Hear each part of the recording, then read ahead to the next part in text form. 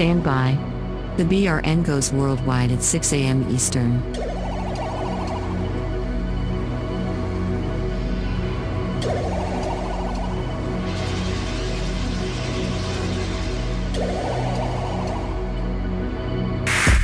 Attention, BRN affiliates. Showtime in 90 seconds.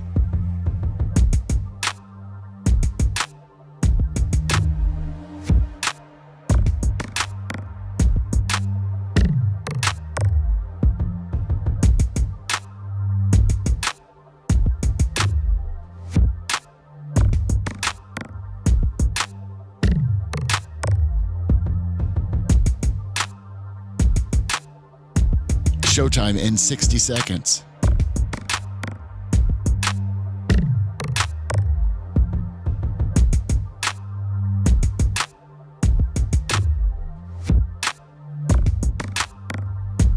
"45 seconds.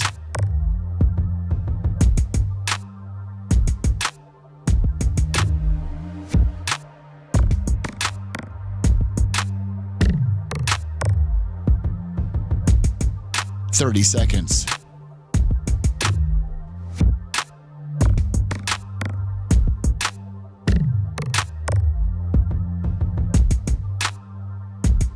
The show will start in 15 seconds, and this is your last audible warning.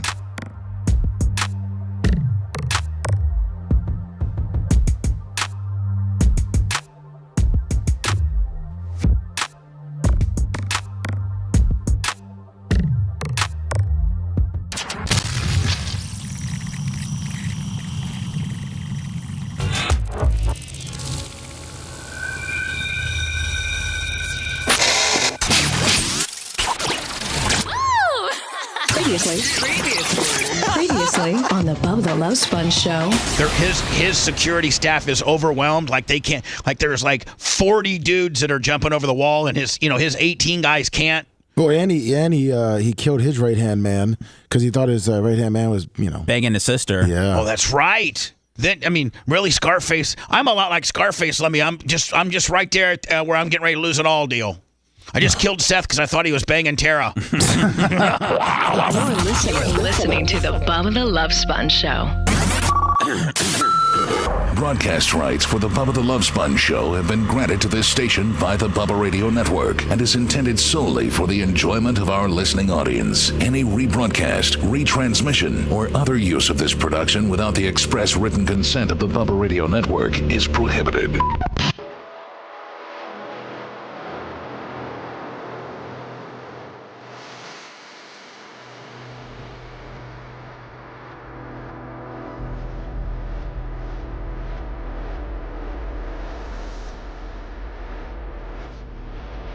Welcome.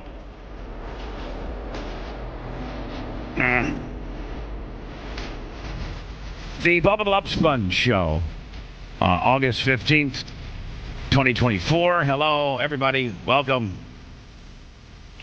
So, Lummy, I was just sifting through and looking at some old videos, and we haven't done it for a while. And, I actually own the federal trademark in the term shock collar karaoke. Remember we used to do that all the time? Oh, I definitely do. Where you hook a shock collar, like one that like you put on a Doberman Pinscher? Yes. Or like a pit bull, like a real violent dog that you'd want to really, be able to control. You turn it up to 10? Turn it up to 8. 8 was always the highest it had. 1 through 8. Oh, okay. You turn and then it up all the way. there's the cheap ones. And then we always got because we had a ton of money back then, we always got the real expensive ones, the real, waterproof ones, and they had a real, a rubberized, real industrial remote. And we would literally, hook the shock collar up to your neck. You'd start singing some karaoke. And as long as you're doing okay, but as you were singing, you had to always be worried about getting that, just getting a zipper right on your right on the right hand side of your carotid artery or whatever that main artery that goes through your neck is. And when you're not expecting it snaps your head right to your shoulder. Oh man, it's just like, oh my God. Shock collar karaoke. Who'd get shocked? Like people on your staff or listeners? Whoever. Oh. Back in the day, it was interns. Okay. Yeah, you come to work and you're like, man, you know what? I may have to play a game of shot collar karaoke if Bubba gets a hair up his ass, and boom. Yeah, I federally trademarked that about 9 or 10 years ago. Smart. That was smart. My boy Anton Hopin does all of my federal trademarks. I think I got 12 Boobs of Christmas, shot collar karaoke, the Bubba the Love Sponge. I'm sorry, Bubba the Love Sponge has a name, the Bubba Army, and I thought one other. I don't know. Bubba Army? I said Bubba Army. Okay. Yeah. But they're all federally trademarked, so don't you guys rip them off. That's like when we go to Amazon and you'll see these knockoff Bubba Army things. Merch Crick is constantly going on Amazon. There's knockoff Bubba Army stuff? Oh, there's a ton. Really? Oh my God. Yeah. Go to it right now. Go to Amazon and then just type in Bubba Army t-shirt. Is there another Bubba Army, or is there just someone's really trying to capitalize? Now what do you think? Well, I don't know, Bubba. I'm asking. People have brigades. They have navies. They have also Marines. They have all sorts of fan I'm clubs. also one of the besides Kiss Army, I'm one of the very first radio personalities to, have the Army gimmick.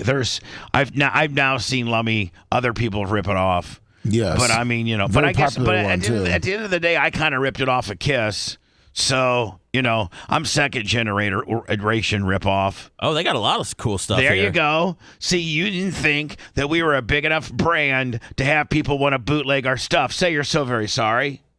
I'm super sorry. These are you really don't mean it. No, I'm really sorry, man. This is But am I not right? There's a whole big world of knockoff. And by the way, the only official Bubba Army merchandise is one, the stuff that you can get on my site. Bubba Army merch, Bubba Army store, Bubba Army shop. That's the only stuff that, the money goes to us. We manufacture it. We distribute it. Everybody else is a knockoff.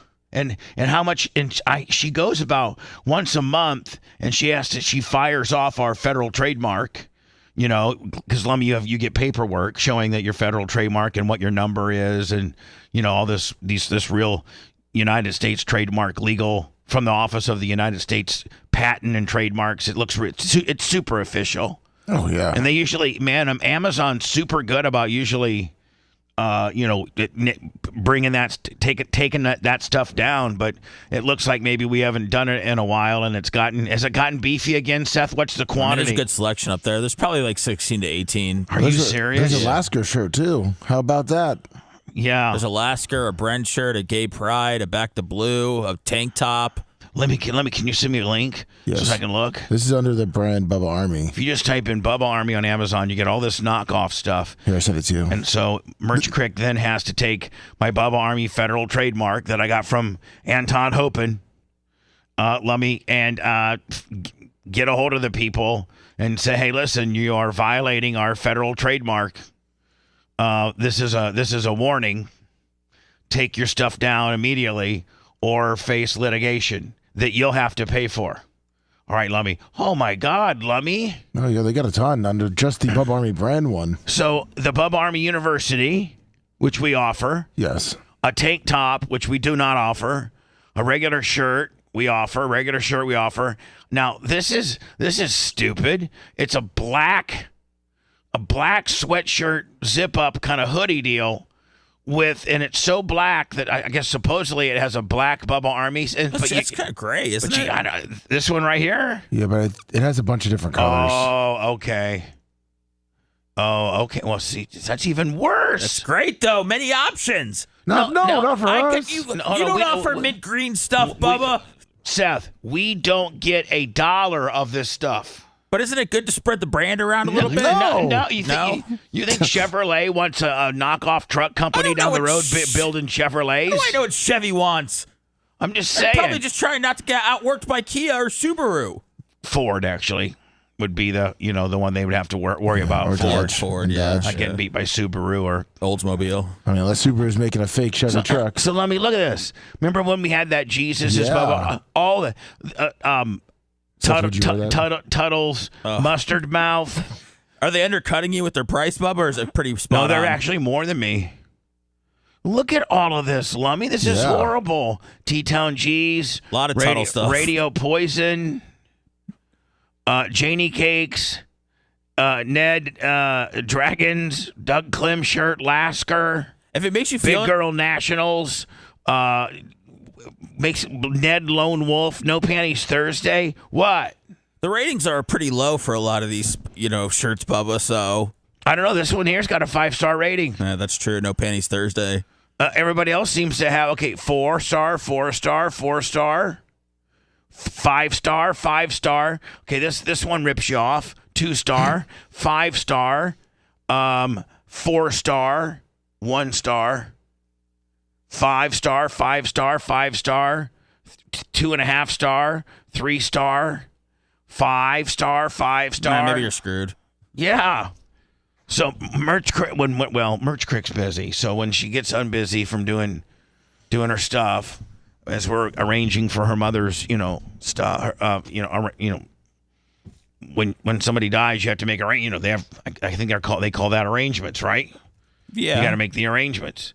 Well, I mean, look at all these people ripping us off. I know.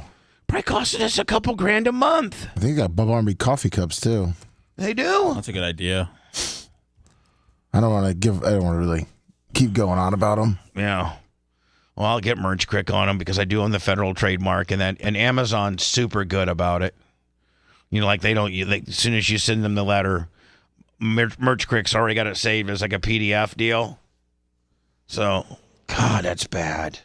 Seth, see, you kind of make fun of it a little bit, but how would you feel like if that was your brand? Okay, hold on. You had a brand, St. Pete Legend. It was a good idea. Probably would have worked if you wouldn't have quit here and we would have continued it on. Probably would have a nice little, some mailbox money. Probably would have worked. St. Pete Legend was clean. I wanted it because anybody that has ever lived or was born or spent any time in St. Pete would want a St. Pete Legend, t-shirt. Hat. And the hats fit good. So, if you live in St. Pete, of course you want to be a legend. I had a great premise behind it. But what if people now, as you guys really don't do that anymore, had stolen the idea and you just pulled up as many Bubba Armies as I just pulled. There were St. Pete Legends. And it's your brand. You thought of it. Anybody that makes any money from the brand should be you, nobody else. How would you feel if that had happened? It's not a huge wasn't a huge revenue stream for me, so I'd probably feel indifferent or somewhat honored if someone was trying to rip it off. But that indeed our merch is a major part of our business model. Absolutely. So, it sucks. It literally. I doubt the Bubba Army's really buying that stuff on Amazon. I've seen some people with a different color Bubba Army shirt. Yeah. And I don't want to break it to them that you guys just supported A bootleg? Yeah, not us. I actually think Fish on the J's got one. He does. Yeah. I don't want to call him out. Well, okay, guys. Hold on. This is a great game sweeping the nation. I'm just saying right now, man, Fish on the J, I love you to death, man, and you give us money almost every day, but you know what? Your Bubba Army, I've been doing Bubba Army merchandise since now, like 1996, okay? It's the first year we started it, and I know what, official, I know what the stuff that my stores have produced look like, and you can tell a knockoff them. I can tell a knockoff a mile away. And Fish on the J, I hate to break it to your poor little heart, but you don't have an official Bubba Army shirt. I think he has finally got one, but Okay. he wears that the different color one that is the knockoff. That's Maybe he only wears that one when he's doing the get fresh gang stuff, and he's going to get dirty. So he wants to show his Bubba Army, but he doesn't want to get his official Bubba Army one all racked up. So instead, he wears his knockoff Bubba Army. But listen, Bubba Army, don't be buying any of that knockoff stuff from Amazon, okay? And I'm going to get all that stuff shut down. It's ridiculous. I mean, it just kills us. Lummy, today after the show, I figured we'd do a little speed show because I'm going to be out of here pretty quickly tomorrow.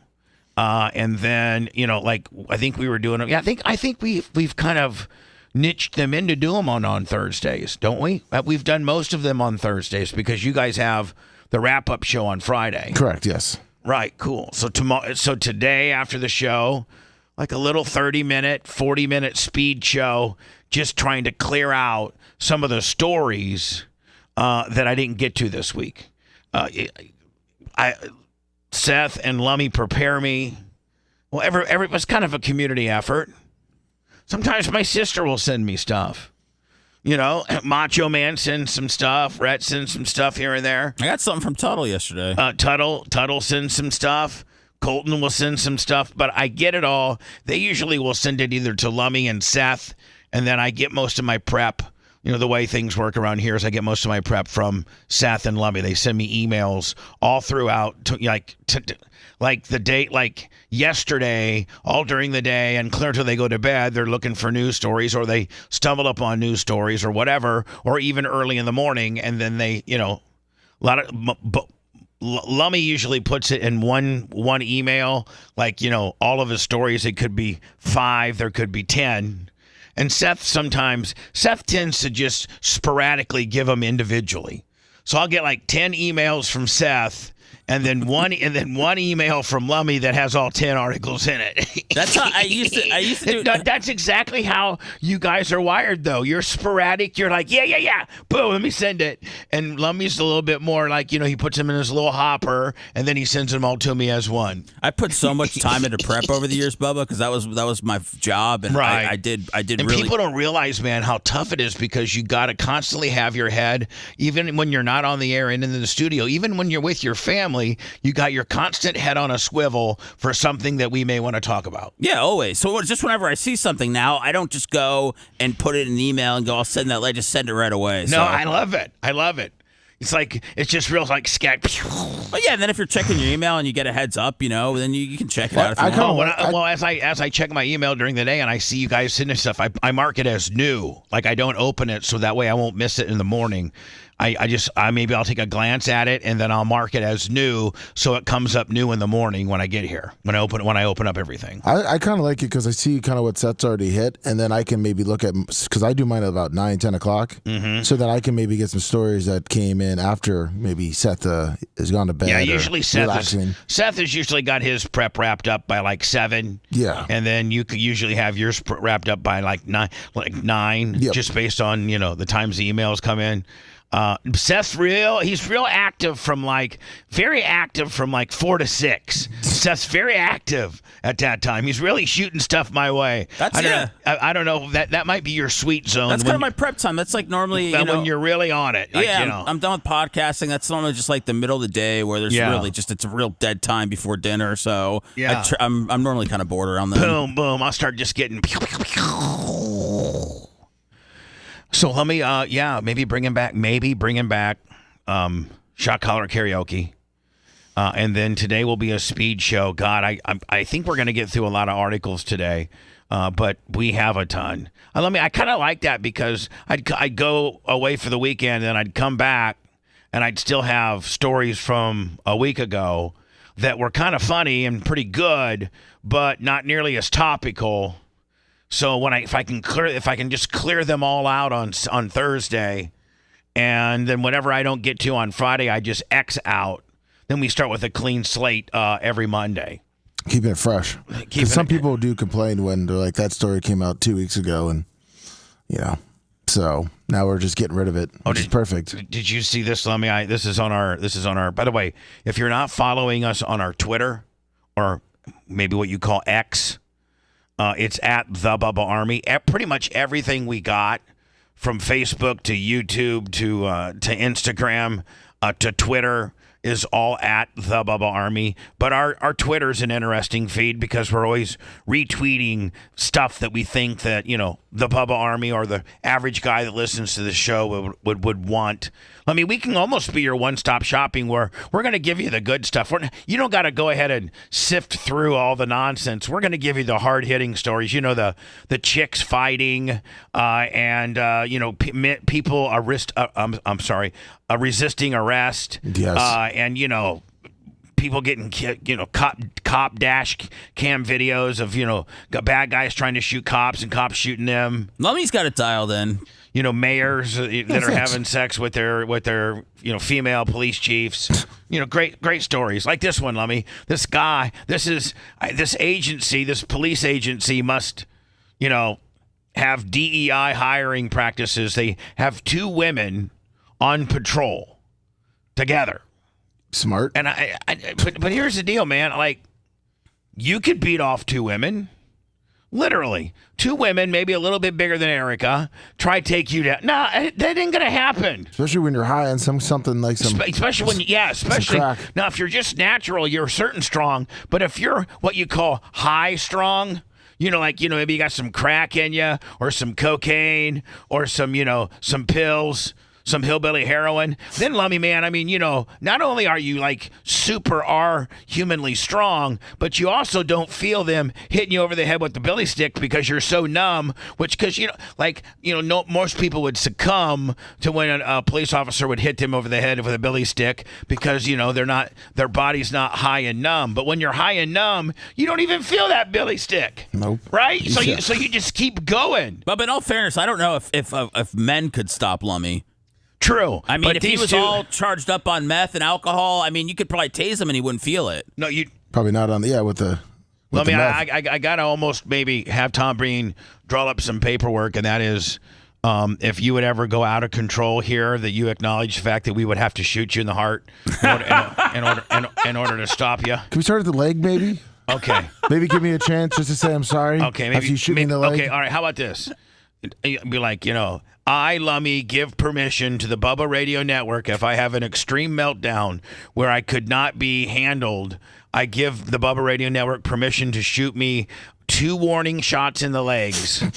And then if I'm still coming at you and still, look like I'm going to be then you can go ahead and take me down with one in the heart. Yes. Lummy, 2 shots to the legs. That's a hell of a warning shot. I mean, if I'm still coming at you after being shot twice in the leg. If Seth is still like, Sponjo, I'm scared. Shoot him in the heart. Well, I think once he gets a taste of blood, Bubba, he's never coming back, so we might as well put him down. Right. So here's 2 women. I don't know where this is at. And they're trying to arrest this dude. And this dude's not even really a big dude. He really isn't. He's just a regular dude. I think is he a white guy or a black guy? I can't tell from this. I think he's a white guy. Yeah. I think he's a white guy with long hair. Those are the worst. Thanks. Oh, no. Now watch. So, what the fuck is that? No, yeah, I mean, don't. Does that say Montreal? I don't know, but listen, I think it is. Now they can't catch him. Watch. They have to go get back in the car. This is like Reno 911, man. Hold on, it really is. It really. You know what? You're dead on. They were both grabbing like one of his arms, and this guy's like, "What's going on?" And they're like, "What's going on?" And this guy he's like, you know what? All I have to do is take my coat off to escape. That's all I got to do. I mean, like, man, how bad a cop work is that you have the bad guy detained to the extent where all he has to do is take his coat off and he's scot-free.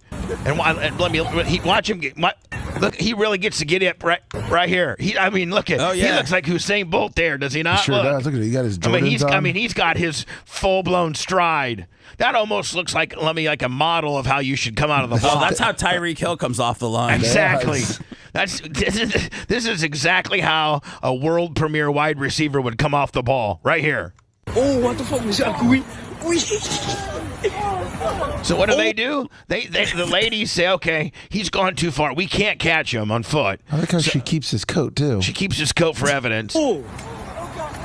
And then hold on, this guy's kind of clowning the cops. I mean, come on, though. What? I mean, I don't want to tell this guy to help out. Hold on. Oh, Monsieur est gone. Oh, lui est Monsieur est gone. Oh.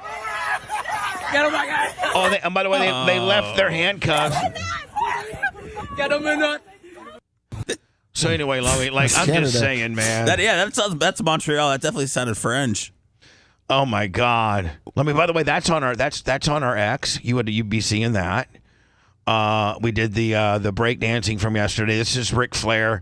What's he trying to say? Is he trying to do his new beer? He's trying to do his own beer now, Lummy? Well, we were thinking that he's trying to do his own beer because he's really putting over Michelob Ultra. Oh, so he's kind of like maybe like testing the beer market, kind of. Thankful for everything.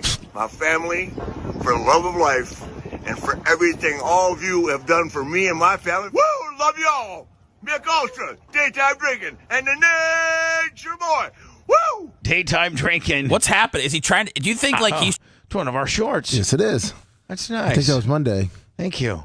So did you see this dude? Yeah, he's like a DJ. This guy here, man, for real. So this dude right here, he lives down in Miami, and he's in a he's quadriplegic. Now, listen, one of our greatest listeners of all time, Brandon the Quad, he's quadriplegic. Or I don't know that he's officially quadriplegic. I think that he's highly disabled, but I don't think that. I think quadriplegic might mean that you can't even move your arms and stuff. You know what I'm saying? Like, I think that maybe who was that? Stephen Hawking might have been quadriplegic. I thought he can't really move his arms. Who? Brandon the Quad can. Oh, can he? Okay. Yeah, Brandon the Quad has that one arm that's He's got the Cobra. It's a Cobra. But he can move the Cobra. Yeah. And then he's got the other arm that's his stick arm that he runs the right. He runs his wheelchair. he runs the unit with, right? Does his dirty work with the Cobra. Yeah, because he can drink his beer and everything. I think he can actually hold a beer in his Cobra, can he? Yeah, you got to help him put it in there, but Right. Yeah, once you lock that beer into the Cobra, it's kind of like locked in. Yeah. It's like when we duct taped 40-ounce malt liquors to Lummy's palms. Yeah, I couldn't get him off. That might be another game we bring back, Lummy. Edward 40 Hands. Oh, there you go. Yeah. See, Seth, we used to do great stuff. I know. Edward 40 Hands would work. What about the Daily Cube? Was that a hot bit? Would you again, I wasn't here. What a dick. Exactly. What do you think? You got to be babyface now? You got to just when It he's is not Babyface here, Thursday. you got to get here and just put dibs on me. The Daily Cube was dumb. People make fun of it, and it's a sore spot with me. I didn't know it was sore. Yeah, Lummy, he should. You got a lot of sore spots, man. How do I know? There's a low spot for him. Sore spots getting Brett Favre skag. Like there's so many every Don't bring day. that up. Don't bring that up, idiot. So Lummy, I don't know what a quadriplegic. What a quadriplegic officially is, the official definition. But I think if you're in a wheelchair and you can't walk and you just, maybe you have limited mobility of your arms, of your little flippers, I think that maybe makes you a quadriplegic. Well, this quadriplegic dude lives in Miami. And I think him and his mom had a dispute, some type of domestic dispute where they were yelling and screaming and hollering. And I think the neighbors called. Just hearing them screaming. Like, I don't think that either one of them called. I don't think the Quad called. I don't think Mama Quad called and said, we're having a problem. Can you come out here? I think the neighbors called. I thought they weren't allowed to put the handcuffs in the front anymore. Well, I don't know. We'll have to get through it, okay? But this quadriplegic dude, he supposedly is like some kind of Hispanic quad rapper. Or something, yeah, and he thinks that he's. I guess he might be somewhat. Come known. on, what's his name? I got to find his hold music. on, we're gonna get to it. We're getting ahead of ourselves now. It explains it all in the story. So hold on now. And so he, Lummy, I don't know if he thinks he's all that because he's Johnny quadriplegic Latin rapper and has a couple videos. Or he's just a real dick. But as the cops were taking his mom, they went there, they investigated it. They were taking his mom into custody, and he uses his. And Lummy, we've had those wheelchairs, and they are heavy. They are. They are what, maybe 150 pounds. No, probably more than that. Because they got two huge batteries, and the motor to run it is they're super stable and they're really heavy. And if you would go up and hit a cop in his shins or his ankles or something with one of these, quadriplegic mobiles that we've had, I can see where it would really hurt. Like, you know what I'm saying? You could really hurt a guy if you just kept hitting him with your quad chair. And that's what this guy did, is he was attacking the police with his quad chair. And, of course, he's saying, no, I didn't. And they're saying, yes, he did. Here's his story. Stand by. Take me. Hey, chill. I just hit you again. What the do about it? For the first time, we are seeing body camera. See, so not only do you have Johnny quadriplegic that literally cannot kick your ass because I mean literally, Lummy, What a lippy bitch. All you Yeah. like any able-bodied human. I mean, even somebody maybe the size of Walker could jump up on this guy and choke him out because I mean, like seriously. You start punching him in the face. Yeah, I mean, Phoebe, anybody could just literally just grab a guy like this. Look, just go right against his neck. Nobody likes a guy in a wheelchair with a bad attitude. Right, because guess what, buddy? You can't do anything. Don't act like you're a hard ass unless you got a gun or a weapon in that quadmobile. You can't physically do nothing. What is he? You're in a quad. Okay, that would be like me going, "Yeah, Hussein Bolt, bitch. You want to run the 100? Yeah, no problem, bitch. I got you, man. I got you." Well, let's not taunt the guy for things that he's not able to do. Well, I you think know, he's got little teeny arms too. He's got flippers. He's got little Bubba flips. I didn't say. And he's got Bubba flips. he can't control that, Bubba. The only thing he can control is his attitude and how he looks at things. If I'm a cop, man, and you know what? I clothesline this guy. Why don't you you know just turn what? the batteries off? You know what? That's what you do, Lummy. You go behind him and you just disconnect his battery and go, now what you gonna do, bitch? You can't even roll nowhere. Oh, you're gonna, hey, you know what? $100 if you can get out of your chair. Come shine my shoes, there, boy. And again, I would only be that rude to this guy. I would not. Please don't think that I would that I would be that rude to anybody in a wheelchair. No. However, I would be very respectful to a person in the wheelchair and be mindful and that that unfortunately they've had some type of tragedy in their life where they're confined to a wheelchair. You're one of the biggest sex advocates there are for quadriplegic. That's Yeah, right. exactly. I actually am a quadriplegic Pimp. I say savior in the fact that I get a quadriplegic laid every year, Nikki Peel, $100. and so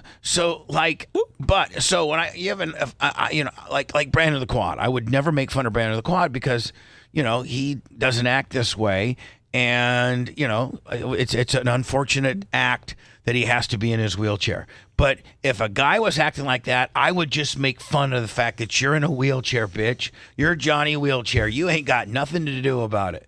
You little flipper. But I mean, So hey, chill. I just hit you again. What the you do about it? For the first time, we are seeing body camera video when Miami-Dade. I mean, this guy's more cocky, Lummy, than somebody the size of you, fully abled. Exactly. Police say they were. Lummy, 6'6", 340, be like, I am so sorry, police officer. This is a huge misunderstanding. And you know what? If you're going to take anybody to jail, take me to jail. Here, hold on. Let me hit myself in the face. Boom. See there? This is my wife. She bruised me. Take me to jail. Do not take her, please. Like, Lemmy, there was no way that if you and Ashley got, maybe got kind of arguing a little bit loud and the cops, one of the nosy-ass neighbors called and the cops came, that you would let, in any circumstance, them take her. Oh, no, not at all. You're like, man, take me. Let me. If you had to go to the bathroom and take a comb and scratch it against your forehead, to do a Dusty Rhodes type, blood job, you'd be like, see what she did to me? She scratched me with her nails. You got to take me, man. You can't take her. That's right. Because let me. When they show up, they're taking somebody. wait, so he's saying he would catch a domestic charge if Ashley? Yeah, I would too. Yeah, no, that's on you. George Kirk, no. I mean, no, but like, okay, here's the deal. If you're with a woman and you're married, or you're with a woman and you're not, but you're living with a woman, okay? You're playing house. You're domesticated, and in your situation, Seth and Lummy, you guys are married. But if you're just dating a chick, or you're living with a chick, or you're married to a chick, and you guys get into such a loud argument that neither her nor you call the police, but your neighbors call the police. Because, Lummy, that's what about half of domestic violence call-ins are, the neighbors. Most of the time, yeah. Yeah, so the neighbors, because, because usually when you're really, really, really at that level of heightened argument, like you're not, Lummy, you're not really caring if the people hear you outside or not. You're screaming at the top of your lungs. Yeah. And so if the cops come, usually I think they make one person leave. I think just like by Lummy, if a cops get called on a domestic violence situation, and then you guys and both parties can be reasonable. If both parties can be reasonable and just say, because the cops they size it up. You know what I'm saying? They look at her, they look at you, they look for any physical damage, and then they say, hey, I need one of you to pack a bag and go get a hotel room or go stay with a friend. That I think they immediately make you do that. Now, if you don't agree to do that, I think they say they're going to take you to jail. I think. Yeah, don't do what this guy's doing. So, like Lummy, if you and Ashley got in a fight, and maybe she did a big roundhouse on you, and you had this big bruise on your cheek. Because Ashley probably could really throw a nice roundhouse on you. I'm sure she could. Right. And she connects right there on that purple tissue where your dog bit you. And it's all purple, maybe even a little bit of a black eye. And the cops come. And they're like, listen, we got, we're investigating a domestic here. And they see that you're noticeably, that she laid a right on you. Then they're like, listen, man, put your hands behind your back, because what they've assessed, Lummy, is she's hit you.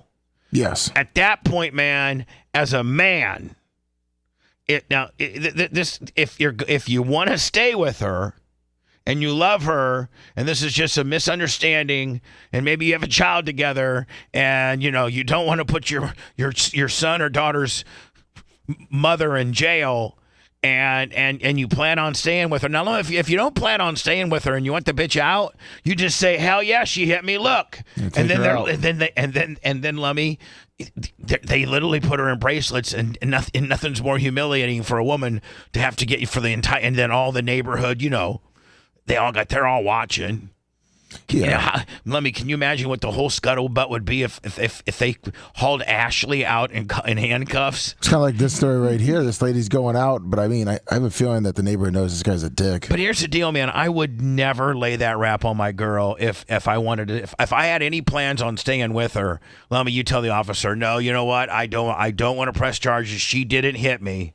She did. I hit it on a door jamb when I was running around the corner, so she didn't hit me. And let me, they have to take your word for it. Because there's no, tell them, of course, you don't have any ring footage, there's no surveillance. Yeah, there's nothing. They don't believe that with me usually. But you don't let your girl take the rap. Now, no. Seth, I got a feeling you might let Phoebes take the rap. Absolutely. Go to jail. Think about it. So if she was in tears saying, Seth, how could you do this to me? Look at little Sammy. She's over here seeing her mom go to jail. I barely hit you, Seth. I did. Why? Tell them, Seth. Tell them I did it. She hit me really hard. Time to find a new non-physical mommy. Signing up on Grindr now. Let's go get some cards. If you liked that segment, then you'll definitely like the new redesigned BubbaArmyHQ.com. We'll be back to the Bubba the Love Sponge show after this. A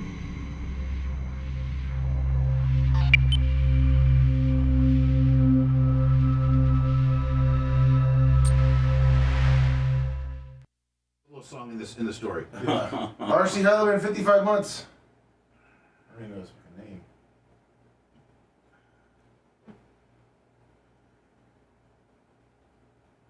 Wait, R.C. Hellman just signed up for 55 months? He subscribed for 55 months. Are we going to be around that long? No, he's been around that long. Yeah, he's been subscribed. This is his 55th month. Oh, dumbass. Oh, I thought he just signed up for 55 months. So is that what it means when you call it out? Yeah, so you think when I call out the 78 months that someone just signed up? Somebody just signed up for fucking 8 years? Yeah, I thought they got on like a serious package. No, it means that they've been going for 55 months straight, though. Oh, okay. Hey, look at our blonde on TV. Fuck, Lummy. She's looking good today. God damn. Caitlin Lockerbie. Is that her name? Yeah. God, she's hot as fuck. Caitlin motherfucking Lockerbie. Should we get her on the show? She won't go on the show. Channel 10 won't let her.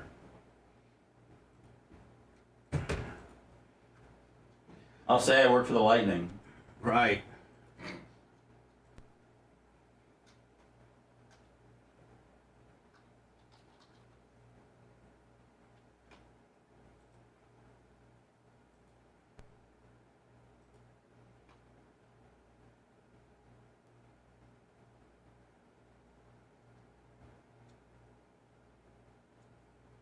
I can fly higher than an eagle. Oh no, where's the one song? You are the wind.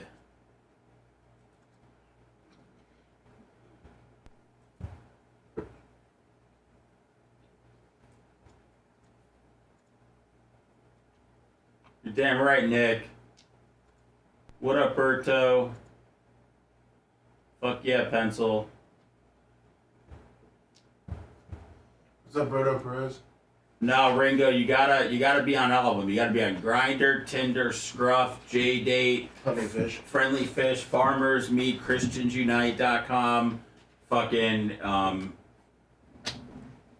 Jews Against Israel. There's a lot of different dating sites. From the river to the sea. Yeah. All that, right? Yeah. So To really know what's going to fuck I can't limit any options.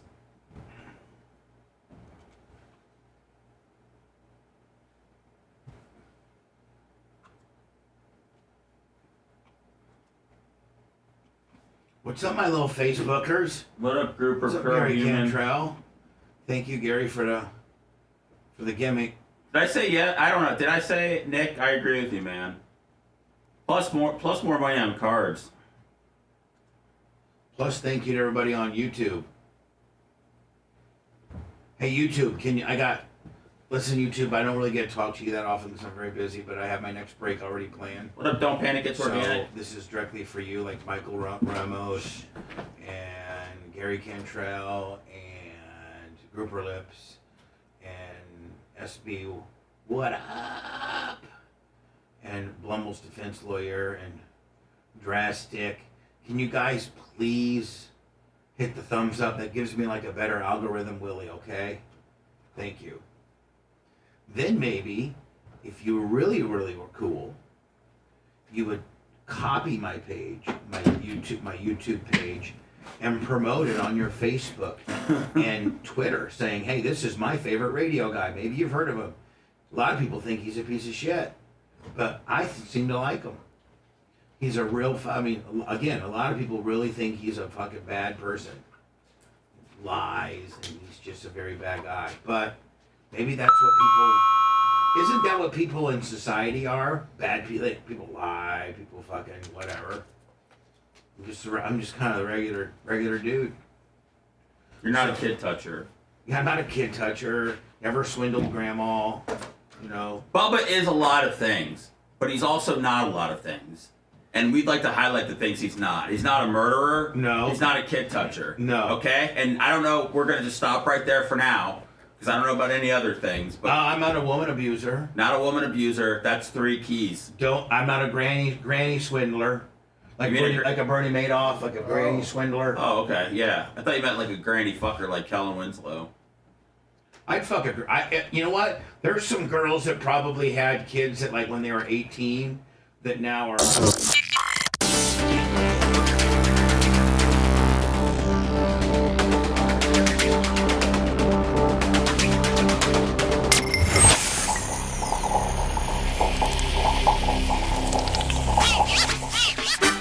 He's toothy, he's smarmy, he's a pain in our ass, but we put up with him because some of you love him. He's Brian the Babyface Matroni. Show your support now. PayPal, Venmo, Cash App, all at the Bubba Army. The BTLS show now returns. I like it. Something that I'm excited about that I probably need to throw it over to the rest of the people that actually run this place. I'm just I run it, but I don't do a lot of the really important stuff. I host the show and do some other stuff, but I got some really, really valuable people here. And like Lummy and Rhett and Macho Man are currently, I think you guys are the point guys with regards to getting our new Bubba Army HQ app done. Yes. And so I should probably throw it over to you guys because you're technically been talking to the Mike. I'm not going to say his last name because next thing you know, the trolls look him all up and they tried to destroy his life too. So Mike the app man who's also Mike, the Bubba Army HQ man. Yes. He's putting together, he's been building our app. Now, Macho Man, by like IT standards and when you're a guy like you that knows a lot, when you talk to a guy like that, can you tell that he knows a lot? I mean, is he pretty knowledgeable in that space? Absolutely. Like real knowledgeable.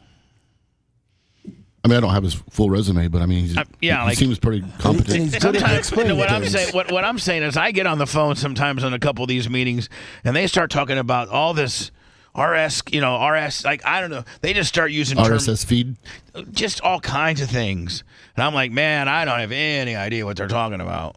So let me, I've stepped back and I've handed this you, Rhett, and Macho Man are putting together the new Bubba Army HQ app, and I think that we all got like he's asking all of us, which would include Rhett, which would include Seth and myself, to kind of navigate through the new app. I think the new app's been built, and they're asking all of us to kind of navigate through it this weekend and see if we can find any bugs, or see if we, if we can just anything that could be potentially better, or something that locked up or a hiccup. We kind of beta tested it among all of us. Yeah, or just something that you think could make it easier on a certain topic. Right. Now, do you think? Let me ask you a question, because there's only 4 or 5 of us. Do you think we send it to like maybe a baby face, and like maybe maybe a Tara, and maybe Tara's husband, just to get some additional feedback from? Again, don't throw it out to everybody. I'm not going to throw it out to little Wilbur's afterbirth. No. God bless his little soul.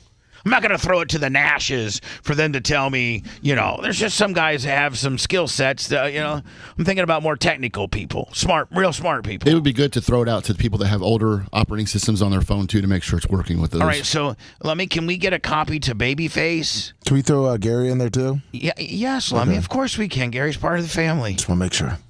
Yes. Yes to Gary, okay? Yes, sir. I feel like Gary's really got you and Seth and Rhett really greased off here, man. He's got you guys greased, because you never miss a step to get you a Gary Cantrell mention in there, don't you, dude? Nope. Although he did do me a favor yesterday, but I gave him a little bony. There you go. Seth, I asked for a certain little project, and I gave him a little bony. Good. Because it was up and beyond. And Rhett, I would have given it to you, but I knew that you were inundated with the after show. And I didn't want just to put another thing on your plate. So please don't think that if I need like a little special project and there's bonies to be had, please know that I understand you deserve that first choice of the bony.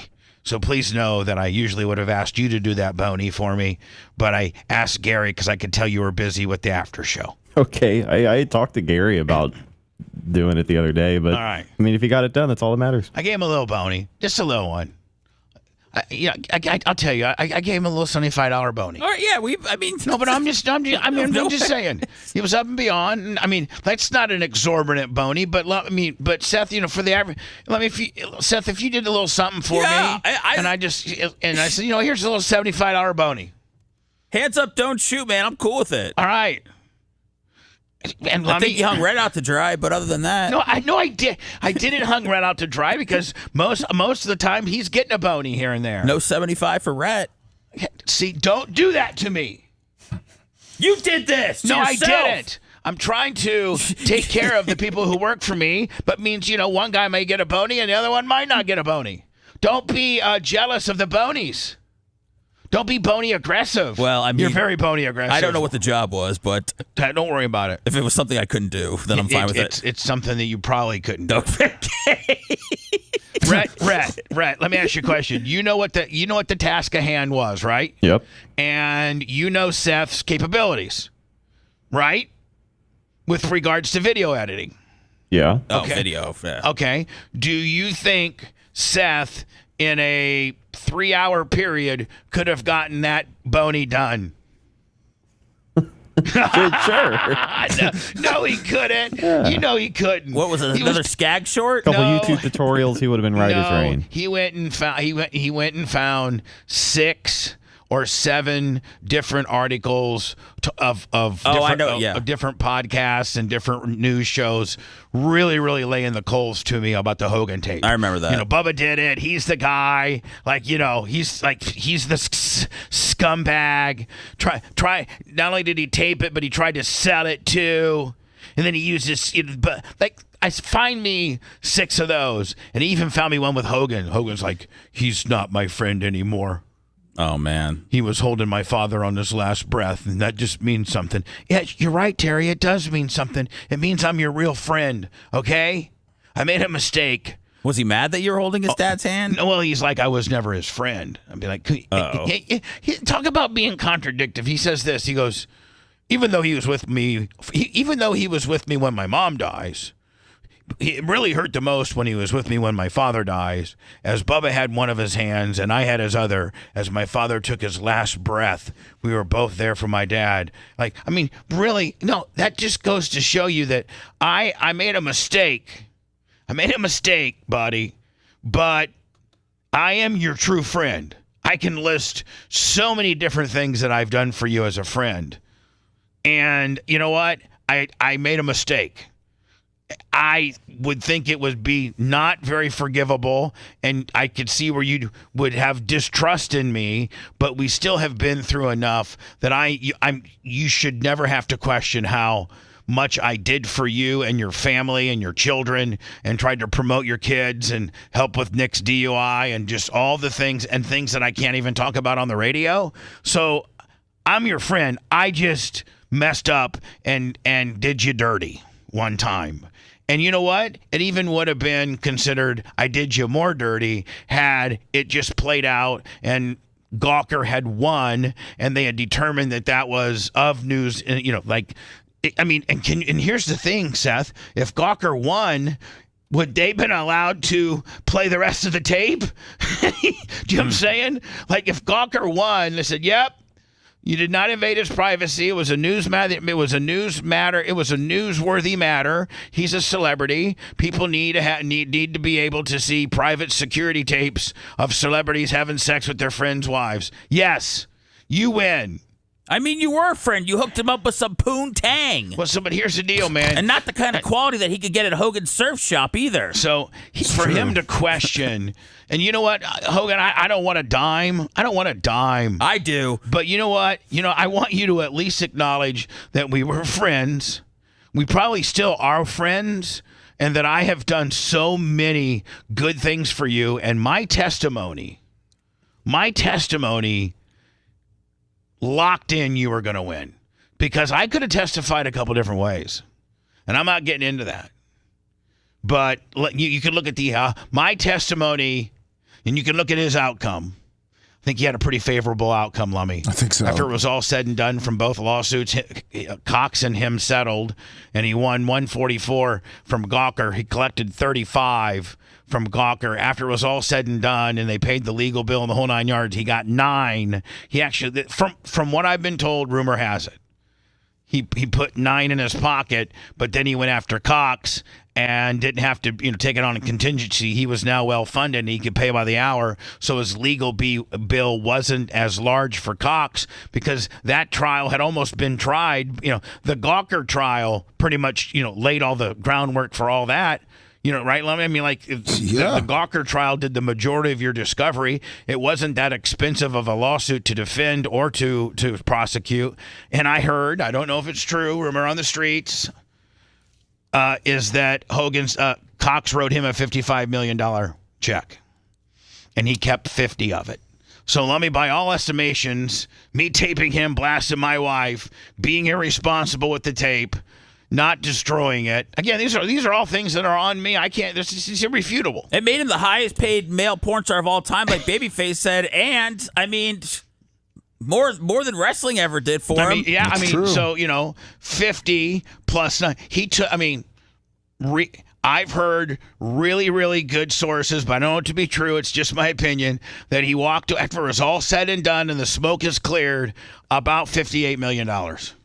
If you didn't record him, he'd still be jobbing out, doing juice the hard way in the Mississippi territories like Ric Flair. So, you know what, buddy? If you really know how to work and you really appreciate the business, I did one head, and yes, it was at some embarrassment. It's not like you're not well hung. Okay. You know, I mean, like, you had a big old tank thermos out there. Not 9 though. And I'm just telling you, like, and maybe then, but I mean, it made you, it reinvented you. It put 59 million in your pocket. And I mean, don't tell me that your career's been damaged. You just was one of the major speakers at the Republican National Convention for Donald J. Trump. So, like, don't tell me that the sex tape has had any bearing on your celebrity, right? Because you're as hot as you've ever been right now. You got your own beer, you got your own surf shop, you got your own restaurant, you got your own, you talking to RNC. I mean, come on, Hogan. You've been baptized, so you've been cleansed of all your sins. So people say you're borderline Scientologist. You could be my friend. You know you could be my friend. I did the ultimate job. I mean, if we're just going to talk straight business, if you're going to talk, I mean, and like that Kevin Nash would probably be the only guy that's cynical enough, or maybe Mark Calloway, that know that, you know what, Bubba did him dirty, but really Bubba put him over and did a really, really, really clean job in the middle, testified the right way, and got the guy a payday, a big payday. I mean, right? At the end of the day, would he have gotten this type of payday had I not messed up? No. And is this $58 million payday even, like, I mean, could he have, how much since 2000 this settled in 2018, 2016 for Gawker and 2018 for Cox. And so from 2012 to 2018, for that 6 years, do you think you would have made $58 million? Hell no. I was privy when I was one time when I was with Hogan, when Vince called up on a Saturday and offered him a 10-year, $10 million deal, $1 million a year. And with that, it was going to be what they call a brand ambassador. And, like, Seth, you show up for WrestleManias, but you don't wrestle. Oh, You're just, you show up for like 4 or 5 or 6 of the big pay-per-views, and you go do the media market tour, as because you're a legend, and you promote the card, and you're at the show. But that's a brand ambassador. And, at one time, Vince offered him $1 million a year for 10 years. So, like, okay, that's still, $1 million. That's 10 years and $1 million bucks. What about the residuals from No Holds Barred? Suburban Command. Oh, that's mailbox money. The nanny. What was it called? Suburban. What was his TV show? Hogan's most famous movies were No Holds Barred, Suburban Commando, and then he did The Nanny, remember? Mr. Nanny. Mr. Nanny. Yes. And then he had that Thunder in Paradise show that I think was on TNT or TNN. And Lummy, did you see it, or did you send it to me? I sent it to you. Yeah. Can you resend it to me? Yeah. There's a scene in did we play it yesterday? But no, we played it after the show when I sent it to you. Well, he also had Santa with Muscles and 3 Ninjas. Oh yeah, Santa with Muscles and 3 Ninjas. I wonder what Hogan's total box office draw. His mailbox money? No. Like, like The Rock can say, I've done, $2.5 billion of box office business. Like, a lot of A-list. Like, I think the threshold to being, like, having the it factor in Hollywood is if your box offices have done over $1 billion. And, like, Julia Roberts and I don't know if maybe it would. Brad Pitt, DiCaprio? Yeah, there's not a lot of them, but that's kind of like, I've always been told that's kind of like the Hanks. That's kind of like the number where you're a living legend. Is if you've drawn over $1 billion, and there's actually quite a few of them, and if you name them, like they're exactly the names, Seth, that you were talking, like Hanks, Cruise, Aniston,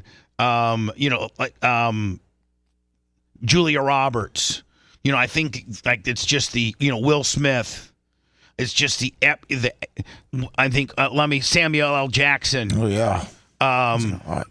Maybe John Travolta. It'd be interesting to see. I forget what's my guy's name now. Ziggy. Ziggy. Hello, Ziggy. Ziggy, hello. Come on, Ziggy. Hello. Today I'm feeling more powerful and more possible with the new Keys Soul Care theme from Alicia Keys. This theme shares really inspiring words Alicia and amazing Keys. beauty and skincare Ziggy, tips. shut up. No.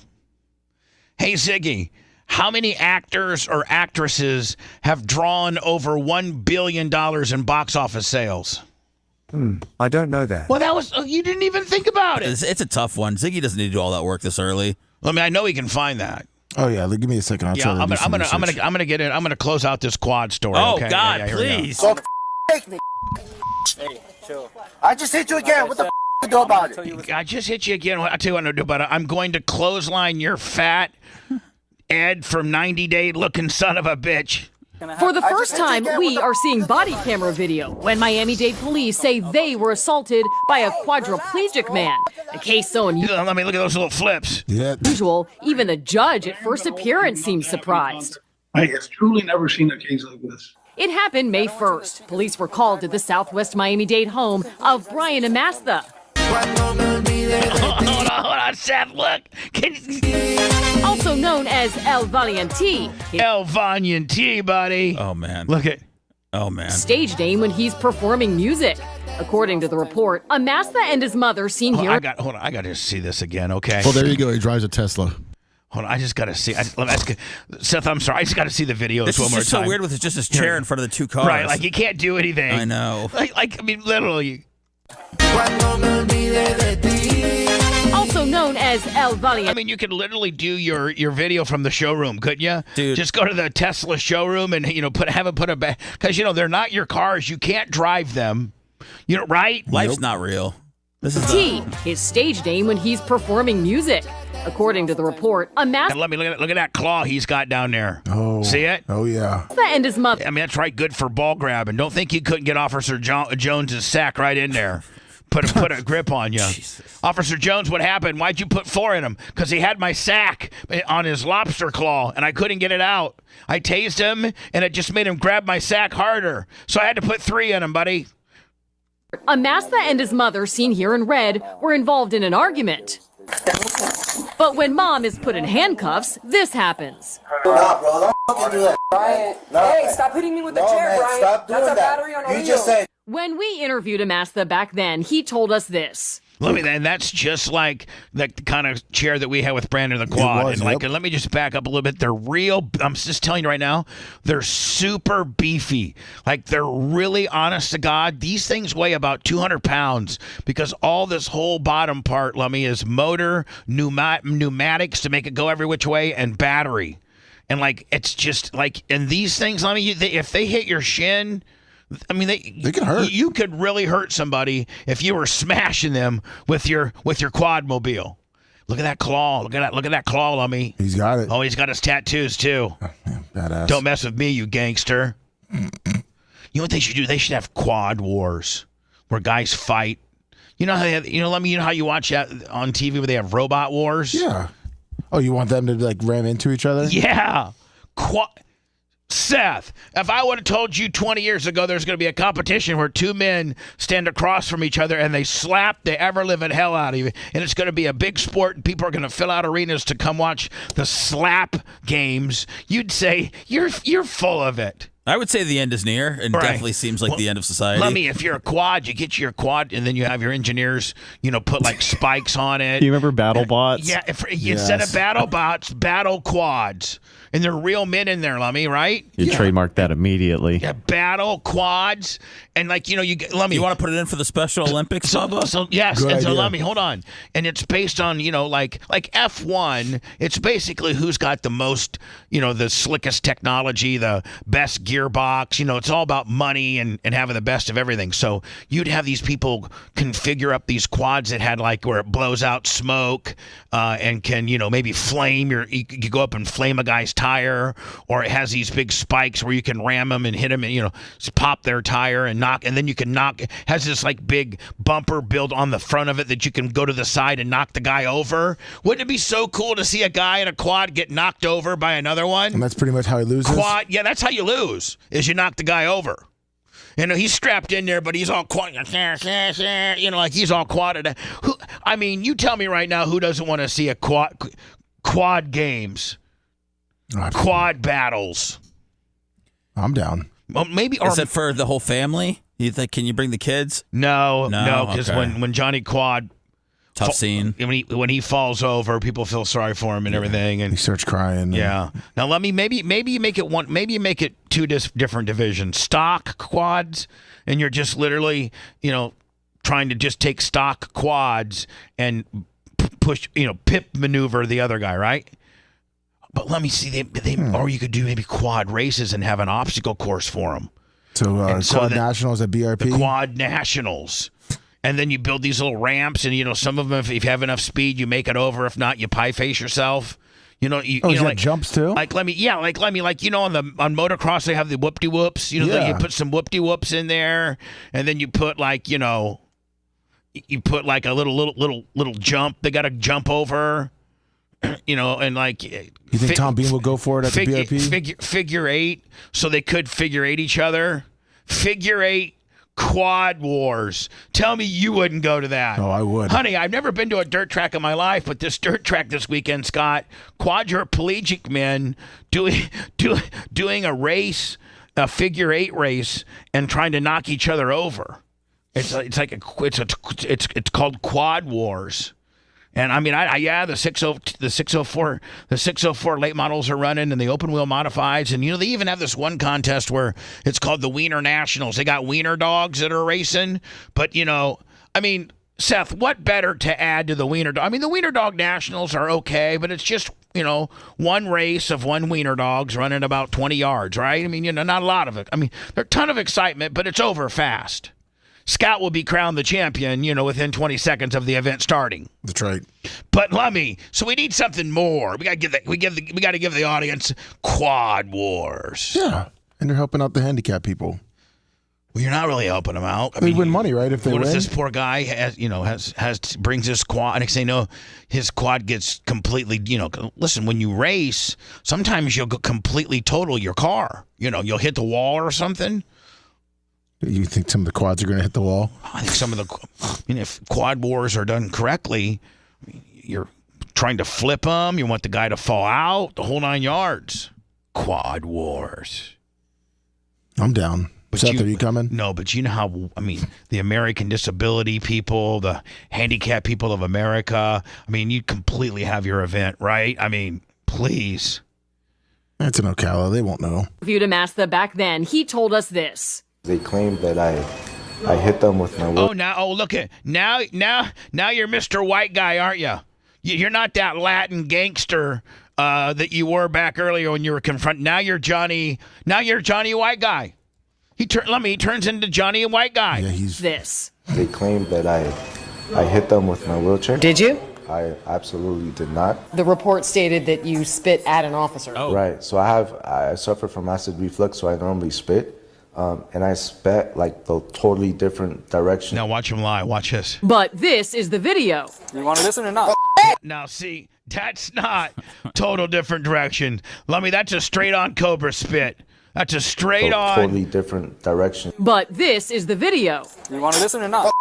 Man, and you know what? Nothing warrants a cop whipping your ass than spitting on another person. Like nothing warrants an ass whipping more than another adult spitting on you. And you know what? I'll break it down, Yes, I'll say it. Man or woman. Even if a woman spits on you, you should be able to beat her down. The mom looks really calm that is for the going ultimate. to jail. What's that? The mom looks really calm going to jail. Yeah, it seemed like the mom's all cool about it. She's like, listen, it's no big deal. We'll get it handled. And it's what did she do? It's Johnny Latino. They got into a fight. It's Johnny Quad Latino that wants to spit and be a real dick. Mazda also told us he felt humiliated during his arrest. Laughing at me, bro? Because he was separated from his motorized wheelchair, which he says was... Oh, hold on. This is the best. So when they arrest him, because you can't, even if you're a quad, you can't spit on, probably running into the cop. You maybe could have got away with that. I think they showed him. I think they showed a dent in the car, Lummy, that he ran into. But when you spit on a cop, your quadriplegicness may have been able to get you out of some of this stuff because people. But when you spit on a cop, you're going to jail, bitch. Like, you're going to jail, and now you're Mr. Johnny Tough Guy because they have to carry you like a, Lummy, when they arrest you, they got to carry you like a baby, like an infant. So where's all that hard-ass talking, Johnny Infant Boy? I'm literally holding you like a baby. I got to take you to the jail like a baby. Where's all that arrogant and cockiness now, you little bitch? Because he was separated from his motorized wheelchair. Let me look at him. They're carrying him out like a baby. It's crazy that they have like real protocol for arresting people in wheelchairs because they seem like they really know what they're doing. But you're right. It seems like they've been trained, and they said like nobody's like saying, "Hey, Seth, do you know how to arrest a right?" They didn't look like quad. They didn't look like those two cops in Montreal who let the guy run off. Yeah. they weren't having to call their supervisor to come in and back them up to show them how to. How to arrest a quad, right? Yeah, like these guys are ready to go. I'm surprised that they don't let him stay in his chair. Which he says was damaged when it was put on a flatbed. Hold on. Put him on a flatbed, Seth? Let me, Officer Seth, not only do I need you to help me carry this guy like a baby, but we need to call a full, you just couldn't call like a pickup truck or a guy with a small utility. They bring in a full-blown Crockett, steps towing flatbed, the same thing they'd repossess your, F-350 with, Lummy. They bring, and it's all that's sitting on there is just this one little wheelchair. I like what Seth's saying. They should have just left him in the wheelchair. That would have been great. Strapped him down, Seth, and say, "Hey, listen, man. Keep your eyes closed, and you might be eating some bugs. There might be some ladybugs. Don't." And then his mouth would start flapping like a dog. The faster you go. You see one on. Actually, Lummy, that might be another thing we could go viral. Put a guy on a wheelchair in the back of a flatbed and strap him in there real good. So that Lummy, really strap him in there. Oh, yeah, so he doesn't go anywhere? And then drive him down to 75, going about 80 mile an hour. Creative Services has a new drop for you on the button bar. What's that? Creative Services has a new drop for you. Oh, thank you. I love Creative Services. We've never had one before. I don't even know what to do with one. I don't know what to do with a guy that wants to go back there and actually work and hold on and build me things and make my life easier. And I mean, let me now. Macho Man has made it so easy that when I go into commercials, I just hit one button. How great is that? Back in the day, I hit a button, then I had to hit the tertiary tone, and then coming back, I had to hit a button to sync up, and then a music bed. Macho Man, I love you. It's now Bubba's Battle Quad Wars. All rights reserved and federally trademarked. I don't know that it's federally trademarked now, but we can at least claim first usage. That's right. It's now Bubba's Battle Quad Wars. All rights reserved and federally trademarked. Man, Seth, if you think about this, man, if you could, it might cost you a little bit. You'd need to get some investors. For Quad Wars? Yeah, and you actually get six quad guys, and they're all in on it. They're in on it. And, you think they're getting an appearance fee. I think it would have to be quad. I think it'd have to be quad owned, Bubba. Oh, okay. So my partner be a quad? I think you'd have to. Let's just get Brandon the quad to. We'll make Brandon the quad the commissioner. That works. There you go. I'm sorry. Vice president of operations. Because if you give more people, if you get slash shareholder, right? Seth, that's like Brandon the Quad's official title. Ready for this? Brandon the Quad, Vice President of Operations / shareholder. And he is your front man, right? Yeah. He's the one that goes in and, he's the face of the operation. He's the one that tells everybody it's okay. Just want to let you know these guys are going to be battling it out, and if I was a little bit younger and had my joystick skills a little sharper, I'd be doing it too. Quad Wars is cool. It gives quadriplegic people a way to be seen on YouTube. There's nothing for us now. Or quad races, just anything quad, Lummy. Well, you can put Battle Quad Wars on the top and then put racing underneath it and all the different events. With like the whole program. Yeah. Yeah. Pretty brilliant. Thanks. Officer appearing to text. I really do think, and I do own the national trade. I own the federal trademark. Let me on it on big girl games. Yes. And I really do think, Seth, don't you think you never saw the original? We did one big girl games, and we weren't prepared. We went live on YouTube from like Trace's phone that had scatty, like horrible cell service. Like, if we were to do it again, we would do it at, same thing, Bubba Raceway Park, but we'd bring in the hotspot, the Wi-Fi hotspot, and we would do some meetings before and have a little bit, but just primitively pulling it off our ass. It did well, remember? Oh, it did. Can you imagine having Seth, though? Or not Seth, sorry. Macho Man wired all up, too? I mean... You mean like a professional set up the stuff? Exactly. Oh, you mean him setting it up? Yes. Oh, yeah. I mean, we have the 10, and Scouting Big Gulp, missing our baby face, $50, PayPal, Venmo, Cash App. Thank you. The big girl games. And, Seth, we had a competition like, who could push a pickup truck the furthest, and then we did a half a lap foot race. Oh, Jesus. And then there was an award. The high jump? We did a high jump, but you landed on hay bales. And I think the high jump winner was like 3 foot 2 inches. It wasn't high at all. Yeah, I mean, and then that's literally all you really need. The booty shake contest. And then we did the booty shake contest on hay bales. Wow, that's a lot. That's a lot to take in. So let me say we got the half lap foot race. Yep. The high jump, the push a truck, and the twerk booty shake contest. And it was the big girl games, and this really kind of cute girl from the University of Florida, who was a softball player. And the prerequisite, Seth, for the big girl games was you had to be under 6 foot and over 200. Okay. So this girl was like 5'11", 205. Like, right, like she, thick, yeah. But she was like, most girls were like, 5'6", 280, just big girls. Yeah. Just big old farm, old farm girls. Not this one. This girl was like, an athlete. She looked like a big Russian Bulgarian bitch, did she not? Yes, she did. Oh my God. But she was cute as hell in the face. I got to think about big girl games.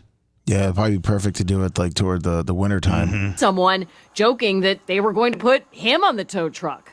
Yeah, because officers later see. Oh, so the cops thought the same thing we did. Yeah. So this guy's being such a dick. Let's just load him on the flatbed. Listen. See one officer appearing to text someone joking that they were going to put him on the tow truck. Said, I'm dying. We're going to put him on the tow truck. LOL. Let's. I think he said he's an asshole. Yeah, I think so. Yeah, because officers later seen inspecting their legs. Amasta charged with 2 counts of battery on a law enforcement officer. See, look like you're a Johnny wheelchair boy. How can you be this much of a dick? Watch. Officers later seen inspecting their legs. Amasta charged with 2 counts of battery on a law. Bro, what are you gonna do? I'll tell you what we're gonna do. We're gonna carry you like a baby to the back of our car. That's how hard of a badass you are. You want to get carried like a baby? And let me, how if you're a spitter, they put those spit things on you. Have you seen those, Seth, before? Like if you're a bad guy, no. And they're trying to arrest you, and you're spitting, they put a spit cover over you. No. Let me find it for me. They're all over the internet. So like if you're a guy and you just won't stop spitting, and you're spitting on cops, they put this whole big like this whole rag over your head that allows you to breathe. But if you spit, you just spit back in your own face. Oh God! Spit hood. What an invention! I think it's called spit hood. Yeah. Yeah, it's called the spit hood, and all cops have got them. Enforcement officer. Has his music career taken off since then? Oh yeah, let me know. Look at this. She needs to gain some weight, though. We are told that corrections did not have a transport van to transport Amasta with his wheelchair, and that's why. So they put him in like a baby. They put him in a baby seat So they went down, and the dispatcher has an infant, and they went and got her baby seat, and they put the quad in the baby seat. Officers on scene called fire rescue to take him and called a tow truck to take the chair. We're told that there's another hearing in this case scheduled right here for tomorrow. We're in Miami. I'm Janine Stanwood, Local 10 News. Let me.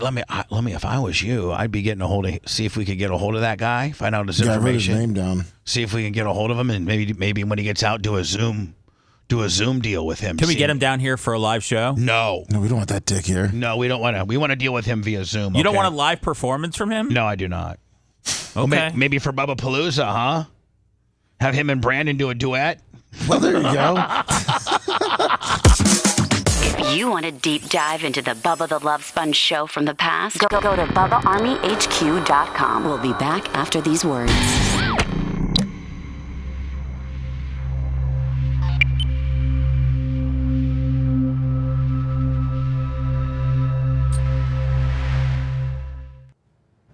YouTube music artist. Did you send me anything? I sent you that Thunder in Paradise thing. Oh yeah. This you're just gonna have to go to the timestamp because it's too big. Yeah. So do you know where it's at? Yes. Well, I sent you that too. Okay, it's right above it. Yeah, I'll show Seth that. 50-58. Pretty much where it starts.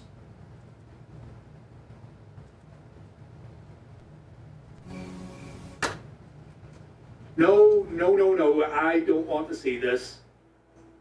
Darling, what's taking so long? Hang on, I thought this was a mutually beneficial financial agreement these two had. Either way, I don't want to see this. This is disgusting, and whoever's into this kind of, well, hello.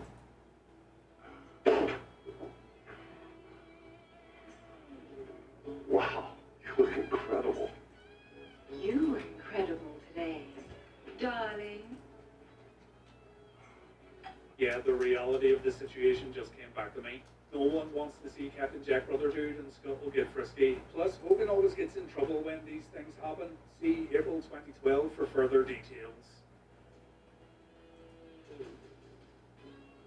No, stop that right now.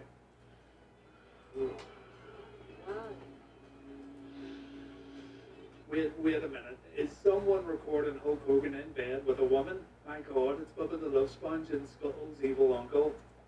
Art imitating life right here, brothers. I hope to God they stop the videotape before Hogan says something he shouldn't. La la la la, I can't hear you. La la la la, I can't hear you.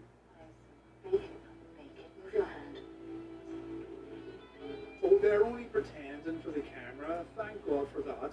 It's still totally messed up that Uncle Howdy right here would watch his niece in bed with Hulk Hogan. Just that sentence made me throw up in my mouth a little. Blue quality, beneficial, financial agreement. There's always another day in paradise. Oh my God. Right enough, I totally forgot about the Dim Treasure. Meaning I totally forgot why these bozos were on this mission in the first place. Quality television, folks, absolute quality. What up, babe?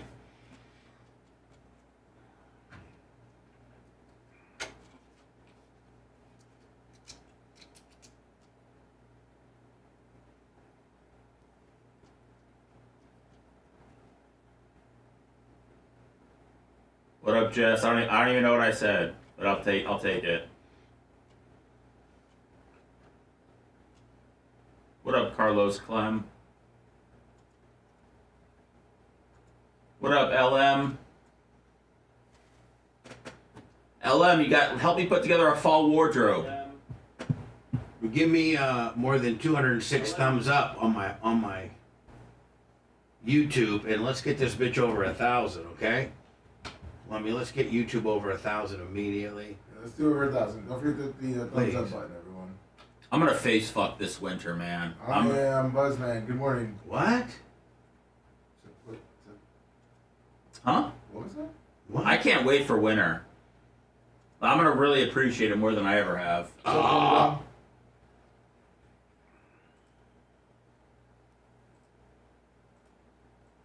Last year I didn't appreciate it, and I was too cold. Too cold on certain days. What's up? Pew, pew, pew, pew. What up, Paul? So bring it around, Tim. Now I want to be cold. Yeah, we'll see, Ringo. We got some time coming What a permagrom. off. Well, I mean, you don't want to be sweating anymore. Not at all. Aren't you ready to do the GOAT reports on a crisp Saturday morning, 65 degrees with the wind blowing, college football ahead? Oh, yeah, that fall time? Oh, yeah. Well, I mean winter. I mean, let's be honest. 65's coming in winter. There's no fall. It gets down to 90. Right, we don't have spring or fall, right? No. I don't know what they say about fucking who cares.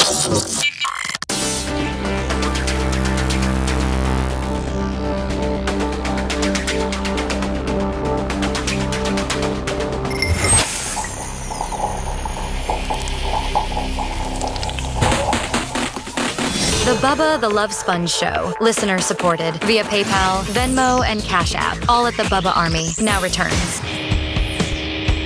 So let me a quick overview of our world, so to speak. And that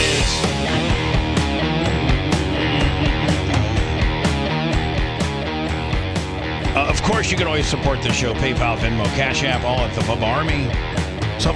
But, you know, there's also, like, let's just say, like, you're listening to us in Fort Walton Beach on that big-ass 50,000-watt flamethrower.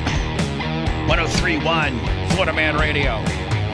And you know what? Keep listening to us right there every morning, my friend.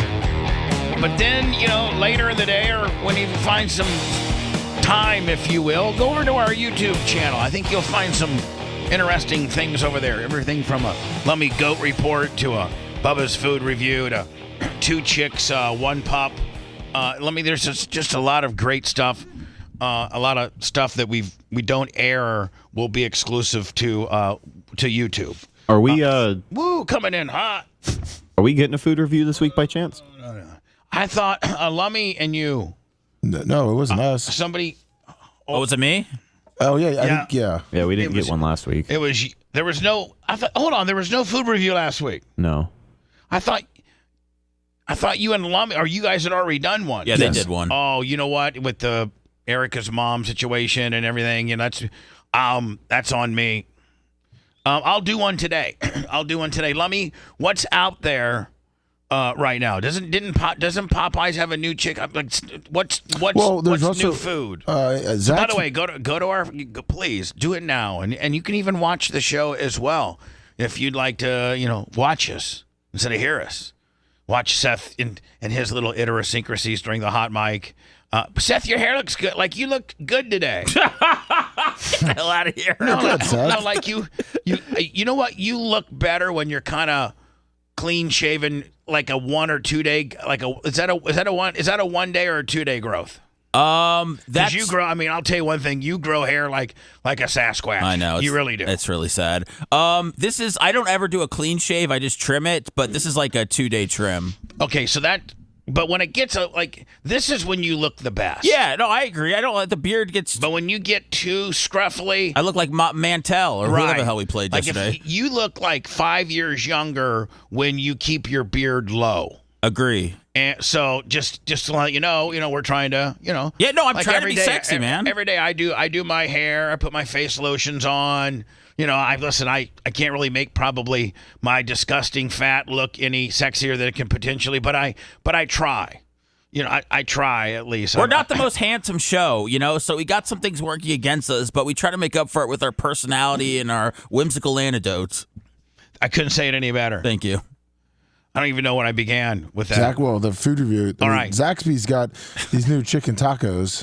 Zaxby's got new chicken tacos. Yeah, they've been running commercials on Charles Hen. You need some ethnic food, Bubba. Let me. Can you send me the new Zaxby's chicken tacos commercial? Maybe. Well, let me ask you: are you going up to the Wesley Chapel area anytime soon? No. Okay. No. There's a new chicken place up there. Well, that's gonna have to be, maybe I do that Friday on my way up to the track, and then I'll have one in the hopper for next Thursday when I'm not here. Okay. Yeah, because there's it's called Slim Chickens. Slim Chickens. Yes. Okay. Have you been there? No, I have not. I saw it yesterday. Right. So I saw it and I go, well, Bubba can try that All probably. right. So right now, it's looking like Zaxby's chicken tacos. Yes, I'm looking for the commercial. I'll just send you their website because it's kind of on. It's give you an kind of idea. It will give you an idea of what it looks like. It's their main, the chicken finger tacos. Okay, let me see. I mean, that's right up his alley, right? Anything fingering. Hold on, this looks like a lot of stuff I don't like. Let's stand by here. Do they have a? I didn't even know there were Zaxby's here. I thought they were in Gainesville. The nearest one is on Hillsboro. Yeah, I think so. Where's the volume at on this? Do they have volume on this? No, I think it's just a little website. So Zaxby's. So looks like there's. I could probably get lettuce, chicken, tomatoes, and looks like it's a Chipotle Ranch. Yeah. Looks like a pico. Yeah, I'll do that today. There's the other one with bacon on it. Can I get the bacon one? Is probably more your speed. I'm gonna get the bacon one with no tomatoes. Yeah, avocado ranch BLT. No, I don't like avocados. Oh. Then get the Chipotle Ranch. Yeah, there's a non-avocado one. Chipotle Ranch is good. So the Chipotle Ranch one, so it's called, I've been known to mess it up. I'm looking for the Chipotle Ranch taco. Chipotle Ranch chicken taco. Chicken taco. Now, what comes on that? Do you know? Chipotle Ranch. Mm-hmm. Looks like pico. Yeah, pico. So diced tomatoes, onions, and a little bit of cilantro, and then lettuce, chicken. So you just want lettuce, chicken, cheese. I don't even know if cheese comes on it. I'll have. I'll eat it Full completely. slice of American cheese on it. I'm gonna have it with. The only thing I'm gonna keep everything the same. I'm just not gonna have any avocado or tomatoes. It doesn't come with avocado. Make sure you get the Chipotle Ranch. No tomatoes. So that's all I gotta say. Yeah, I believe that's what you want. Chipotle Ranch, no tomatoes. You care about diced onions? I like them. Okay. I like them. Chipotle Ranch chicken, no tomatoes. That's it. Can you text that to me? I got you. Thank you. Are you going to bring merch, Crick? Yeah. Is she up for it? No. She's not doing too good. But, I'm trying to... We got to get her out of the house. Right.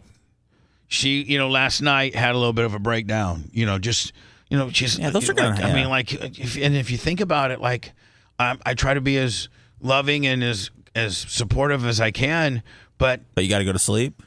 Well, yeah, one, my pills are kicking in, and two... He's like, could you have had this breakdown at 3? And two, I can't even experience your grief because, I have my mother, and I cannot... It makes me want to cry right now, knowing that someday I'll be facing the same thing that Merch Creek is. And, man, when you lose your mom, man, that's like... Well, you don't have to fully understand what she's going through. You just got to be there for her. I know. It sounds like you kind of are. Oh, I am, absolutely. And I'm like, I had episodes with my stepfather, Jeff, who is basically my dad. There'd be times where I'd be watching hockey and something, a Blackhawks game, or Eddie was a huge Cubs fan. I'll see the Cubs, and then I'll just... And then on my phone, it'll have a memory, and it'll show me and him at the ball game, at the hockey game with Tyler. And sometimes I just kind of start crying. Just these emotions just overcome me, and I start crying. So she's doing pretty good, but I'm trying to get her. We went to the funeral home yesterday, okay? Because Virginia wants to be cremated. That was her wishes. And so now I've just been through this with my stepfather about 2 years ago. Yeah, about that. And so I'm familiar with it. It's crazy Erica has to do all this stuff. Well, she's the only one. But Virginia's husband, Kokan Karos, he's helping too. No, I know. But he's totally grieving. Yeah. God, He's only been married. He was only married a month. Newlyweds. And Virginia catches the COVID double pneumonia, honeycomb your lungs strain while they're on their. We think while they're on their vacation up north to Niagara Falls and Buffalo and Rhode Island. They were up there seeing family, Carlos's family, celebrating their, just fresh nuptials, Lummy, that I married him. Yes, you did. In the studio. Coke Can Carlos and Virginia Gonzalez.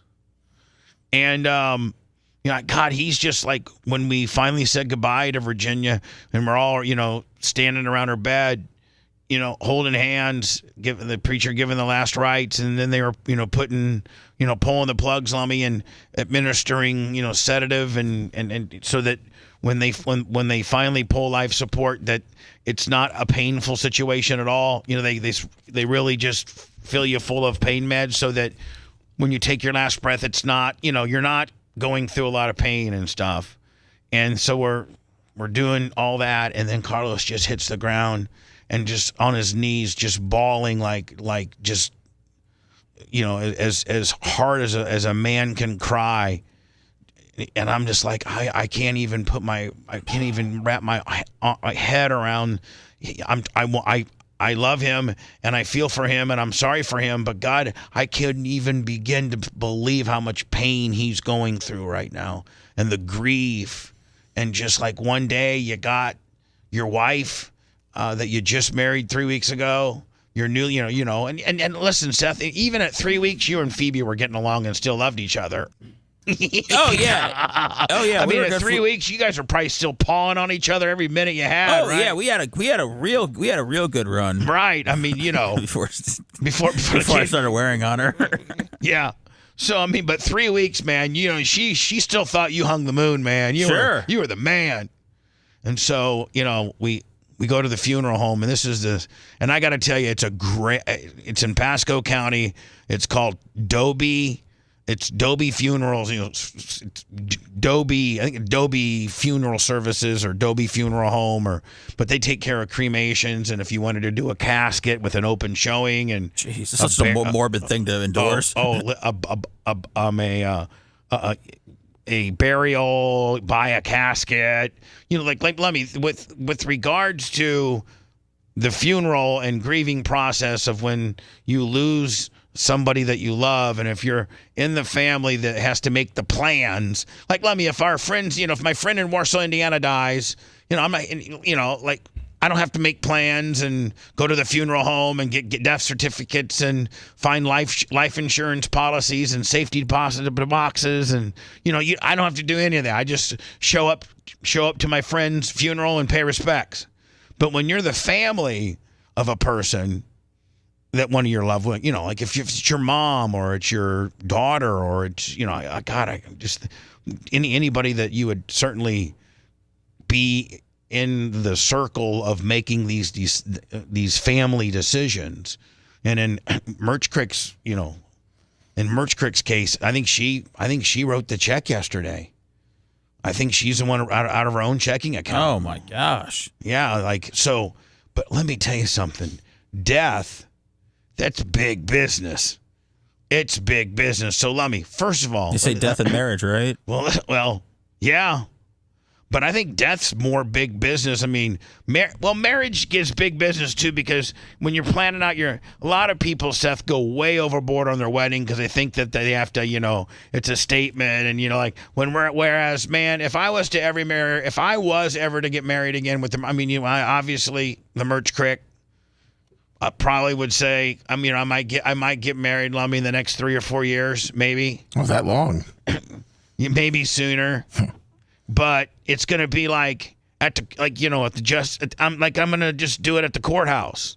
Like I'm just gonna elope. Like I'm not gonna there's no big ceremony, nothing. So they're not gonna be. But boy, man, some of these weddings are very extravagant.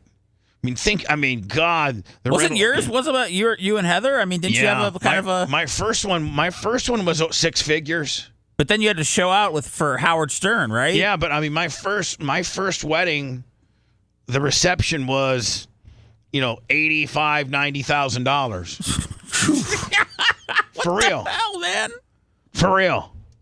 And I don't know what I was thinking. Like, I mean, if you got it, that's cool, man. I mean, Tampa Terry, like you can. I mean, you guys have every right to say, Bubba, what in the? You're right. I mean, but Tampa Terry's probably all for an extravagant wedding. I mean, Heather's engagement ring was, $77,000. Oh my. Yeah, I mean, wow. The matching tennis bracelet was $32,000. The wedding band was $4,100. Just the diamond encrusted wedding band that went to the rings. I mean, how they got like a wedding band, which they wear when they're engaged, and then they put the big ass ring in there once they're finally married. Did you have a chocolate fountain, or is Tampa Terry just messing around? No, I had a chocolate fountain where they had Krispy Kreme they had hot Krispy Kreme donuts under the heat lamp that kept them really hot, right? Then you'd take these tongs and you would put your Krispy Kreme donut under the chocolate fountain and let it freshly put chocolate on it. Then you would put it on the plate and eat it. Like it would. Listen, it had a whole boat, like a little mini boat full of peel and eat shrimp, and then it had another little boat full of ice that had Alaskan king crab, and then it had another boat, Lummy, with all ice that had Alaskan king crab legs that are sawed down the middle so that you didn't even have to pick out the meat. The meat was just already laid out there for you. That's the best. Then they had, steak. It was $100,000. But let me tell you about death. So listen, and I'm not saying. I would suggest this isn't any knock on Dobies, because this is I think we actually got a pretty good deal with them. I don't know necessarily I should maybe even talk about the prices, because I do think Mr. Dobie did give me a discount. Because Mr. Dobie, he's like 75 years old. Do you know what he said to me yesterday? What? This blew my mind. He goes, "Oh, Bubba the Love Sponge. Okay, yeah. Hey, let me ask you a question. Did your dad ever get a new vacuum cleaner?" What? This guy has heard my show back in the 98 Rock days or on the Sirius days or somehow, way, shape, or form, and he's familiar with how I used to masturbate with a shop. Like, we didn't tell that story. We've only told that. We've told that story, and then we've had songs about it and things like that. But, you have to be kind of a hardcore listener to know about that. He's dropping zingers at the funeral home? He owns the place. And then he's got his assistant, Thomas, who's as soon as you walk in the place, you think you're in the 70s, okay? It seems like you want to get in this business, Bubba. It seems like you're kind of excited. No, but listen to this. So first of all, man, Dobie's funeral home, they got it down. So you walk in, and some old dude, this guy's got to be 85. He's kind of like the butler, and he's the greeter. And he opens the door and he goes, "Welcome to Dobie's funeral home. If you guys could see the room right in front of you to the left, just go and they'll be and just have a seat. Thank you." But he opens the door for you, Lummy, and he looks like literally he's 80, but he's got a sharp ass suit on, like he's got a real nice suit. Hair's done, gray, kind of slicked back, cufflinks on. It looks like kind of a mob deal. You know what I'm saying? Yeah. Then you walk in and you sit down, and they got pictures and of all every sheriff that's ever been in Pasco County, because the one thing about Dobie's funeral service that's so admirable is, and listen, man, funerals can be, if you got a casket and they can be $15,000, $20,000 all day. And so in Pinellas County, Lummy, and in Hillsborough County and in Pasco County, I think any surrounding counties, Thomas Dobie, when a police officer gets killed in the line of duty, he completely comps the funeral to the family, and they get no bill. And that's pretty cool. It is. That's to get back to the officers. That's pretty cool. So he walks up. He knows about my vacuum cleaner gimmick, and him and I just start talking back and forth. And he talks about, "Are you going to have any of those girls that you used to have in the studio doing real crazy stuff, washing cars and doing stuff like that?" And I go, "Well, no, Mr. Dobie, I don't think we're going to do anything like that at Virginia's ceremony. I don't think we are." So make a long story short, Lummy, you got to sign up, because you have to, now that your loved one is dead, I think the hospital has a morgue in the hospital. I think there's a morgue in the hospital, and that's where they put the body. And then the funeral home comes and picks up the body, because at the funeral home, Lummy, is also the crematorium. You know what I'm saying? Yes. So they, Adobe has to be full service. They just can't have the furnace without being able to give you a casket celebration as well. So they have the one formal room there, Lummy, where if you were to do a casket, you can buy the casket at Adobe's. You can rent the room out. You can get the whole 9 yards. They're one-stop shopping. So, but all we need is for Virginia to be cremated. That's all we need. We're going to get our own urns. We're going to do it much like we did at my stepfather's, Lummy. And then we're going to have in October, middle of October, we're going to have, so that the family has plenty of time to fly in and make hotel arrangements and things like that. We're going to have like a celebration of life party at at this particular venue. And a celebrate and just have people get up and talk and pictures and things like that, and then each family member will be given an urn, and then I guess Virginia, her first family, Carlos is his second, is her second husband, but her first husband's family, they have Lummy. Wait till you hear this shakedown. Is it Boo Boo? Yeah. So hold on. So it's $2,000 to get him cremated. $2,000 to get him.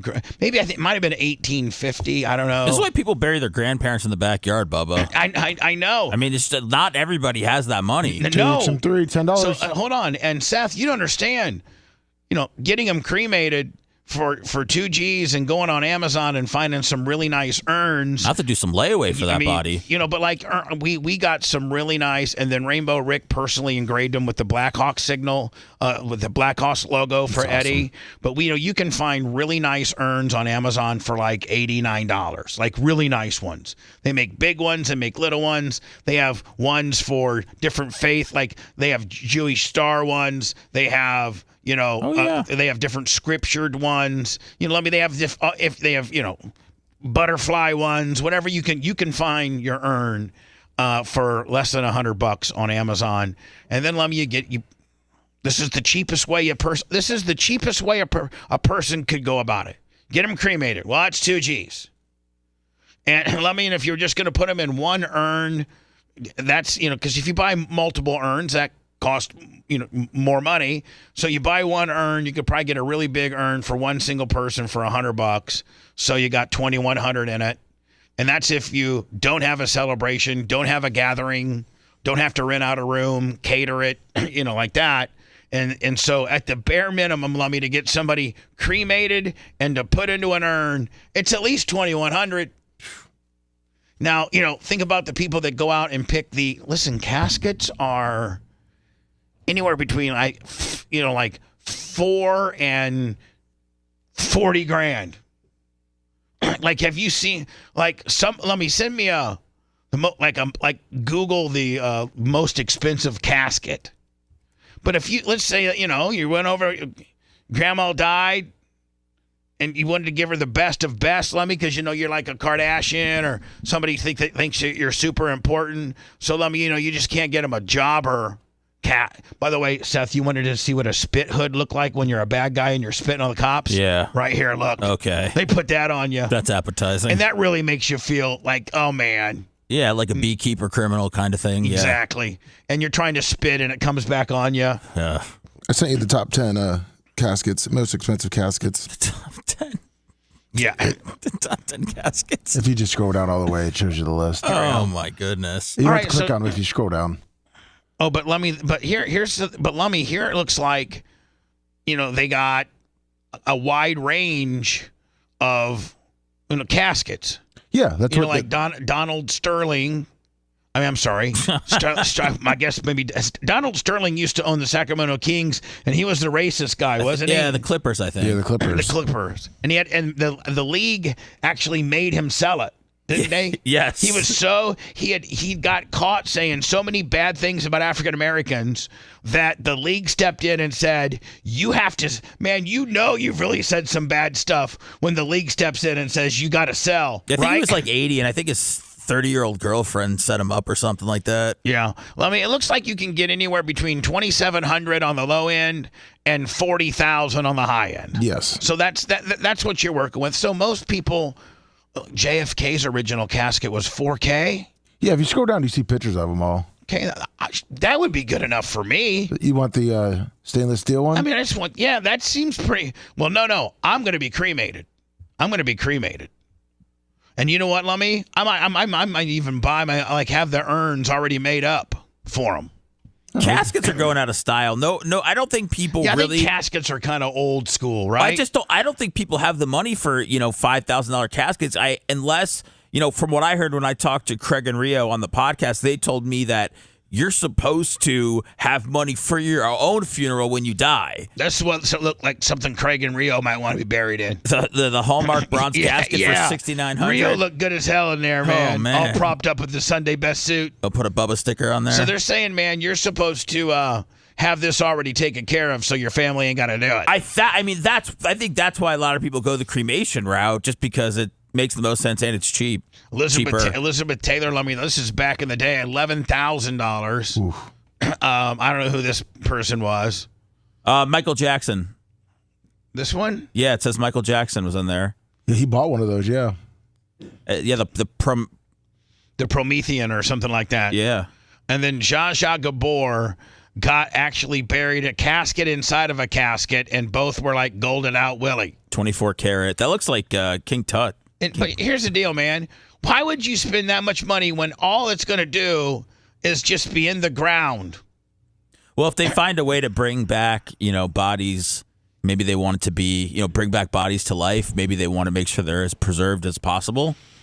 I don't know, man. I think that I don't think that none of these really that you're paying for how well they're sealed, and they got a vacuum, well, if you're rich, cold chamber system that keeps you on ice, and that 10 years from now, if they wanted to dig you back up, that this particular casket preserved you better than the pine box that the welfare guy got.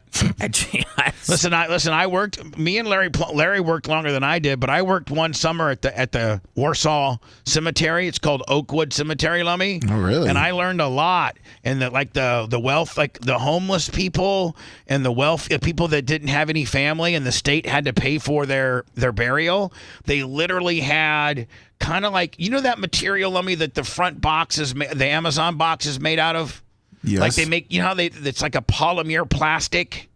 That's what they put people in? Like the material that they make like docks out of, like polymer plastic. Yes. They got a polymer.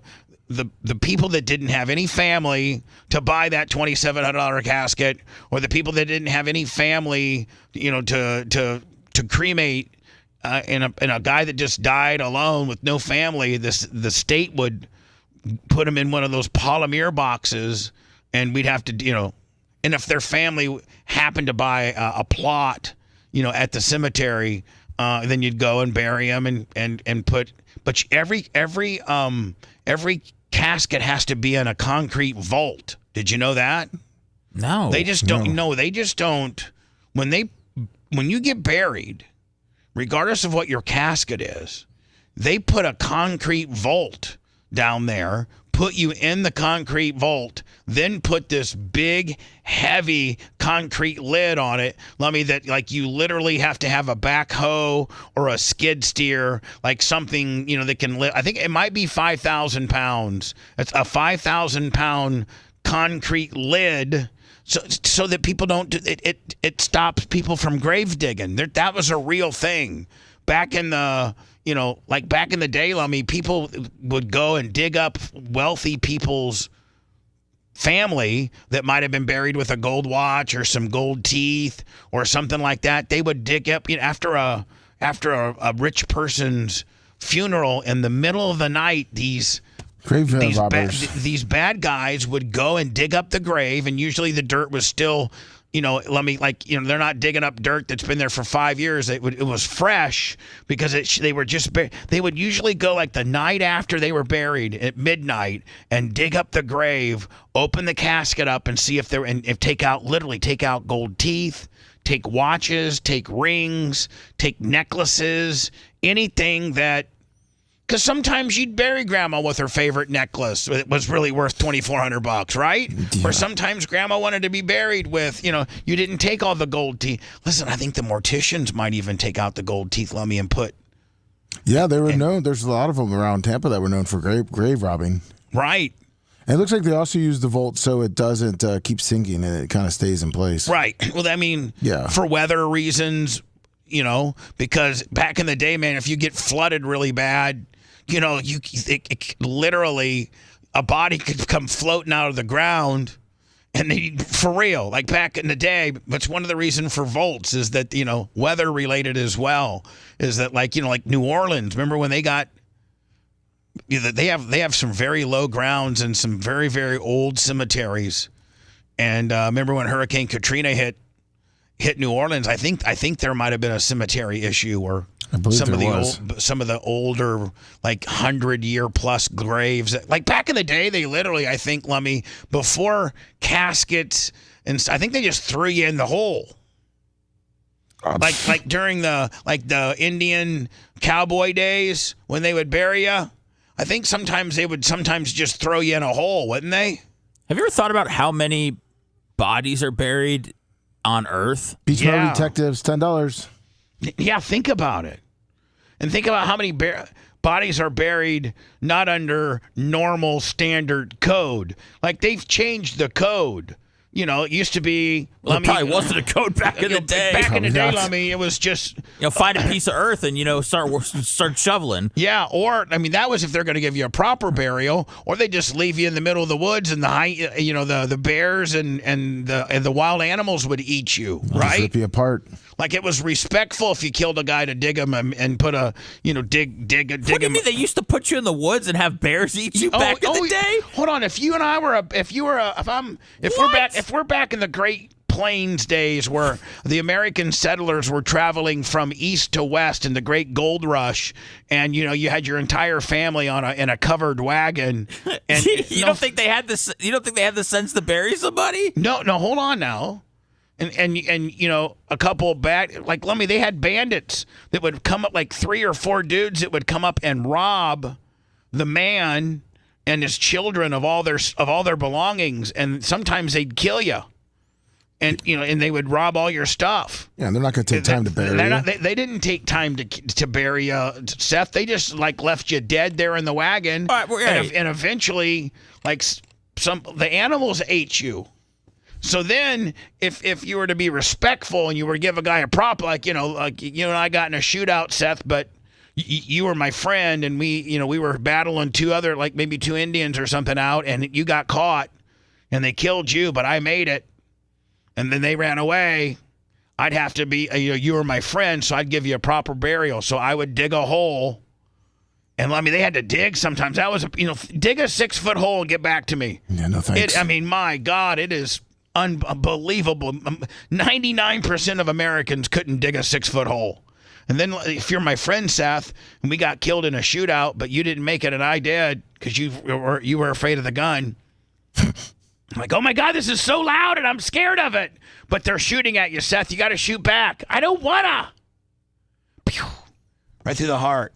So then I have to dig all night long. Then I throw you in there. Then I cover up your dirt. Then I get 2 sticks and make a little cross and put there at the head. I don't think I could build a Jewish star out of sticks. Yeah, no, that's so I'm just going to put a little cross there, okay? I appreciate it. Because, it sounds thoughtful. Right.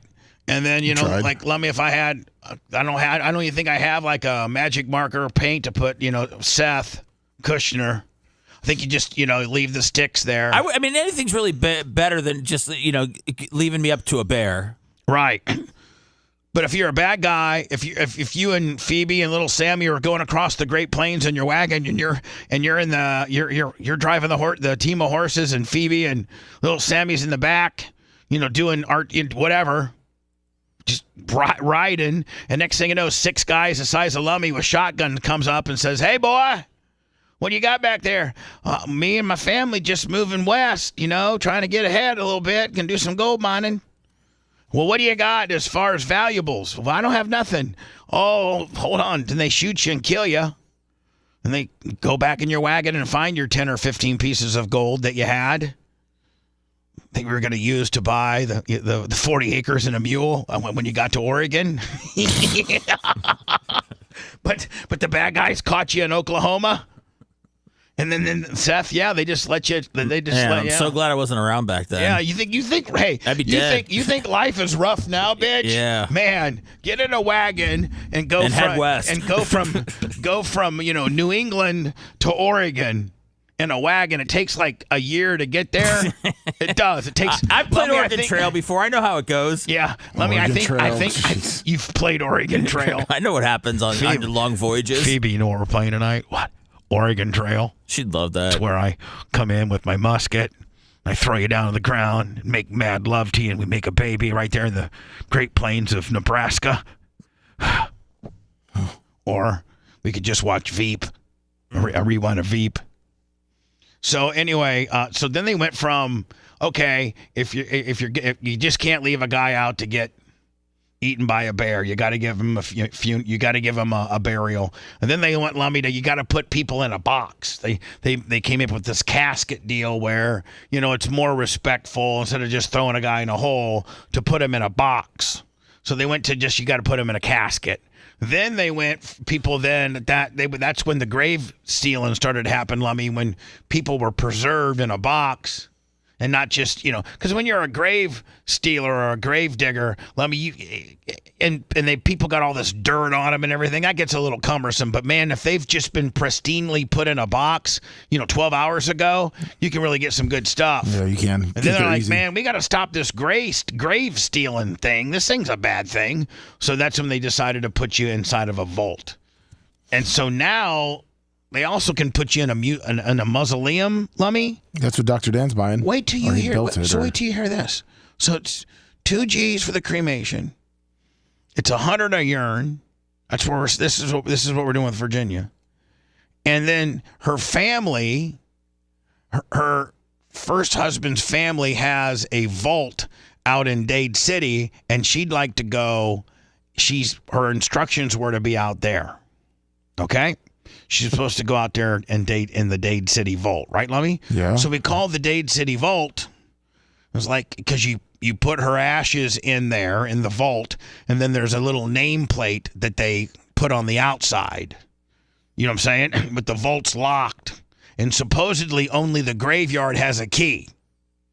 So you just can't, if you own the, whatever her last name, her maiden last name is, but we'll just call it Kushner. If you have the Kushner Vault at the graveyard, Seth, you just can't go to the vault and go in there anytime you want. They have to open it up for you. And Lummy, do you want to hear this? How much? I can imagine. On Monday through Friday, it's $850 to open up the vault. On Saturdays, it's $900, and on Sundays, it's $1,100 just for them to open up something that you've already paid for. You've paid to have that vault. So don't you just think the family should be able to go in there and put the ashes in the vault anytime they want? Have free reign. Maybe they want to go in there and clean the vault out, or when they come and pay respects to their loved one, maybe they don't have to do it through a wall. Like, let me, that'd be like if you were paying respects to me and the urn was inside the studio, but you had to do it from the front door. And so you're like, Bubba, I know that you're in the couple, I know you're in that building, and I just want to come pay respects to you. You're the best boss. You taught me how to do radio, and who would have ever thought I'd be this big time radio guy, but I am. My wife, she really, really has, we have great sex, and just everything that good in life is attributed to you, Bubba, because you have me so stocked home. I almost like you're my God. So it's $850 just to open it up. Then, hold on. Then The placard that they put on outside of the vault, Lummy, you can't do it yourself. I can't go down to Rainbow Rick and tell him I need a, plaque. Can you whip me up one? Rainbow Rick would do it for like whatever the dead cost of whatever it is. Nope. They have to put their placard on there, and it's $1,000 for the placard. So, I mean, what a shakedown. $850 to open it up so that we can put Virginia on inside this vault. That's this big bench, and people's ashes are on the. There's already, I guess, 3 people in there. Lummy, she'll be the 4th, and there's like a capacity of like 8. And now you've already bought the vault, but the cemetery is going to charge you $850 to put somebody in the vault, and then another $1,000 for their name tag. So it's $2,000 to get them cremated, Lummy, and it's about $2,000 to put them in their final resting spot. 4 G's, $4,000 when all you're doing is getting their ashes and putting it inside this little building. That's before, Lummy, we're going to have like a celebration of life party, like we did with Eddie. Yeah. And that's probably going to cost, I don't know, probably $4 grand. So, so now we're like 12 grand in it. You can't even die for less than 12 grand. Right? Better stay alive then. Well, yeah, or you better do like what Craig and Rio said. You have all that taken care of. Right, Lummy? Like, you know what? I want to be cremated. I want to be put in a yippee, and then so here's 15 grand. I wonder if my life insurance covers any of that. I don't know. You might want to see. I should. Macho said he just wants to be put out in the ocean. His full body or ashes? His full body. Oh man, that sounds. Not even worry about the ashes. We're gonna have to weigh him down. So though. Hold on, just ship him out. Just take him, put concrete blocks on his ankles and throw him overboard. Yep. And let the fish and just. Do we have to throw him overboard, or can we just kind of just go to the beach and just kind of push him off the shore? He said he wants to be first burned, like have him drop on a fire, and then whatever's left, just put him out into the ocean. So he wants us to literally, like, you see some of these protesters, how they like burn themselves down to the ground. Yes. He wants us to do that. It's a little barbaric we're trying to grieve over you, Macho Man. We're grieving, and next thing you know, now you're having us, put your body on fire and send you out to sea. That's a little traumatic. I'm not like Seth where I'm real soft, but that's triggering. He said it's cheap though. So does he have any weights that he would want us to tie him down with? Oh yeah, instead of cement, just tie him down to his favorite 50-pound dumbbell. Yes. You're listening to the Bubba the Love Sponge Show. If you want 24/7 on-demand Bubba and the crew, go to BubbaArmyHQ.com. The Bubba the Love Sponge Show will be back after this.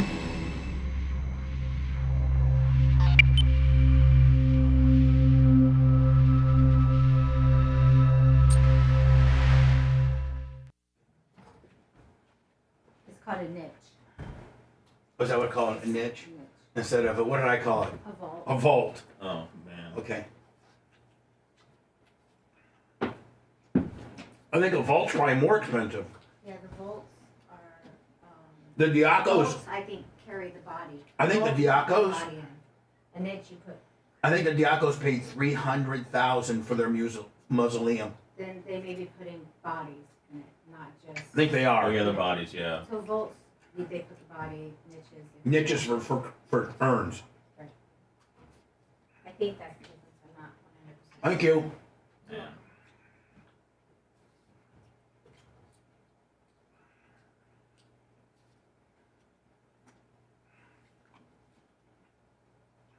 My buddy Fisher had to drop his dad's ashes at a Braves game.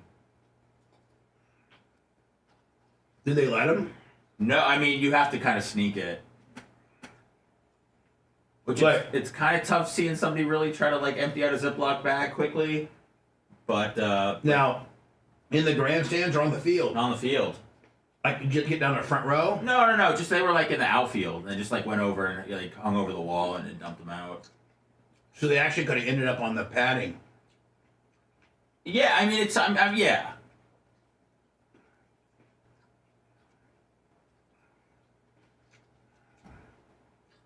That could be a good movie. You're tasked with spreading somebody's ashes in somewhere illegal. like somewhere, like your parent really put you in a bind where they where they want your. That could be a good comedy. Get Vince Vaughn in it. I think we got something going. Yeah. Can you talk to the docu guys and see if they're into major motion pictures? What's that? Can you talk to your docu guys, your documentary guys, and see if they're into setting up major motion pictures? Oh, I'm gonna pitch that. Yeah, yeah, and I'll get funding after. What up, Lunger? What up, Brian?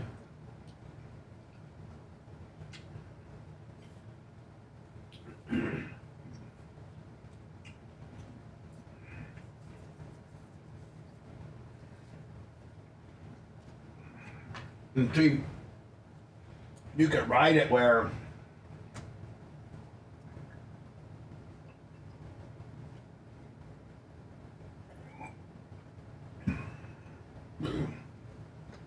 you write it to where you get like some old timer in Hollywood, some royalty like Al Pacino or Clint Eastwood or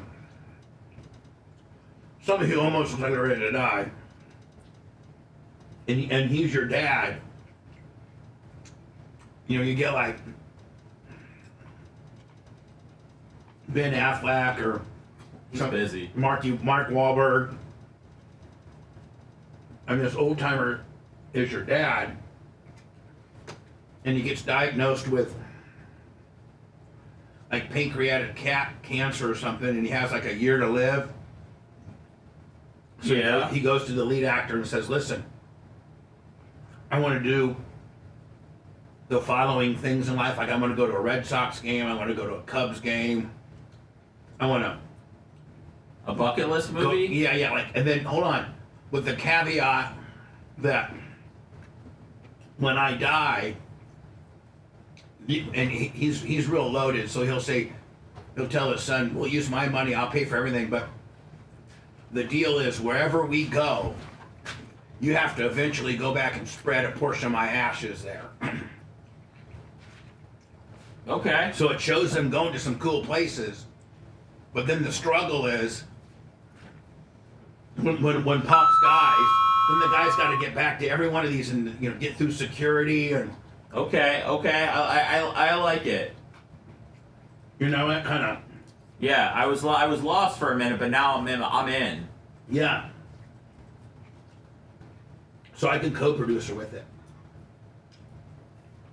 I mean, since half of it's my idea. Yeah, of course. Dr. Dan's rejuvenation. Otherwise, the old timer just has some bucket list, and you got to set a gimmick on it. I mean, what the fuck kind of trailer is this? Trailer. What? Something new. What's that? Oh, on TV? I have no.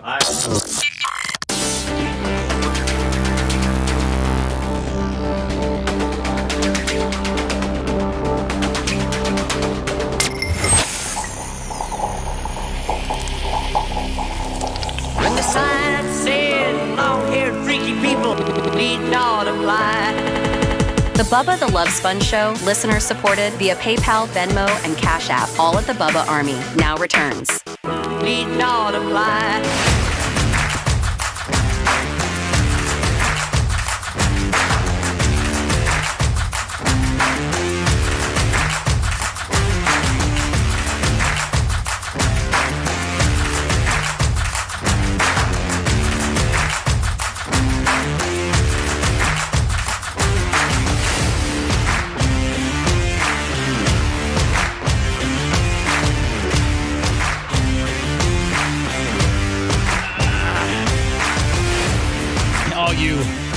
All you former. By the way, welcome. It's the Bubba the Love Sponge show. I'm Bubba the Love Sponge.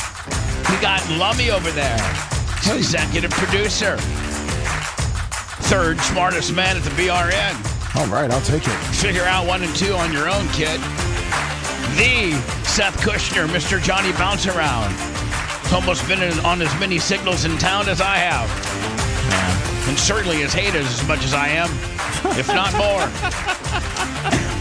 I mean, probably the two most hated guys in Tampa radio, Bubba the Love Sponge and Seth Kushner's joined forces. And I didn't even do anything. I just exist. Yeah, you just act yourself, which is a heat getter in itself. Yeah. The filthy ginger rat video guy, he's available sometimes. He'll chime in. Sometimes he won't. He's getting his dog ready for the Wiener Nationals next Saturday, Bubba Raceway Park, Ocala Speedway. Can't wait. Then we got Macho Man. He's our engineer. He looks just like a 36-year-old Macho Man. He does. When Macho Man was really dialed in and really, really vascular, that's what our engineer looks like. Macho Man. Thank you. Uh-huh. And for you other Tampa radio DJs, man, it's just amazing how you're trying to get on my tip. How you're trying to get on my video tip. It's just amazing. Don't think that YouTube's my only game now, kid. Don't think, Lummy, we ain't running, I don't know, what, 1,500, 1,600 over at Rumble? Yes, we are. Running, 1,100 over there at YouTube. Hit the like button. God, I mean, our X number usually we're 12 or 1,300 on X.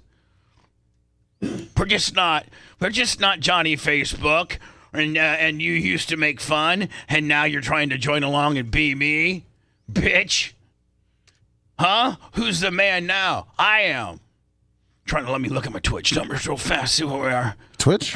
I'm sorry, Twitter, X. 1,000. We're at G-Ball? Yes. Look at that. G-Ball on 1,100 on YouTube, G-Ball on X, nearly 2 G-Balls on Florida Man. I mean, I'm sorry, on Rumble. It just makes me feel so good, Lummy. Seth was right all along. Why play that little bitch game when you've already... Why play that bitch game when you've already done about as good as you could do in that bitch game, and you went over and you're now playing the digital game, which is what everybody needs to be playing, and you're playing it to the highest level of anybody. And they're all trying to like pick up a few scraps here and there. Bunch of little bitches. Sorry. Who got through to you, man? Or did you just realize it on your own when you saw Pubic Hair Boy on there? Just a combination of a few different things. Okay, all right. I guess we'll keep it on the DL. Yeah. All right. And when talk it makes them even more just more of a mark to go back and hear what I said. When you just make it a little bit more vague, Lummy, and don't just lay it out who I'm talking about. Exactly. Bunch of little bitches. So, Lummy, speaking of which, the bitches have done me dirty in this town. Is this real? Oh, yeah. So I was watching this. So now, are we watching it and then there's some guys that are commenting on it? There's one guy, he does it to... Is he like doing like a Mystery Science Theater 2000 where they watch a movie and then No, the name of the channel is Wrestling Bios, and he just kind of breaks down wrestling media and content. So he'll do pay-per-view reactions where he'll break down the card, talk about the highlights, lowlights of the match. A lot of times he does like the corny and bad stuff, and right. This is... But he just started watching Thunder in Paradise. And this is his third episode, and he now let me know. I think I think it's episode 2. This one is, yes, of the first season. How many? First of all, I think one season. Was there only one season? Yes. Are you sure about that? I'm pretty sure, unless they should we ask it. Ziggy? Ask Ziggy. Hey Ziggy, how many seasons were there of the show Thunder in Paradise? There was one season of Thunder in Paradise in 1994. How many episodes? Hey, Ziggy, how many episodes were there of Thunder in Paradise? Thunder in Paradise. There were 22 episodes over one season cow. of Thunder in Paradise. 22? Oh, my goodness. So, Lummy. Then I think he came out with a movie, too. In episode 2. Yes.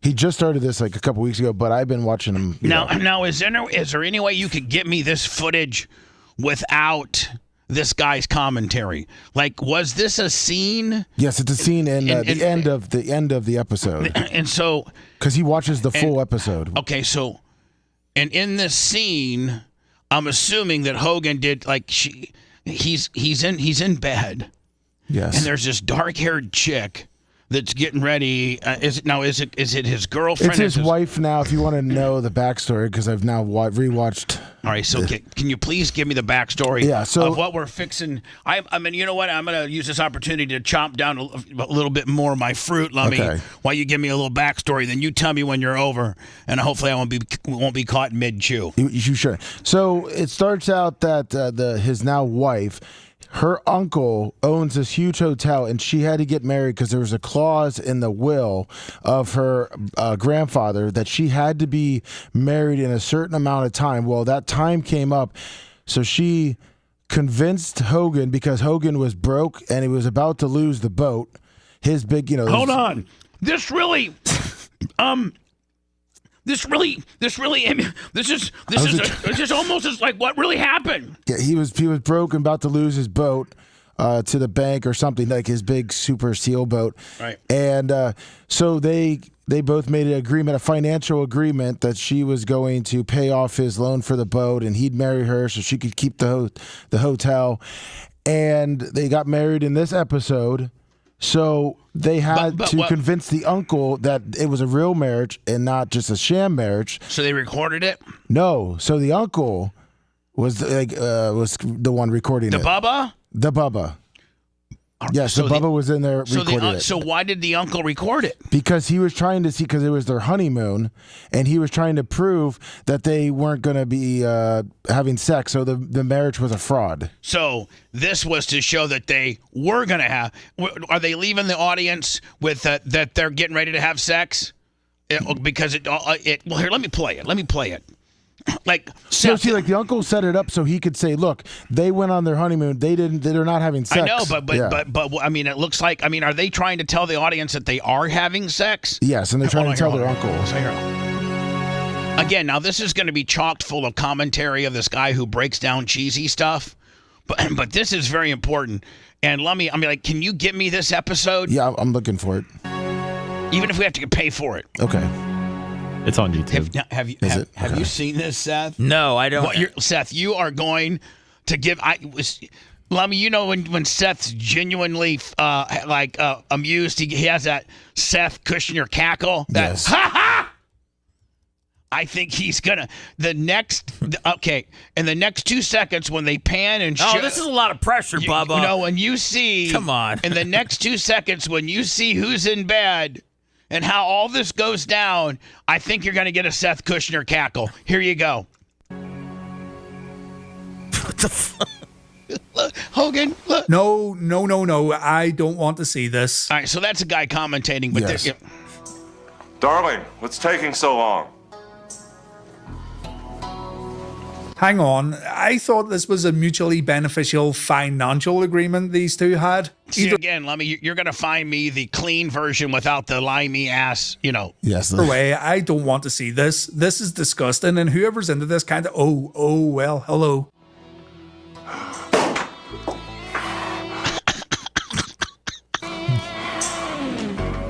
And Hogan's a real savage when it comes to breathing. Like, you know what I'm saying?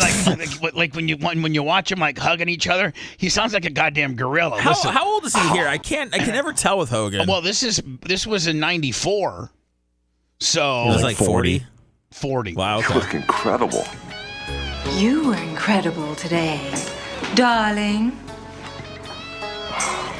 Yeah, the reality of the situation just came back to me. No one wants to see Captain Jack Brother Dude and Scuttle get frisky. Plus, Hogan always gets in trouble when Let me look at Hogan, man. He's all just. Oh, he's buffed out, man. These things happen. See April 2012 for further details.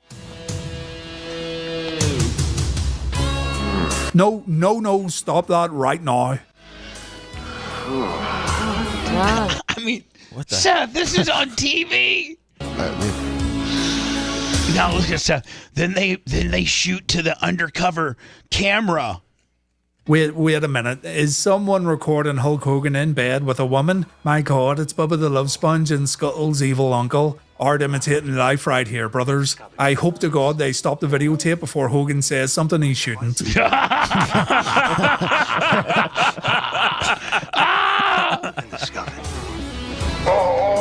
La la la la, I can't hear you. La la la la, I can't hear you. I said fake it, not make it. Move your hand. Oh, they're only pretending for the camera. Thank God for that. It's still totally messed up that Uncle Howdy right here would watch his niece in bed with Hulk Hogan. Just that sentence made me throw up in my mouth a little. I sent you the one without the. Do you want me to email it to you? I sent you the link without the. I don't know if you should email it. Well, I didn't know Messenger. I mean, will it not message? I just messaged it. It should work. All right. Seth, is this not eerily like similar to what really happened? I mean, 3920. There's just what? I don't know, man. But you understand this ended up happening in his real life. Yes, I've heard a thing or two about that. All right, hold on here. Let me hold on here. This is the actual episode, they're making right? 1994 look like it was 1962. I know.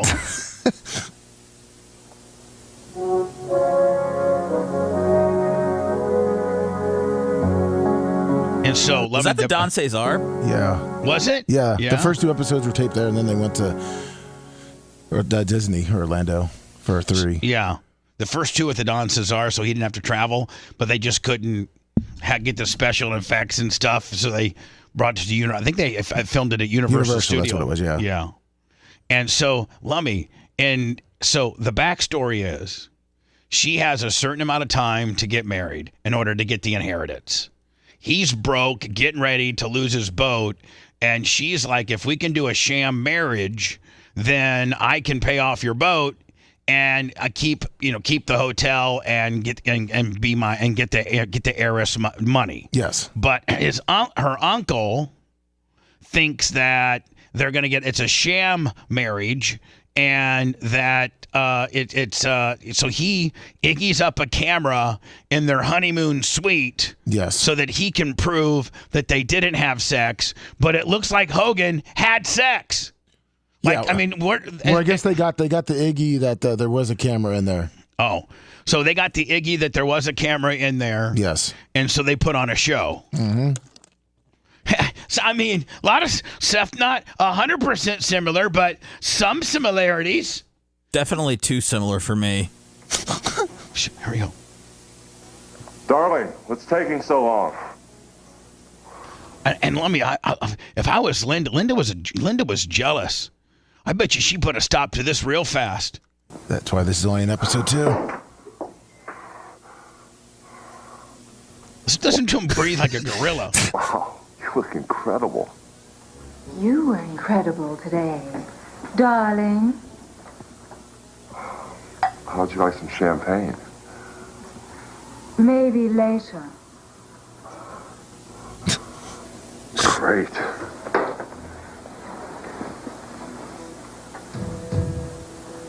I'm kind of getting turned on. You get half a B? I mean, the more you play it, the better it gets.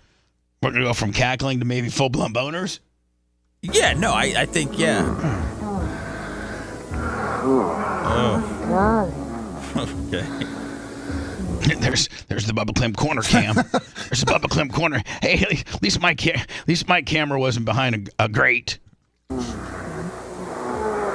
Now hold on. So her uncle is actually watching this live, Lummy, right? Yes. I will tell you this: that when I was in my office, I swear to God, buying car parts. I was looking up go-kart parts, quarter midget parts for Tyler. I could hear him in there carrying on, but I didn't have a monitor system or anything. You bungled it. They discovered your device. They know. My devices have never been discovered. Oh no. I said fake. Is that what you heard? Fake it with your hand. Yeah, that's kind of what I heard. That's what I heard. I said, now she's trying to de-slut herself, and she said, I said, fake it, don't make it. So that means, she's assuming he's making it. That means he's probably boned up on her right now. He probably is. And she's like, nah, that's not what,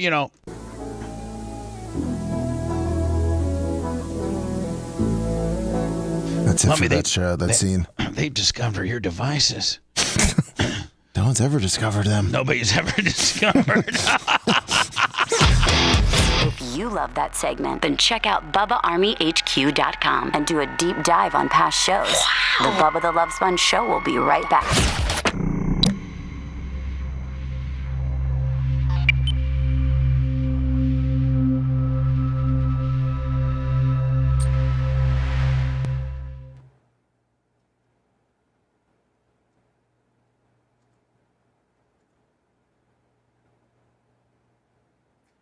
Why do I need to hear Asha Akira have sex when I could just hear Hogan? There you go. You need to go outside and take care of yourself. I'm taking care of myself right now. With no hands. Whacking off with no hands, Lummy. Pretty impressive. Thank you. Just water. Tap water. Man, what happened? What happened to Channel 10 today?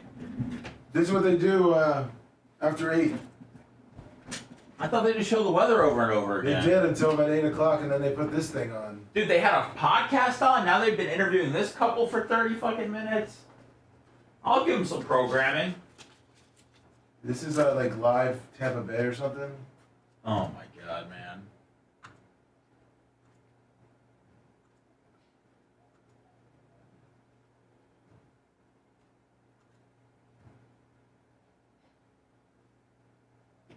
I'd rather see them just keep replaying the weather. I know. Especially because we have another tropical system, don't we? Yeah, it's over by Delaware now. Oh. Skirted off the coast. That's why you haven't seen Macho Man put it on the screen. What's up, Brian Gilson?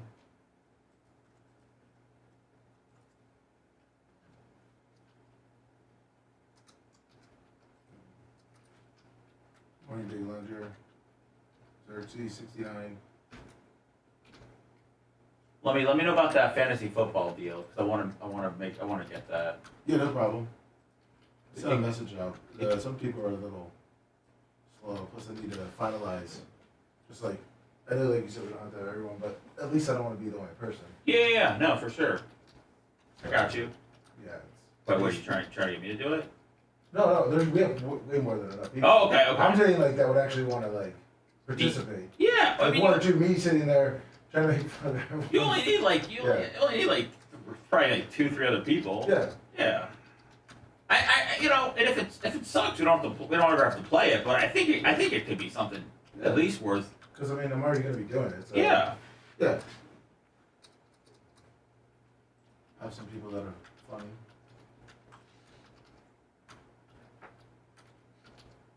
I mean, unless you want to do it, I'll just kick someone out.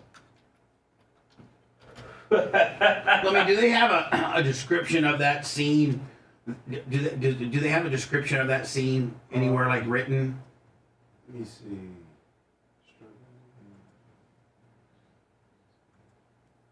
I think it's just the episode name, right? Well, the episode's name is Kim's Treasure.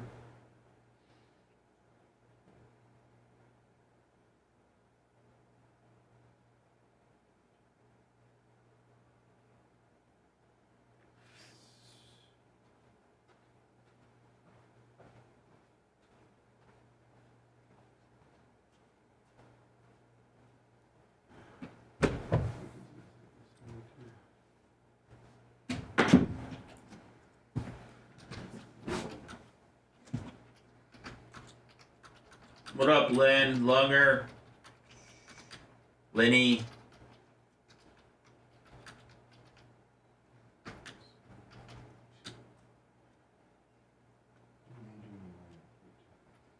Did you see Jaron Durant's jerseys skyrocketed?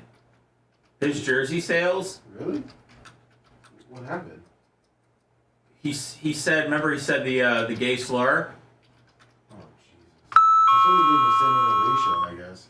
What's that? I guess they gave him a standing ovation when he got back. Did they? Yeah, Boston did.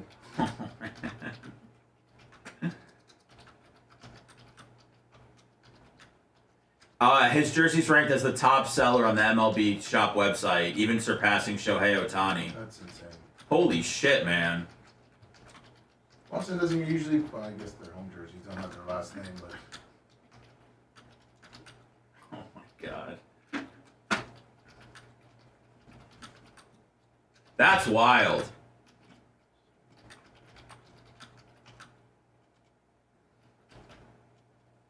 That is wild. What up, Jay Bowler?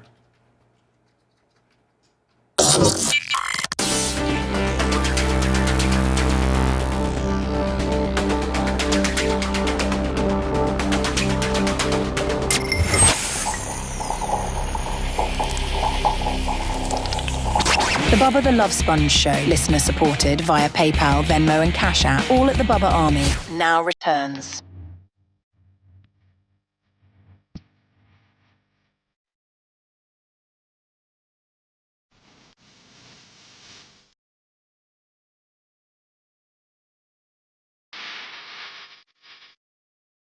PayPal, Venmo, Cash App, the Bubba Army. Or just be a daily downloader of our podcast. Anywhere you get your podcasts, iHeart, iTunes, Google, Apple Play, Spotify. Just type in Bubba Army and download away. They're on YouTube now, too. I'm not sure if you got that one. Oh, yeah. So another reason to make YouTube part of your Bubba Army repertoire is that our podcasts are now being posted, as we release them, the same time that they get released on, Spotify and Apple. They're also being released on our YouTube channel as well, youtube.com/ or at the Bubba Army. And there's a whole podcast section. You just click on it. It's right there. So just another added value, Lummy, for the YouTube deal. Listen, there's getting thrown out of a club. That must have been some real good stripper ass in order for you, Lummy. You're a guy, what is it, in Ybor City? Yeah, Brandon, Ybor. This is actually a strip club that, rest in peace, Hamill owned with David Marshlack. Hamill owned this place, and it was called, I think, Ybor Secrets. Yes. I never went there. No? Well, I did hear it was pretty, back in the day. It was pretty ghetto.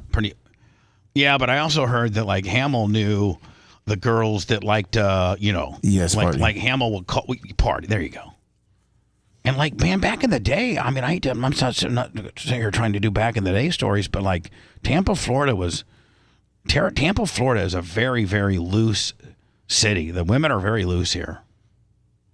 And some strip, you can go to different cities, and the strip club girls are just tight. Like, they're not giving out any ass. You can't find any of them to do anything. They're just gonna dance, give you blue balls, and take all your money. I thought you go to the top of the spaceship and they'll bang you. No. Well, hold on. In Tampa. At all kinds of different places. From the spaceship to probably the only place, Lummy, is Mons Venus. Now, Mons Venus has some of the hottest chicks, but you're not getting anything at all extra. No. But about everywhere else, any place, Lummy, that has where you can go back into a VIP room, and maybe close the curtain or have some ounce of privacy. In Tampa, and here's how you do it. You either know the guy who owns the place, and he knows the girls that, will go the extra mile for X amount of dollars, and he also know the ones that are really uptight that just give you a full friction lap dance, and that's all you're getting. And so, and a lot of times, the bouncers know too. So if you go up to one of the bouncers and you give them like a $20 bill, this is how it used to go. You go up to the bouncer, you give him a $20. Let's say, Lummy, you're at Deja Vu. Deja Vu was a great place too. Deja Vu was back in the day. I don't know about now, but Lummy, Deja Vu was a great place if you wanted to get something extra if you found the right person. Okay. So you go to the bouncer or the DJ and say, hey, listen, here's $20. Which girls, which girls party? They're like, what are you talking about? Like, like what kind of point? And let me there's two partying. There's two kinds of party. There's three kinds of parties. There's the party by hand. Yes. The party by mouth. Mm-hmm. And the party by vagina. That's all I'm going to say. 1, 2, or 3. One back in the day went for about 80. 2 went for about $1.50, and 3 went for about $200 to $250. Wow, that's what it was. So you'd walk up to the, like my buddy Mean Mike used to be a bouncer at 2001. He'd walk up and say, "Hey, Mean Mike, which one? What's going on?" He goes like, "Well, that girl, and that girl all will, They'll give you options. They'll give you some party options, and then what you do, Lummy, is so you say, well, listen, send them over. All 3 of them? Well, no, just one by one. Gotcha. Preferably the most attractive first, of course. So the most attractive one comes over, and I always liked number 2s. Number 1s, I never paid for a number 1. And I used to get number 2s at the radio station. Yeah, but no big deal. But when we would go out to clubs and stuff, I'd get my boys number 2s. So I'd be paying for my boys to get number 2s. I think 2s were $1.50. That wasn't nothing. So I'd have some friends in town, or I'd have T-Quest, or just my Danny Crook. You cousin get Crook. T-Quest sucked off? He's easy with the lady. Oh, sorry. I think I might even have to dump that. Yeah. Let's say you got T-Quest at number 2. Can you please refrain it? Yeah, sorry. Can you reframe your question? Your number system is new to me. I had to write it all down here. But I think do you need me to go over it again, or do you think? No, I'm good. No, I one got by hand, 2 by mouth, Yeah. three by body part. Right, quiz at the end of the show. I got you. All right, so I bought a ton of number 2s for Mr. T. I'd be like, hey T, what? Take this girl back. I got it taken care of. Just give $20 to the bouncer. So then, you had to pay then you had to pay the bouncer. Not only did you have to give him $20 for him to give up the roster, but then you have to give him another $20 to watch the room. Otherwise, because when you're doing something back there you're not supposed to be doing. You know what I'm saying? You're not supposed to be doing that.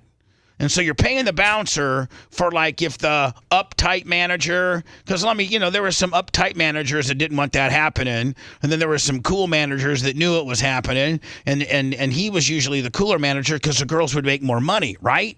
Yes. If I'm giving lap dances for $1, or I can give Seth a number 2 for $1.50 for 10 minutes of work. I mean, Seth, how long would you last with a hot stripper, performing a number 2? I mean, what are you, 10 minutes max? I go on my pants just from a friction dance. Really? Yeah. Just from her taking you back to the back, you're already done? Well, I've never been to the back at all, but I mean, if you're just doing it out in the open there in front of everybody, I can go in my pants. You can party in your pants? Yeah, without it, yeah. For real? With no hands. Well, then I would say, listen, I don't even got to waste the money on Seth. I just got to buy him a couple lap dances. He's $40. Yeah, that's it. I just probably need 3 songs. You're probably a 2-song minimum. 2, 3, yeah. Yeah. So then but I don't think that you can do that. I don't think that you can roll around like that anymore. I don't think that's I don't even know. Because girls can do OnlyFans now. True. Yeah, but but when she's doing that $1.50 job in the back, she's not throwing it out for the entire public to consume, so nobody really has to know that she's a number 2 girl if she doesn't tell anybody. Right? Yeah, she could probably knock down, think about this. If she could knock down 10 number 2s, that's pretty good. Right? Plus a lot of girls can make another, I don't know. I heard girls, if you do 4 rounds of stage and then some day, you'll pull 800-900. So if you're going to pull 800-900 for your dancing and your pole, and then you're doing 10 number twos, you're making $2,000 a night. Pretty strong. I mean, that's strong. Yeah. 10 seems like a lot. Yep, that's working. That is also working. I mean, I don't know, Lummy, though. $2,000 a night, work 5 nights, $10,000 a week. Can you imagine if Phoebe we got Phoebe a job at a gentleman's club and could talk her into doling out twos for $1.50. Next thing you know, Phoebe's making $2,000 a week. Man, how much would that help the Kushner, family household fund? It's the new American dream, Bubba, and I'd like to follow it. 2 G's. Yeah. You walk in and say, hey, Phoebe, not only is Bubba allowing you to sell the podcast and other advertising on his network, but he's concocted a way where you can pull down 2 G's. He's already called the manager at Oz. They're ready for you. Yeah, it'd be an honor. It'd be an honor. Well, listen, man, I don't know about the this place in Ybor, but this guy, a man who'd been kicked out of a Tampa strip club early Tuesday morning, returned and drove. Now, there's driving a truck into a building, and then there's driving a semi-truck into a building. Yeah, no kidding. And not only that, but he killed a guy. Oh, geez. He injured 2 others. And Lummy, I got to tell you, man, that might have been some strong stripper ass to get her that. I mean, to get you that mad. What time do they close? If police responded at like 4:20 a.m., they usually close at 4. No, it was 3 because what happened was I guess he sat in a light. He was waiting for the guy that kicked him out to come out for like a half an hour or so. So he was waiting for the guy. All right. So the manager or whoever, the bouncer or the manager who kicked him out, probably, Seth, after they close at 3, but by the time they count the money and get all the girls rounded up and vacuum the floors and put the chairs on top of that's probably 4:20. And so the guy who got thrown out, Lummy, he was waiting in a Smokey and the Bear 18-wheeler, and as soon as the guy comes out, he tried to run over the dude, right? Yes. Or I think he did. Run over the dude. But it crashed into the building. Tampa police responded at 4:20 a.m. to a call about a crash involving a truck and at least one pedestrian in the parking lot of Emperor's Gentlemen's Club, 5718 East Adamo Drive. Come to Emperor's Club and see our new beer garden. Right. Officers found a semi-truck that had been crashed into the area of the building that leads to the entrance. See, the bouncer, Lummy, who's probably thrown him out, would probably sit there right at the entrance, like on a stool. Yeah. You've seen it before. Oh, of course. And so, the guy just gasses up the 18-wheeler and smoking the bandits right in there. Officers found a semi-truck that had been crashed into the area of the building that leads to the entrance to Emperor's. Police soon learned from witnesses that the semi-driver had earlier been kicked out of the club after an argument with a patron.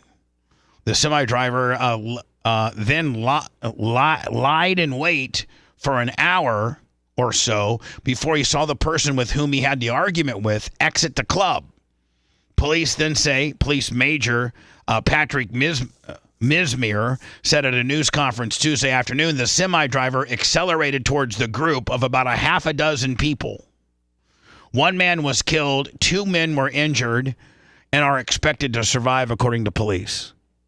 Neither the person who was killed nor the 2 people injured they weren't actually the dude's target. The dude was trying to get somebody. So an innocent man who did not kick him out and 2 other people who had nothing to do with kicking him out are the ones that died and are hurt respectfully. That's horrible. I think they're all innocent, even the guy who kicked him out. I don't know. This is just some. I hope the semi-driver gets life in prison for killing a guy. Oh, for sure. Yeah, a 25-year-old dude getting into a fight with another dude at a strip club at 3 a.m.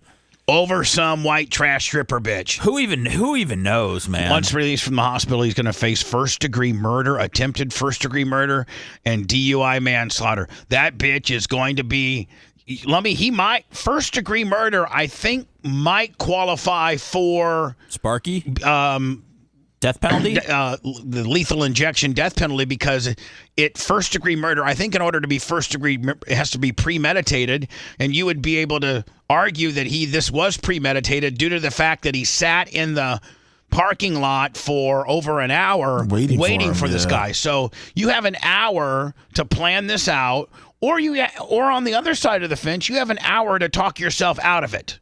Like Seth, if this guy was not the unstable, gonna be in prison for the rest of his life asshole, as he's sitting there in the parking lot, maybe it's like, you know what, maybe I should just go ahead and pull out of here and go home, go to bed and sleep this off, and and not kill a person and run my 18-wheeler into the side of the building.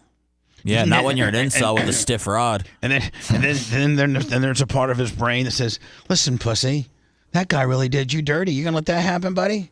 Hell no. You're gonna shift her down to one low. That pride and boss hog it right through the front. The pride and ego stuff, Bubba, is just it's unbelievable. Like, the guy clearly felt like he got slighted or he lost the interaction and wanted to get another shot at it, and all because his ego clearly was bruised. Like, it's strictly from that. Like, that's why you kill another person, you run him over. Shane Marzoff to $20.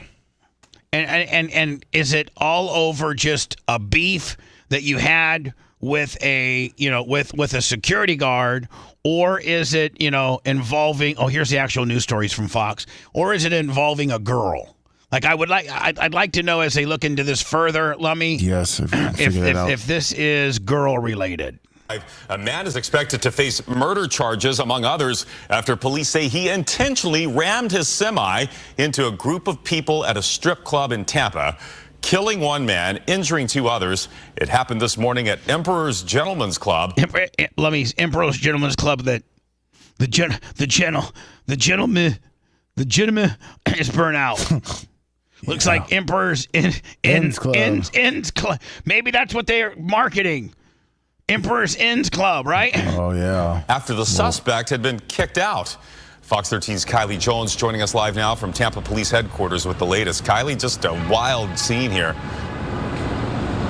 Well, yeah, Chris, an intentional violent attack is how Tampa police describe this crash, and police believe it all stemmed from a fight that none of the victims... Are they teaching the girls to be, like, overly animated now, like with really big facial expressions and stuff? I'm not sure. Victims were believed to be originally involved in. Police describe what they call a very beautiful woman. She's somebody's daughter, somebody's sister, somebody's mother. I love her. Chaotic scene early Tuesday morning. This was a semi-tractor that was intentionally rammed at a group of individuals. It escalated from an alleged fight inside Emperor's Gentlemen's. Now, was it just, again, we need to know, was it a dude-on-dude fight, or was there some white, maybe there might have been some Latin ass trash. Latin ass trash. Club on East Adamo Drive. Those Latin women, man, you don't want to fight a Latin woman. Oh, okay, yeah. They are... Oof. 8th Street Latinas. Mexicans and Latinos and Dominican Republicans and Puerto Ricans. Venezuelans. Oof. Oh, my God. Guatemalans. And you said Dominican Republicans? Dominican Republicans. Yeah. Man, they're all wiry. Colombians. Panamanians. You don't want to deal with any of those bitches. They will cut you. They will absolutely cut you. And they got those real long ghetto-ass nails. And they talk to you like that. You just want to you want to go home. After an altercation at the club, a 25-year-old white male subject exited the club, got into a vehicle. Tampa police say that man lied in wait for that person he got into a fight with to leave the club. When that person exited the club, he accelerated his vehicle toward a group of people. Investigators say the man plowed the cab of a... Lummy, he's got a nice set of chains on him. Sure does. That is a nice chain set. Damn. Way to ruin a perfectly nice semi, idiot. Semi-truck straight towards the entrance, crashing into the building, killing an innocent bystander and seriously injuring two other men. My understanding is that individual who was in the altercation with the suspect initially was not struck by the vehicle. Police say at least half a dozen people were in the path of this semi-truck cab who also could have been hurt. The fact that somebody has to lose their life over a minor altercation inside of a club and now somebody else is, facing the rest of their life in prison. It's very sobering and a very unfortunate incident. Investigators are still trying to figure out how that suspect got access to that truck and whether or not it belongs to him. Police say the suspect is still being treated at the hospital, but is expected to face several charges, including murder and attempted murder. Chris. Kylie Jones live. Thank you. Not really telling us any more than we really needed. Yeah, unfortunately. When I return, 8-year-old girl beats robber up with a baseball bat and a liquor store deal. Did you watch this? How badass this is? I haven't seen it. Yeah, this guy comes in and thinks that he's going to be Johnny Tough Pants. I mean, it's pretty good that she's sticking up for her dad's liquor store. Yeah, that's a hell of a woman. And she's 8. Yeah, you ain't stealing no liquor from my dad's store. I'm 8, bitch, and I got me a baseball bat. Be like Sammy wielding a bat to save you. That'd be great, wouldn't it? Yeah, I don't know if she could. Yeah, she could. Sammy's got a little bit of an edge to her. She could flip out at any moment. She's got the best of both worlds. She's got your flip out ability, but also then being cool and calculated like Phoebe. Right. She has both. She really does. Yeah. Made by both people. We'll be back with that when we get back. If you want 24/7 on-demand Bubba and the crew, go to BubbaArmyHQ.com. Right now. The Bubba the Love Sponge Show will be back after this.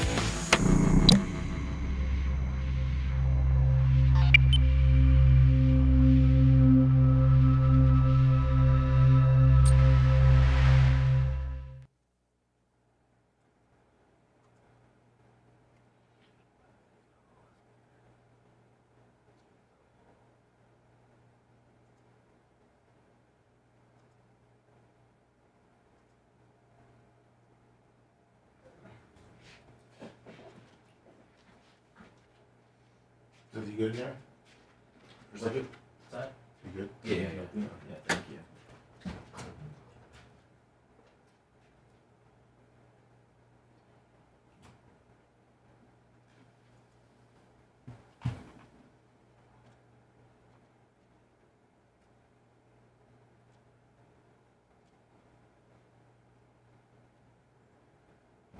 Yeah, that's true, Hoss. Oh, shit.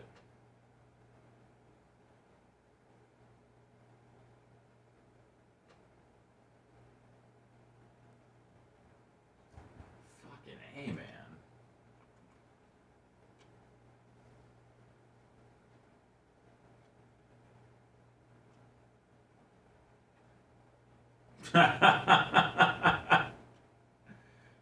I might have to teach her how to kill Longwood. I don't know if she's got it in her.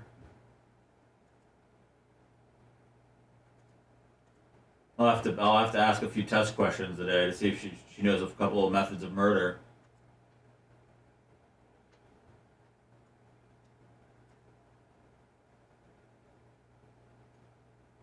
I think that's cool as fuck for Jim Harbaugh. You think that's cool as fuck? I think it's cool that he did that. I think it's really fucking dumb if he turns it down. Because he's essentially giving him a chance to get back into the NFL. First off, let's start with the Bengals mercy.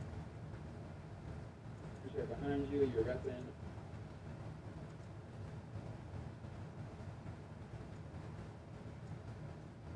Started walking behind the counter. I'm not going to be whatever that happens. Leo punches the man, wrestling him to the floor. Seconds later, coming to the rescue. You see his brave. What up, Lunger? What up, Brian? Before running away.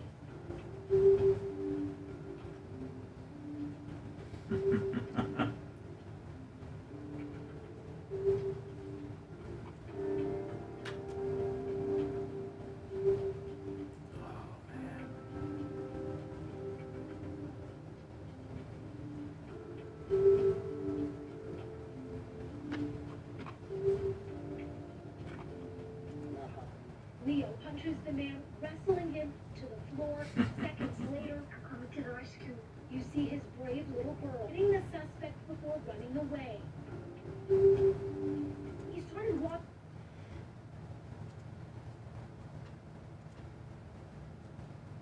Yeah, that's true. I remember getting fired up when I was a kid if, like, my parents were getting into, like, an altercation or something like that.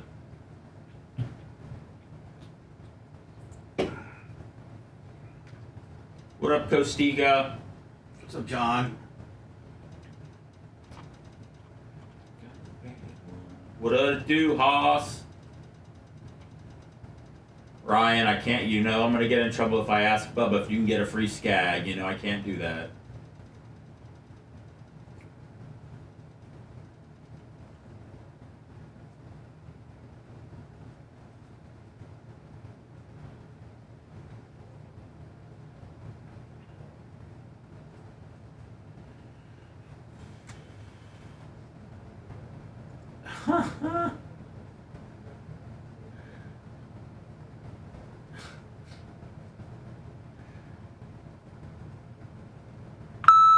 What possum racing? Were you at the bury the bone thing? Is that what you're talking about?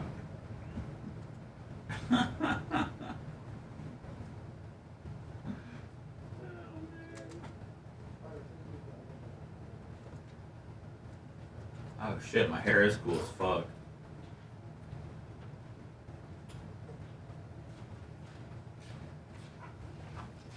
What's up, YouTube? Thank you. What up, Travis? What's up, Creatine Travis? And that's a semi-autoglass. Miz. What up, Redneck? Autoglass Travis. Creatine Travis is the motherfucking man. Thank you, Kaz, man. What's up? Appreciate what you do for Travis? us. Appreciate what you do for us, Creatine You almost Travis. saw my wiener yesterday. I think he was looking for it.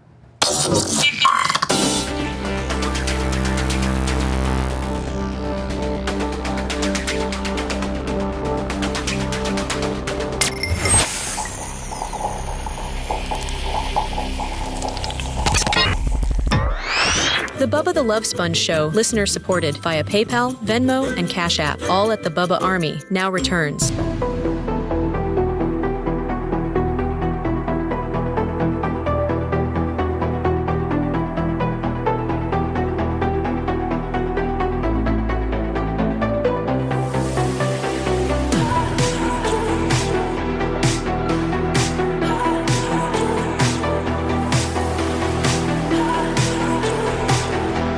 Lummy, are you sure we're live on X? Yeah, I'm watching it right now. Well, maybe mine's It's right underneath the pinned.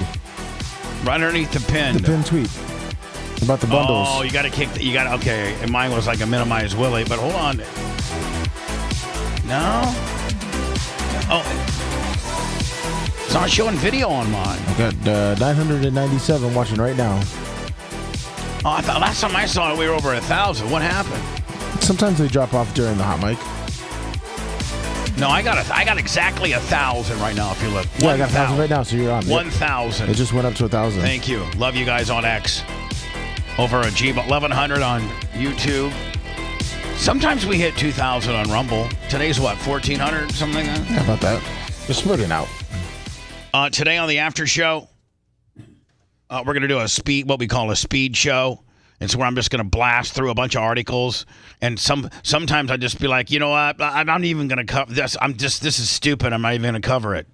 Like that, we don't have to cover all of them. Sometimes I just X out of them and be like, nah, don't feel like talking about it. So we'll blast through the 5, 6, 7, 8, 9 articles. And Lummy, aren't we supposed to do it like in a minute or something? We had some stupid ass rules. Yes. So we'll try to figure them out. Lummy, how much time do you want to start? Do you want to start the live show at 10:30?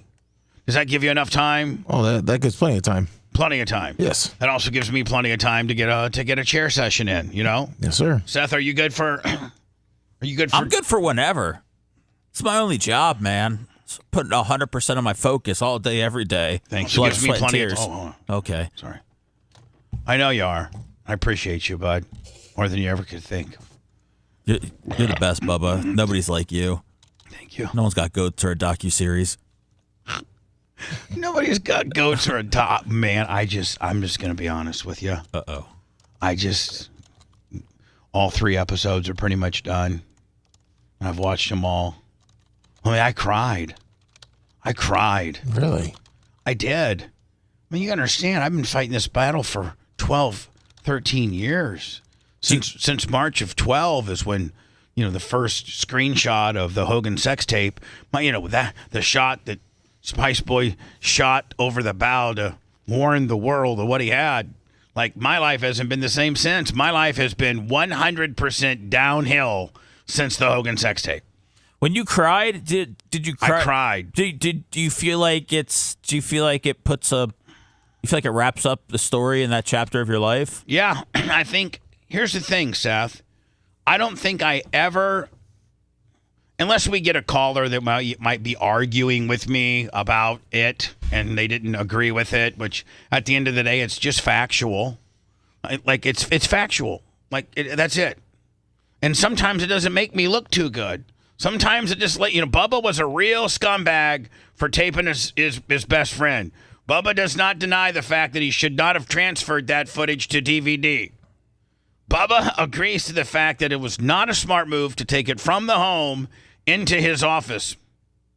But then there's so many people that got it so wrong from there forward. Because this is where it began. Bubba shopped it and sold it. And then Bubba tried to blackmail Hogan for $1 million.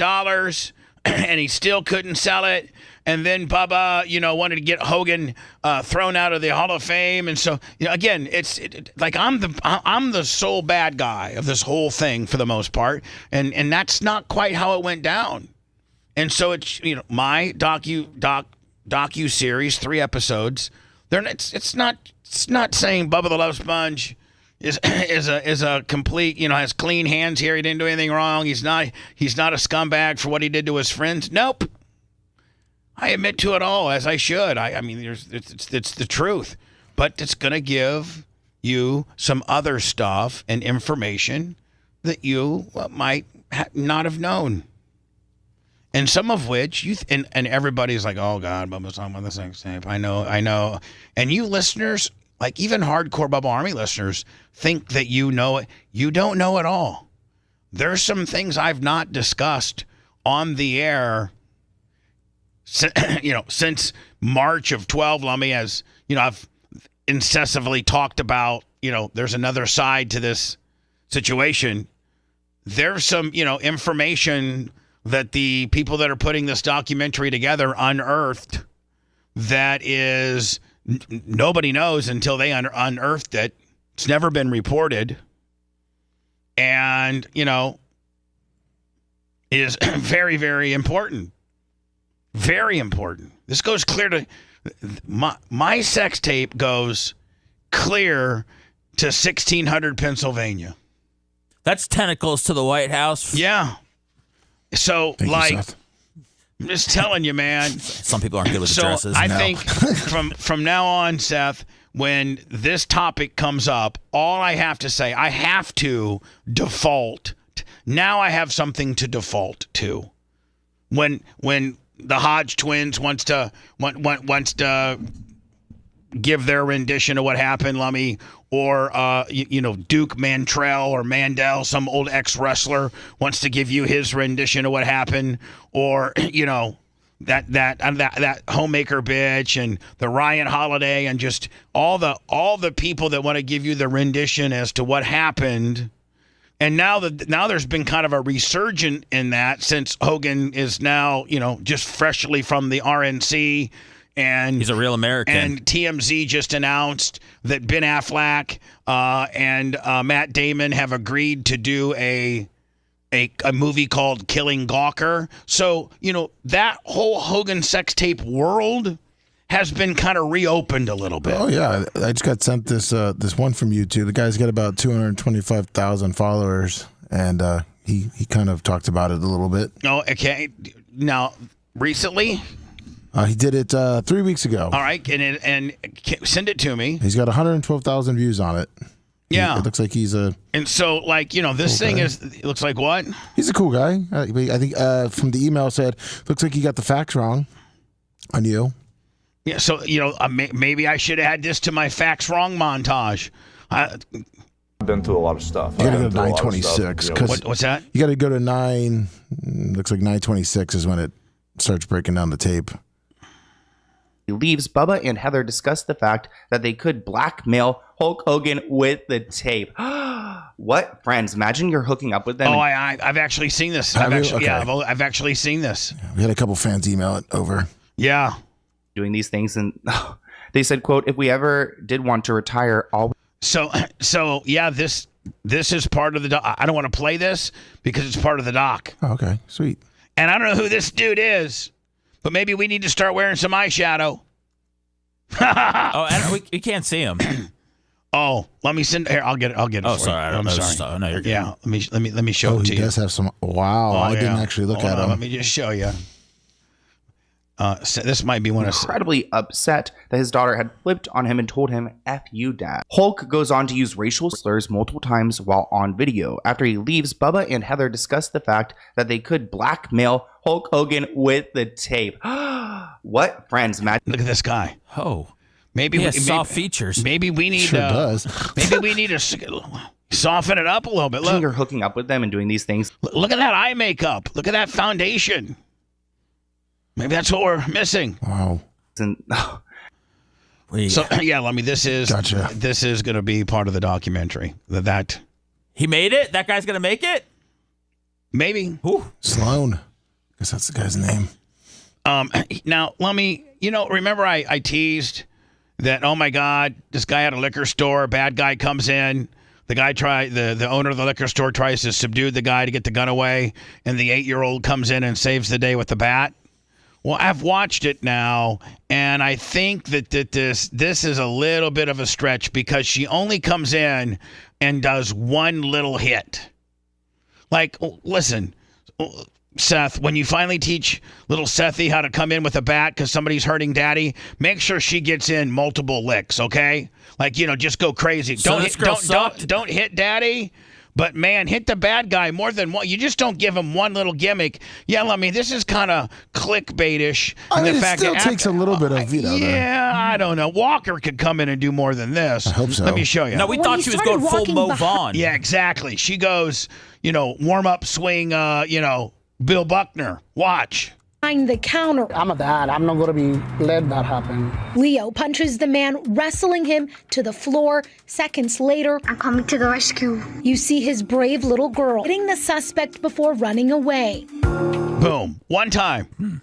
One time. Wrestling him to the floor. Seconds later, I'm coming to the rescue. And by the way, Lummy, you can tell that they dubbed that in.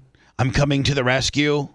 Like, you can tell post, they probably had her record that so they could put that in the piece here because that's not, or first of all, the whole piece, I think the video piece doesn't have any audio to it. No. So for them to dub that in there, this is cheese dick. Listen.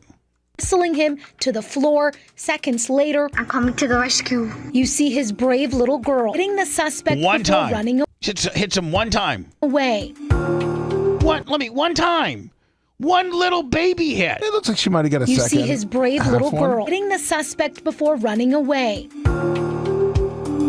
I thought it was going to be like, like you said, Big Poppy swinging for the fences. Didn't you, Seth? I thought so, yeah. Yeah. Who got tricked? We got clickbait Willied over We here. did. Proud Papa Leo called his daughter so strong.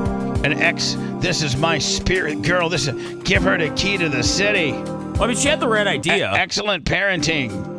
Excellent parenting. Meanwhile, the suspect, Kamchabhar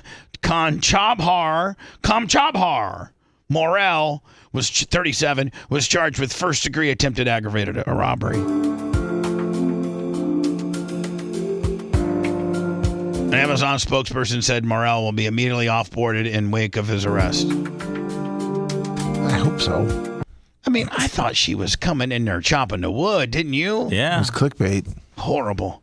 Now, listen, dear Mark Zuckerberg, I don't want to get deplatformed from your beautiful Facebook. I love Facebook. And Instagram. And Instagram. We got, now, Seth, as the Facebook shares Instagram shares Facebook, is that doing good for the numbers? I haven't. Remember, we I don't know. That's a tough question to answer. All right, well, let me know.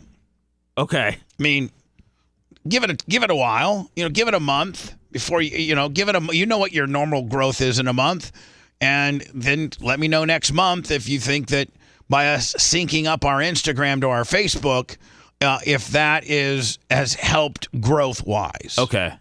But don't make that decision on 1 week. Give it a month. Give it the entire month of. Well, we just started August.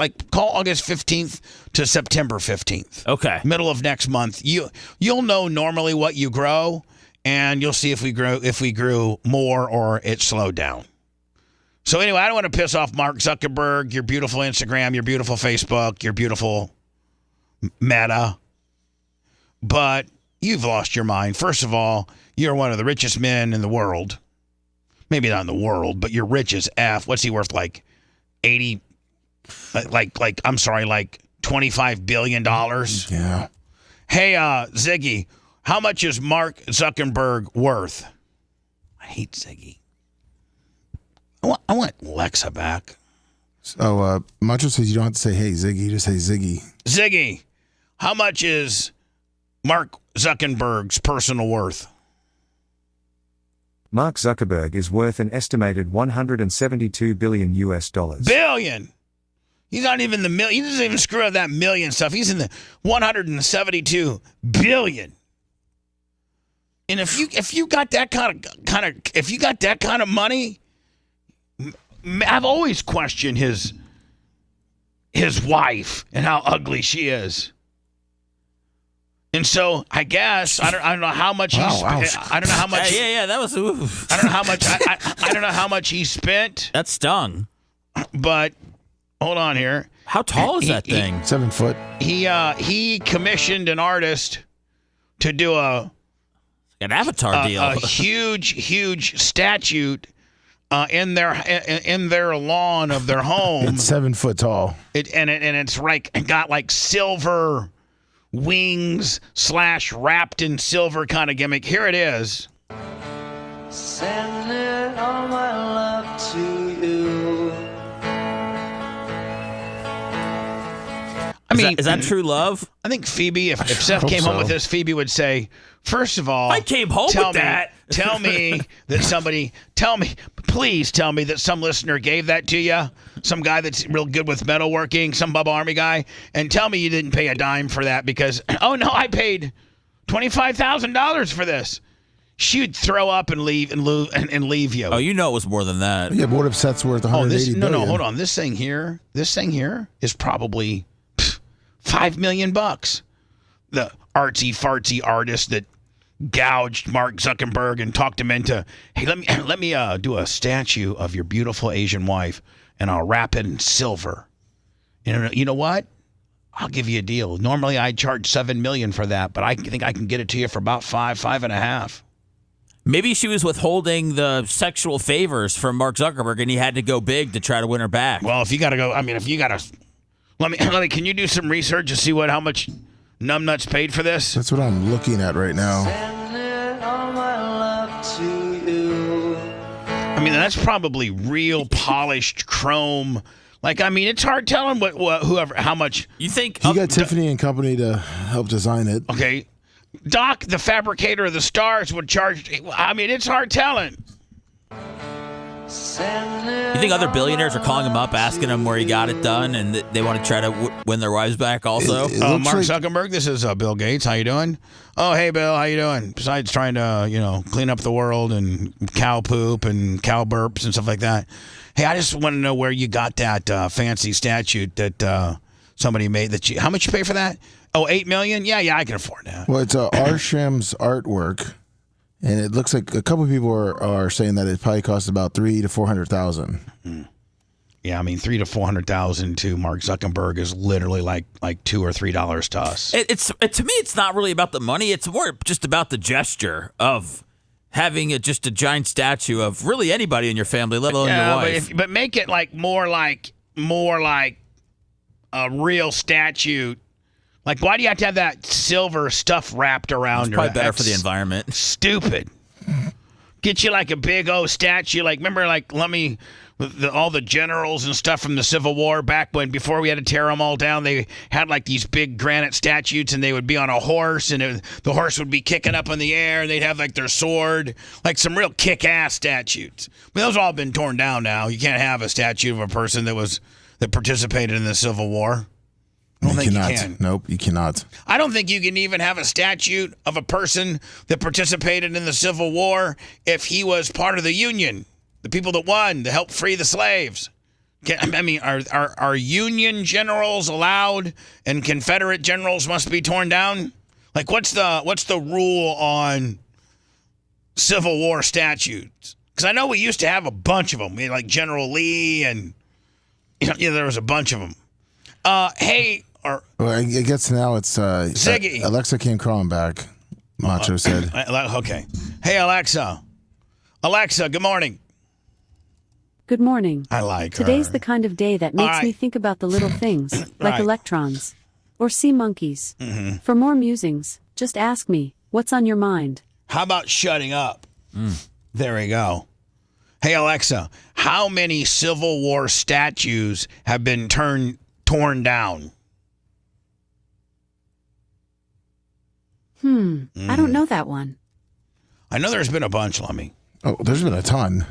But what I'm saying is, do the ones up north, the guys who are on the prevailing team, the winning team, the Union, why would you wouldn't want to tear those guys down because they were doing, the right thing.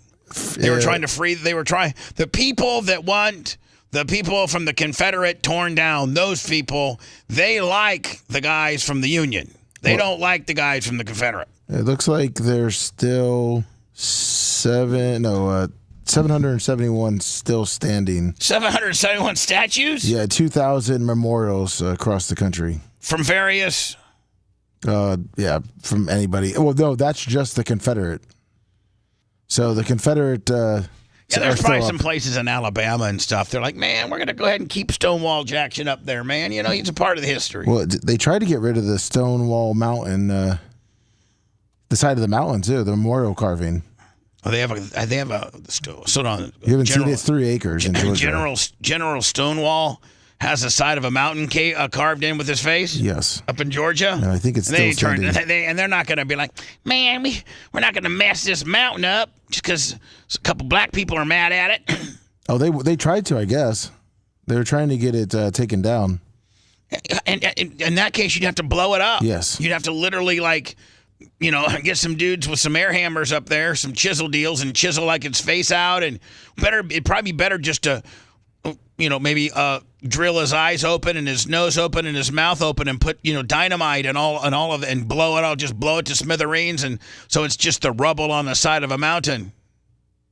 I sent it to you, too, if you want to see it. And it looks like they are planning on changing it. So Stonewall, Georgia, or whatever, the Stonewall Jackson. Stonewall Jackson and the Stonewall Mountain. That's how it looks originally. That's how it looks right now? Original. I'm trying to see what it looks like now, but they said they plan on changing it. Well, you just blow his head off? Then just blow the whole thing up. God, yeah. Man, when you got Stonewall Mountain and Stonewall Jackson in Georgia, and they're succumbing to the DEI /woke / everybody's a victim kind of deal. What's it hurt him being on the side of the mountain? Did everybody look like Abe Lincoln back in the day? Yeah, pretty much. Oh, man, poor women. You see the women, though, back there? Yeah, but you see the women, man? Yeah. They were awful dusty, too. I mean, I can only imagine what their vaginas smelled like. I'm real big on a good smell of vagina. But can you imagine if... I don't even know they had daily showers back then, did they? No, they'd have to go down to the creek and wash it with a palm frond. Right. I mean, you had to go down to the creek. Or at least have your, go down to the creek and get a bucket of water and bring it back to the house or the hut that you live in. And then, did they have soap back then? Did they make soap? Putting water on your vagina is one thing, but you got to soap it up. They were beta testing Axe body spray. Back during Civil War? That's right. Yeah. Yeah, I mean, I don't know. A lot of places didn't have running water, Lummy, so you had to go get a bucket. And Lummy, they didn't have razors. So can you imagine, old girl, by the time she's in her 20s, she's probably pretty ripe. That's disgusting. Whoa, that's the worst. Probably not a lot of oral back then. Probably not. Disgusting. I mean, thank God for razors and soap. Want to listen to the show on demand and on the go? Enlist today at BubbaArmyHQ.com. Sign up and start listening. The Bubba the Love Sponge Show will be back after this.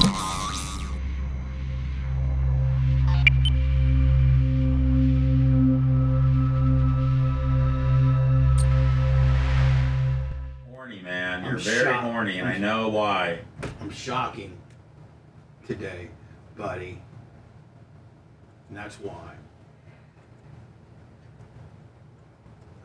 We also do have that new parody if you wanted to. What? Tampons in the boys' room. I thought we already had. Did we already play that? No, we didn't. We didn't get around to it yesterday.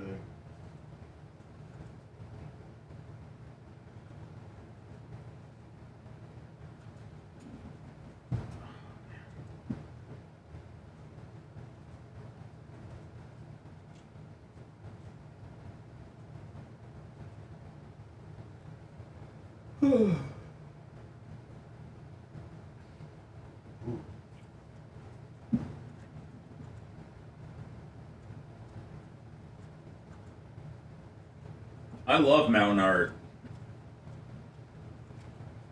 You like Mount Rushmore? Oh, yeah.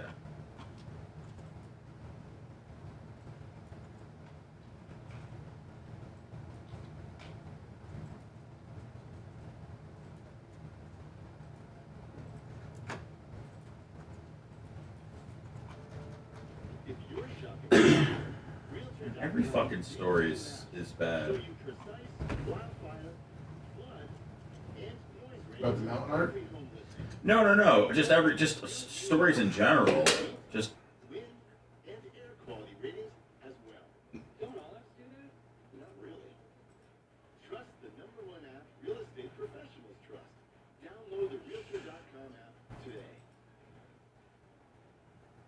Last thing they remember.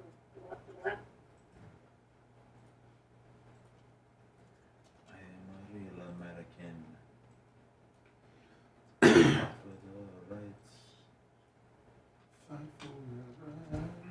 What up, 305? Fuck Thursday, man. This week's crawling. And I normally don't care how the week moves.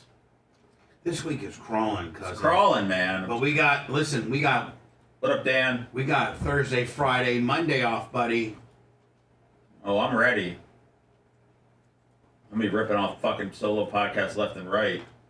Rubbing myself over my sweatshorts. Like a fucking vandal? Like a fucking vandal.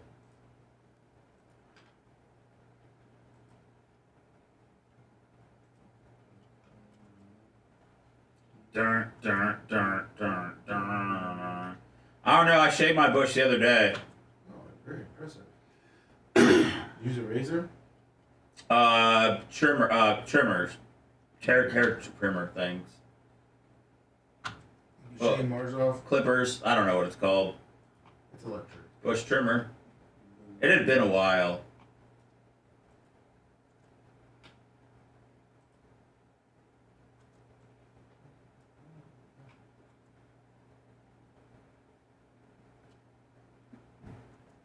Dude, I feel so good after I fucking get my back shaved and pubis region. You feel lighter? Oh my god, I feel just fucking great, man. Like, I'm not even lying. Like, putting on a shirt after I get my back shaved and where my back can feel the shirt and there's not the hair getting in the way is just, it makes you just love shirts.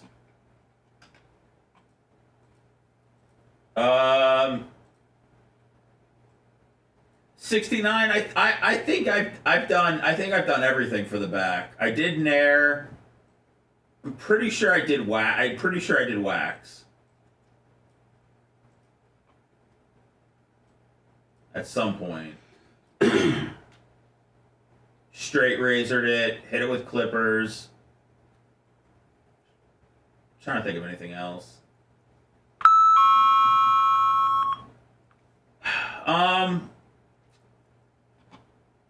My back probably doesn't get shaved as much as it should, but I'd say probably like once a month.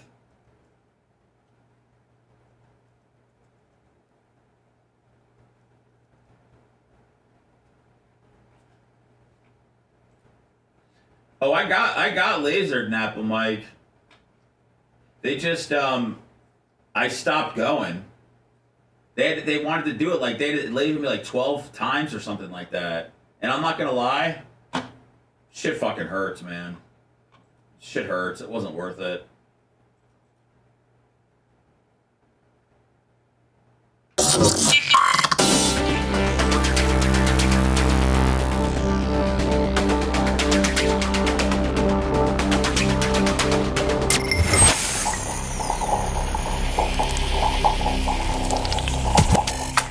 The Bubba the Love Sponge Show, listener supported via PayPal, Venmo, and Cash App, all at the Bubba Army. Now return.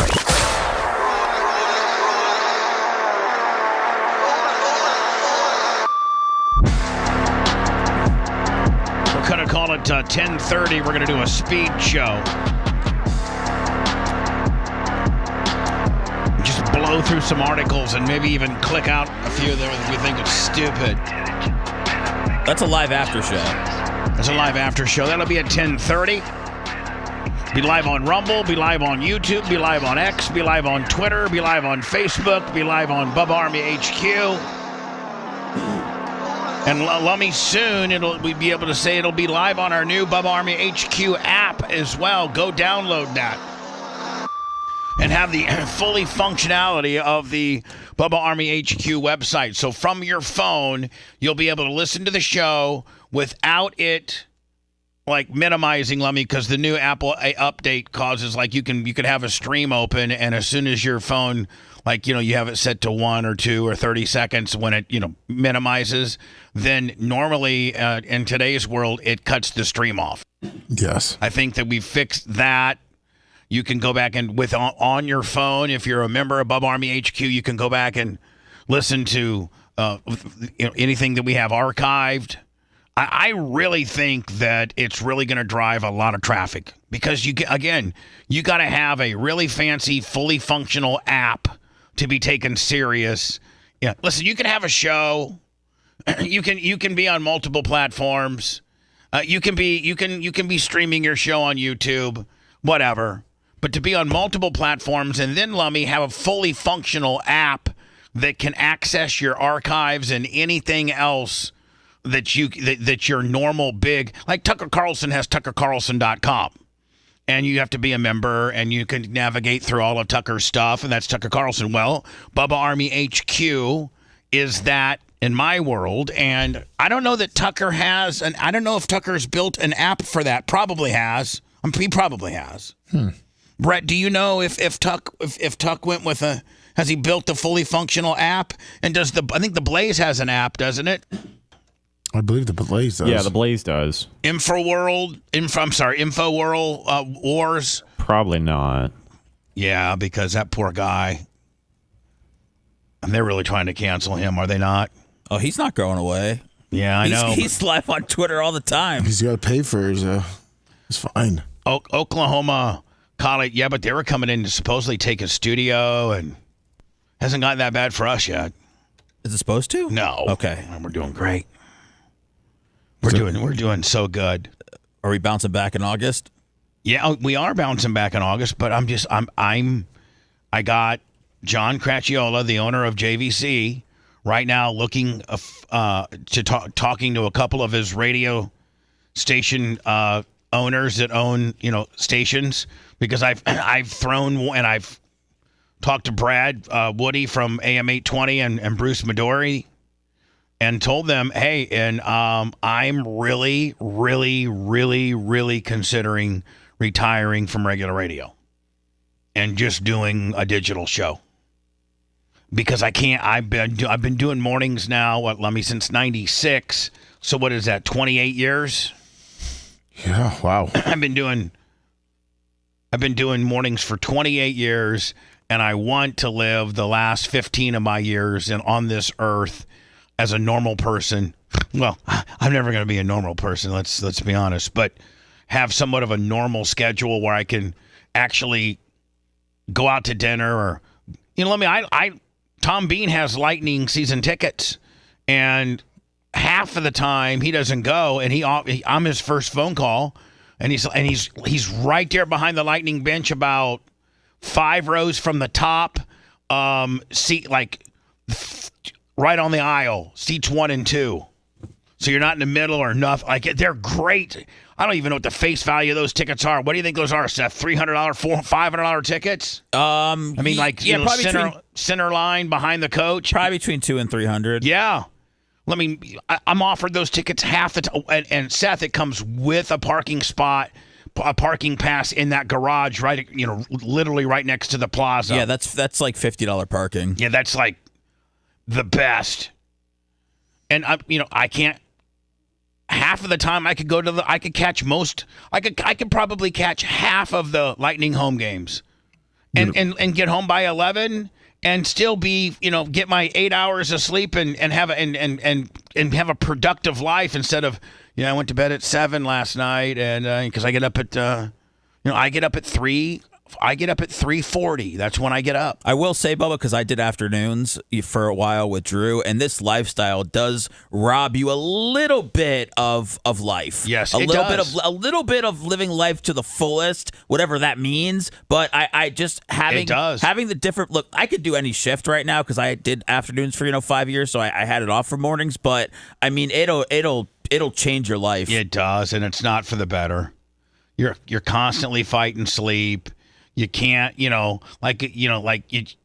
a great father, and I know you'd make time, but it's tough. Like if Lil Phoebes has a recital and it goes till 9:15. By the time you get home, it's 10. Like it makes it tough. I got open house tonight at 6:30 to 7:30, and then I'll be all wound up from the open house. I won't get to bed till 9, Bubba. 6 hours sleep. I can't go like that. Right. So I'm really seriously thinking about retiring. I'm going to let the doc run its course, see if that brings any added excitement to possibly my brand. Now, I wouldn't quit morning radio if I had, a dozen affiliates and some sexy ones at that. Primetime Toys 25, cash up. Thank you, my friend. So, did you see this in Oklahoma? Oklahoma college students suspect that they were drugged after ordering water and experiencing jerking movements during a Cancun vacation. This could happen to anybody. I know a friend. Mexico is so bad. Like, you got to know where you're going. I think you went to Mexico a few times. We had an apartment there. And, there's just some really, really, really, it's still kind of the Wild West for bad guys in Mexico. And bad hombres. I wouldn't be sending listen, if your daughters, your Oklahoma college student daughters want to go on spring break, there's so many places. They could go to South Padre Island in Texas. They could go to Panama City. They could go to Destin. They could go to Fort Lauderdale. They could go to Miami. They could go to Tampa. They could go to Fort Myers. You could go to Jacksonville. You could go to Charleston. There's just so many different places you can go and be safe in America than having to go to Mexico, because it is just all bad in Mexico. Yes. And somebody could slip your daughter some type of drug and rape and or kill her. And she could have just as good a time if she was partying in Destin. I'm just telling you. Yes. The last thing that if I'm Destin, or I'm Fort Walton Beach, or I'm Panama City, or I'm Clearwater, St. Pete, or I'm Fort Lauderdale, or Daytona Beach, or Miami, I'm coming with a hard promotional advertising campaign to all the Midwestern colleges saying, come to St. Pete Beach, man, where it's there's bars and there's food and there's the beach, and we won't harvest your organs or behead you. And you got a 99.9% chance of not getting killed. And in fact, the last 10 years of spring breaks, and there's probably been some deaths here and there, some paragliding accidents and things like that. Yeah. But you could give some stats. We've only had one person take a lick in the last 10 years, and that was because his paragliding rope, got tangled up into some electric wires. I was going to say every year, man, you do see a guy that's on a paraglider in Clearwater, and the strong winds breaks it away, and the rope breaks, and then they're going, and then they fly into a side of a hotel. Every year, not every year, but like every 5 years, we have some type of paragliding accident, and it usually ends up where they're up there 200-300 feet. And they're paragliding super cool. Then something either happens to the paraglide, like the sails, or the rope cuts, and they're just out there paragliding freestyle, and they've there's been instances where, and I think you could find stories, Lummy, where they've gone into the side of buildings and died. Don't paraglide. Please, you know what? If you're going to do something daring as a vacationer, being a Floridian that I am, and having lived on the water, and maybe about the most daring thing you might want to do is rent some jet skis. That's fun as hell. But you can still get hurt on some jet skis, man. Jet skis will kill you. They can explode. They'll kill you if you don't know what to do. I mean, let me. If you're headed for a guy. And most rookies will just let off the throttle, but they don't realize when you leave off the throttle, you don't have any more steering because it's steered through propulsion. So they're aiming for their buddy at 30 miles an hour. Their buddy's just sitting there waiting for them, and they let off the gas and they can't steer it, and they run right over their buddy and kill him. Meanwhile, what you got to do is you got to kick it to the side a little bit and give it a little gas to slow it down. Come in sideways, Lummy. Tokyo Drift, bitch. There you go. You're a pro. The last thing they remember was they had asked for a glass of water. A beach vacation in Mexico took a turn for the worst for a group of young couples. Hey, what's up, Shorty? Yeah. Stephanie Siders, whose son's girlfriend was hospitalized after what was supposed to be a dream vacation to Cancun, opened up to the news. Oh, okay. Okay, yeah. I guess this family opened up to the news, KOCO, about the terrifying incident. I mean, she's hot as hell. I know she's not doing too good. No. She's bedridden, grasping to life. And she's still hot while grasping. Man, you know you're hot when you're hot while grasping for life. You still looking good while you're hanging on to life, man. You're hot.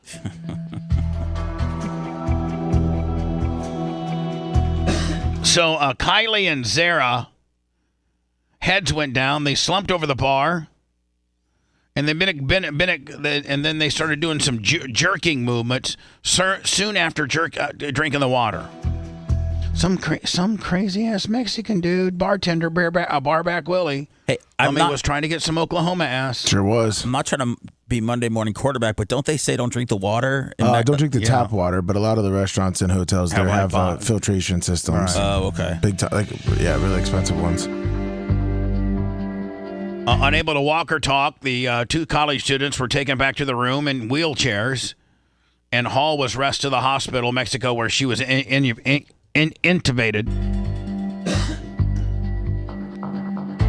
These girls don't look old enough to. No kidding. Her family then shelled out tens of thousands of dollars to get the young college student back to America, and she was med-flighted to a hospital in Dallas for proper treatment. Oh, man, let me look at her. She's on the full-blown, ventilator, life support Willie there. Doctors in the U.S. reportedly suspect Hall's and the other girl's water might have been spiked with a synthetic fentanyl. Man, this fentanyl. What do they do? What's the end game? Were they gonna try to rape the girls? They went a little too heavy on the fentanyl, but they were trying to get the girls groggy and then probably take them back to the hotel room and blast them because they're a couple of stinky, bar backing Mexicans that could never get two hot chicks from Oklahoma. Yeah, I'm not going to Mexico for no way, shape, or form. Stein's there as we speak. That's right. Well, he's probably still on the way. Is he probably on the boat? Yeah, Thursday. Yeah. Jim Harbaugh, new head coach of San Diego Chargers. I'm sorry, Los Angeles Chargers. Am I right? Yes. And just got handed down, if you would have stayed at Michigan, you were going to be suspended for 4 years? Yes, I think, 3 or 4 years. Yeah, I think it was 4. So you know that, man, if you're at Michigan and you got like Nick Saban type vibes where you've brought the program back to the point where you've won a national championship, that's your form. That's where you went to school.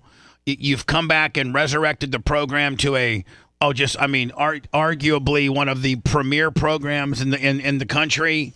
You know, Lummy, you don't lose that. You don't leave that job. No. Especially for the very volatile NFL, where you're dealing with millionaires that you really probably can't really Jim Harbaugh up too much. I've heard Jim Harbaugh's kind of a hard ass, kind of like a Nick Saban, Urban Meyer kind of deal. Yeah. Guys seem to really like him, though.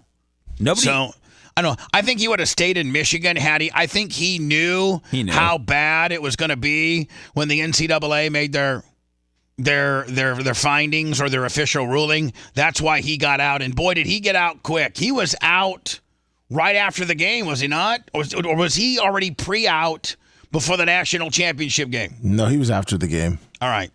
So he was after the game. Yes. But not that far after. Wait, didn't he let the coach coach the bowl game? The national championship game? No, never mind. No, he won the national championship game. Okay, never mind. Anyway, Jim Harbaugh, coach of the Chargers, offers Colin Kaepernick a job. Seth said Colin Kaepernick is an absolute idiot to turn this down. Well, it would be absolutely his way to get himself back into the league. He already got like $46 million from the league.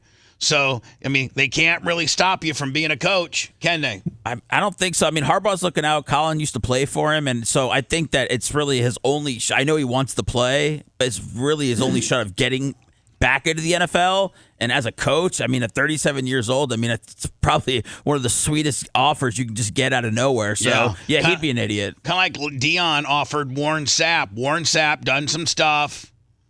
NFL fired him, Lummy. He did that hooker deal down in Phoenix. Yeah. And he was kind of blackballed from, commentary, coaching, things like that. And Dion gave him a chance to be a graduate assistant this year and then be the head defensive line coach next year, pending Warren finishes his education, which he did. He finished his education. He's now a graduate assistant this year for... Lummy, did you see that that video of that defensive lineman that knocked Sapp over? Yeah. Did you see that? Yeah. Send it to me, and we'll do that in Kaepernick next, okay? All right. If you liked that segment, then you'll definitely like the new redesigned BubbaArmyHQ.com. We'll be back to the Bubba the Love Sponge show after this.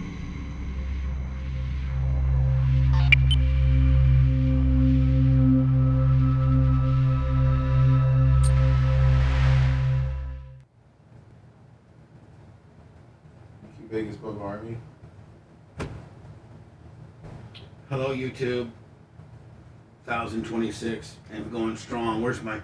There's my 3. I got 407 on the thumbs up. I appreciate that. See if we can get a few more. I mean, I got a G-ball in here. Chaos Possum Racing. Jeff Schwartz, Snarky, Snark, End Times, Johnny Z, 305, Michael McGinnis, Robert. Snark.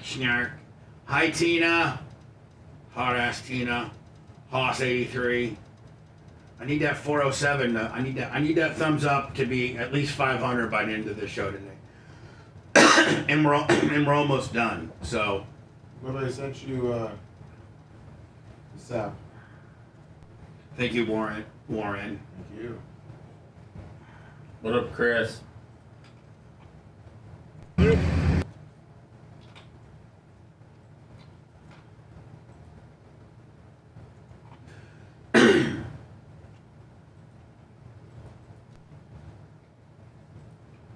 Where's my 409? I'm gonna keep refreshing. Come on, people. I'm back on you. Gary Cantrell. Hello, Gary Cantrell.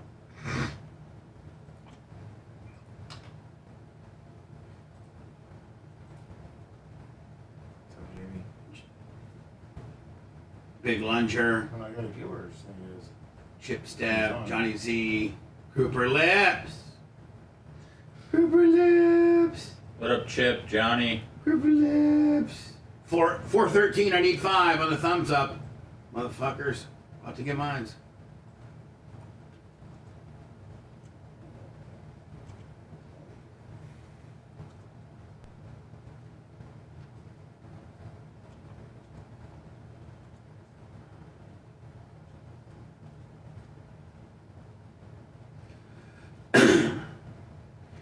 Maybe we'll play some My Bookie on the after show. Okay. Okay? Sounds good.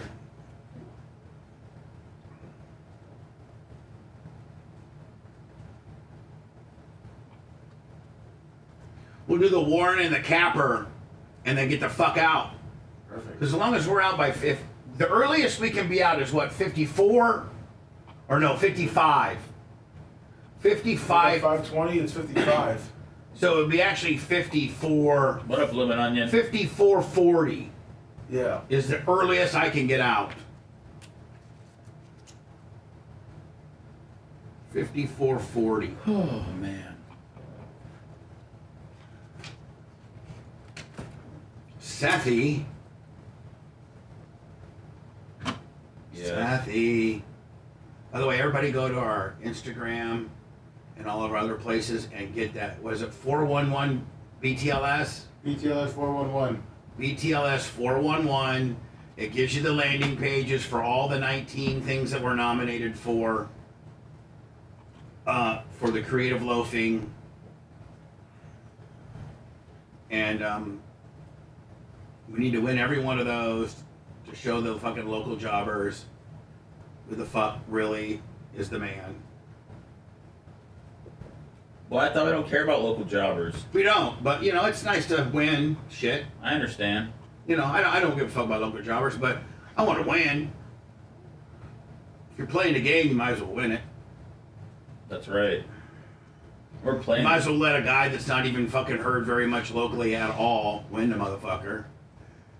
When, you know, you're Johnny fucking Yippee-Yo, big signal McGillicuddy, and I roll in here with my full digital effect and whip your fucking ass. I'm just saying, how's that make you feel, This kid? 820's a flamethrower. An 820's goddamn flamethrower, and 98.3 over in Pinellas County is a fucking flamethrower. So there you go with the flamethrowing, you know. Don't you know? Oh, yeah. Don't you know, Lummy? No, I know. Don't you know?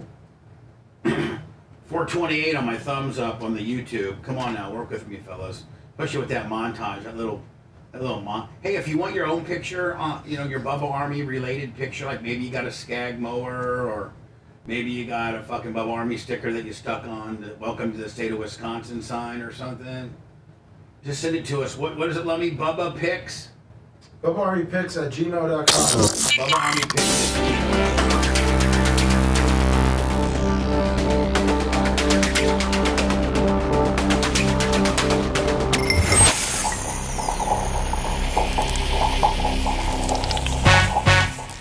A listener-supported sponge. It's the Bubba the Love Sponge Show. PayPal, Venmo, Cash App, all at the Bubba Army. Now returns.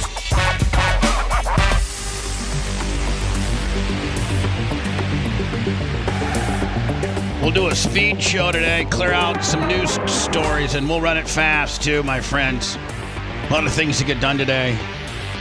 I did the big funeral home gimmick yesterday. Thank you to Thomas Dobie for handling it's such a very sad situation, the nicest that you can. Let me, Big E, $20 on the super chat.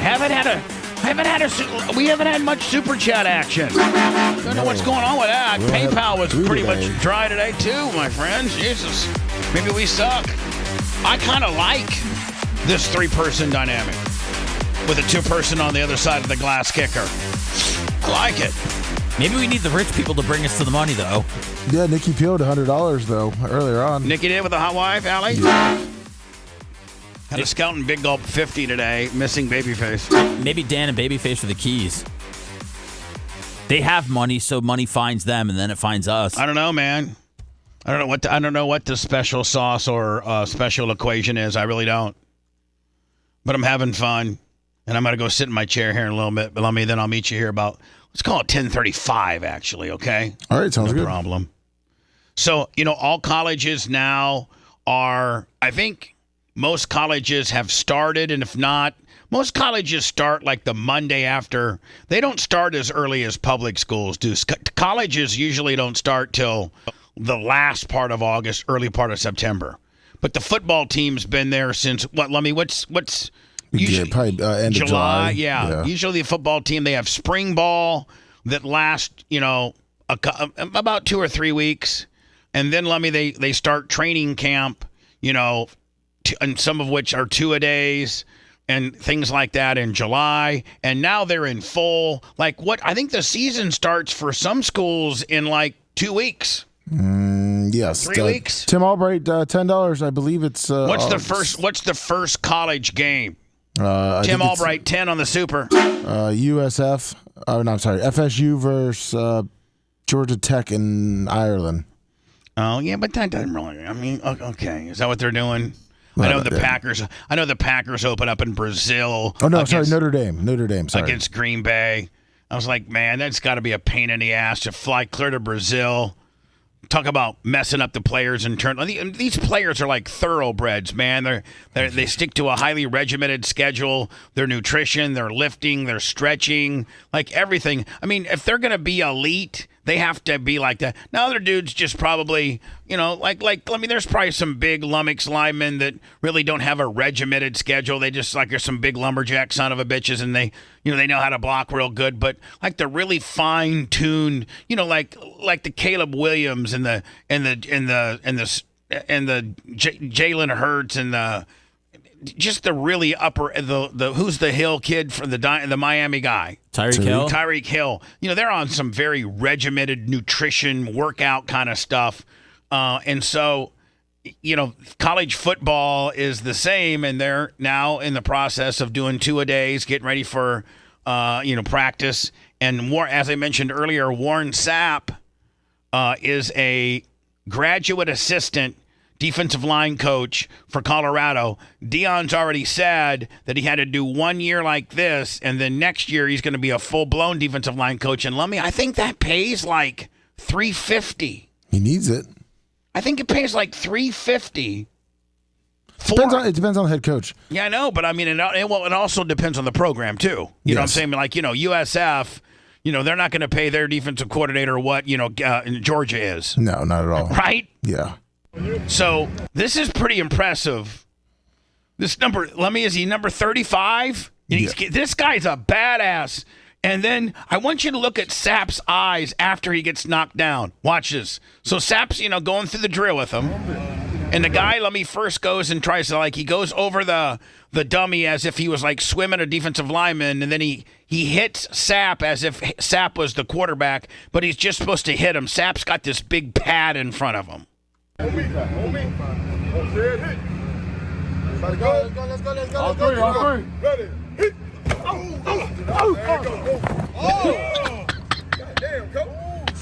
Goddamn, coach. Listen. Now, I want you to look at Sapp's eyes when he gets up. Watch. It's going big up 20. Just watch. Hey, man, LOC, man. Watch Sapp. LOC. Watch Sapp right here. Look at him. Look at Sapp. What in the hell just hit me? He's probably knocked a coach or two over in his day. Yeah. Look right here. What in the hell just happened? Bubba, he's wearing, you can see when he gets knocked over, he's wearing sandals. I don't know if that changes anything at all. So let's see. Let's see if this defensive line guy is a little more prepared, because I think Sapp kind of got caught off guard as to the violence of the drill.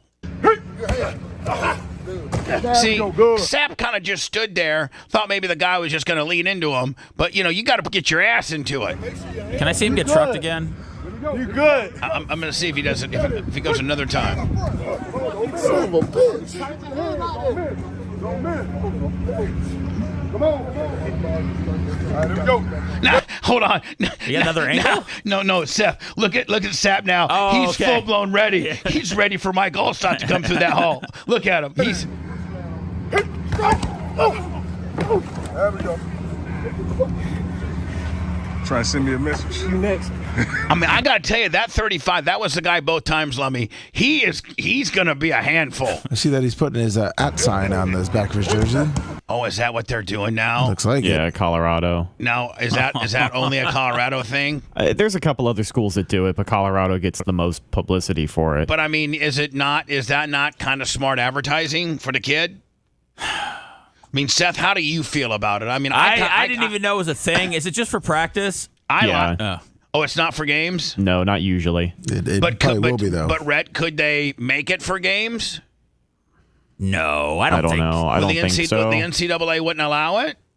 I don't think they care, to be honest with you, because they do alternate names on jerseys all the time. I know, so why couldn't you have your app? I don't think there's any reason they couldn't. They'd catch a lot of crap for it, though. Man, I don't care. Deion's been catching crap. Deion ain't putting up with no nonsense. Deion's actually needs to kind of, and I'm, in my opinion, friend of mine, needs to kind of maybe tone it down a little bit. He's toning it up. He is. I love that he's back in his press conferences saying what stations he's going to talk to and what stations he's not going to talk to. If you've said one bad word about Deion, he's like Richard Nixon. He throws you out of the whole deal. Lummy, we'll do a speed show, okay, buddy? Sounds good. We'll do the Colin Kaepernick. Maybe play some mybookie.com. By the way, go to mybookie.com. Use promo code BUBBA. I'll get you some extra dollars upon your first deposit. mybookie.com. All right, buddy? Sounds good. Speed show. 10:35. Speed show, Lummy. 10:35 across all platforms. Stoner and Loner out now. Stoner and Loner available for downloading now wherever you get your podcasting needs. Appreciate you. Thanks for letting me finish. You've been listening to the Bubba the Love Sponge Show, starring me, Bubba the Love Sponge, co-host and show historian Lumet, Co-host Dr. Dan Diaco, Esquire of Council. Co-host J. Diaco, Esquire, the Spitting Cobra of Council.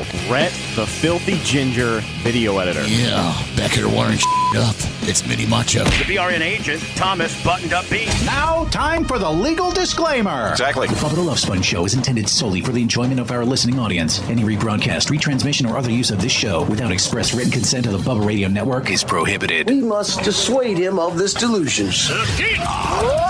Until next time, always remember. I'll repeat hello.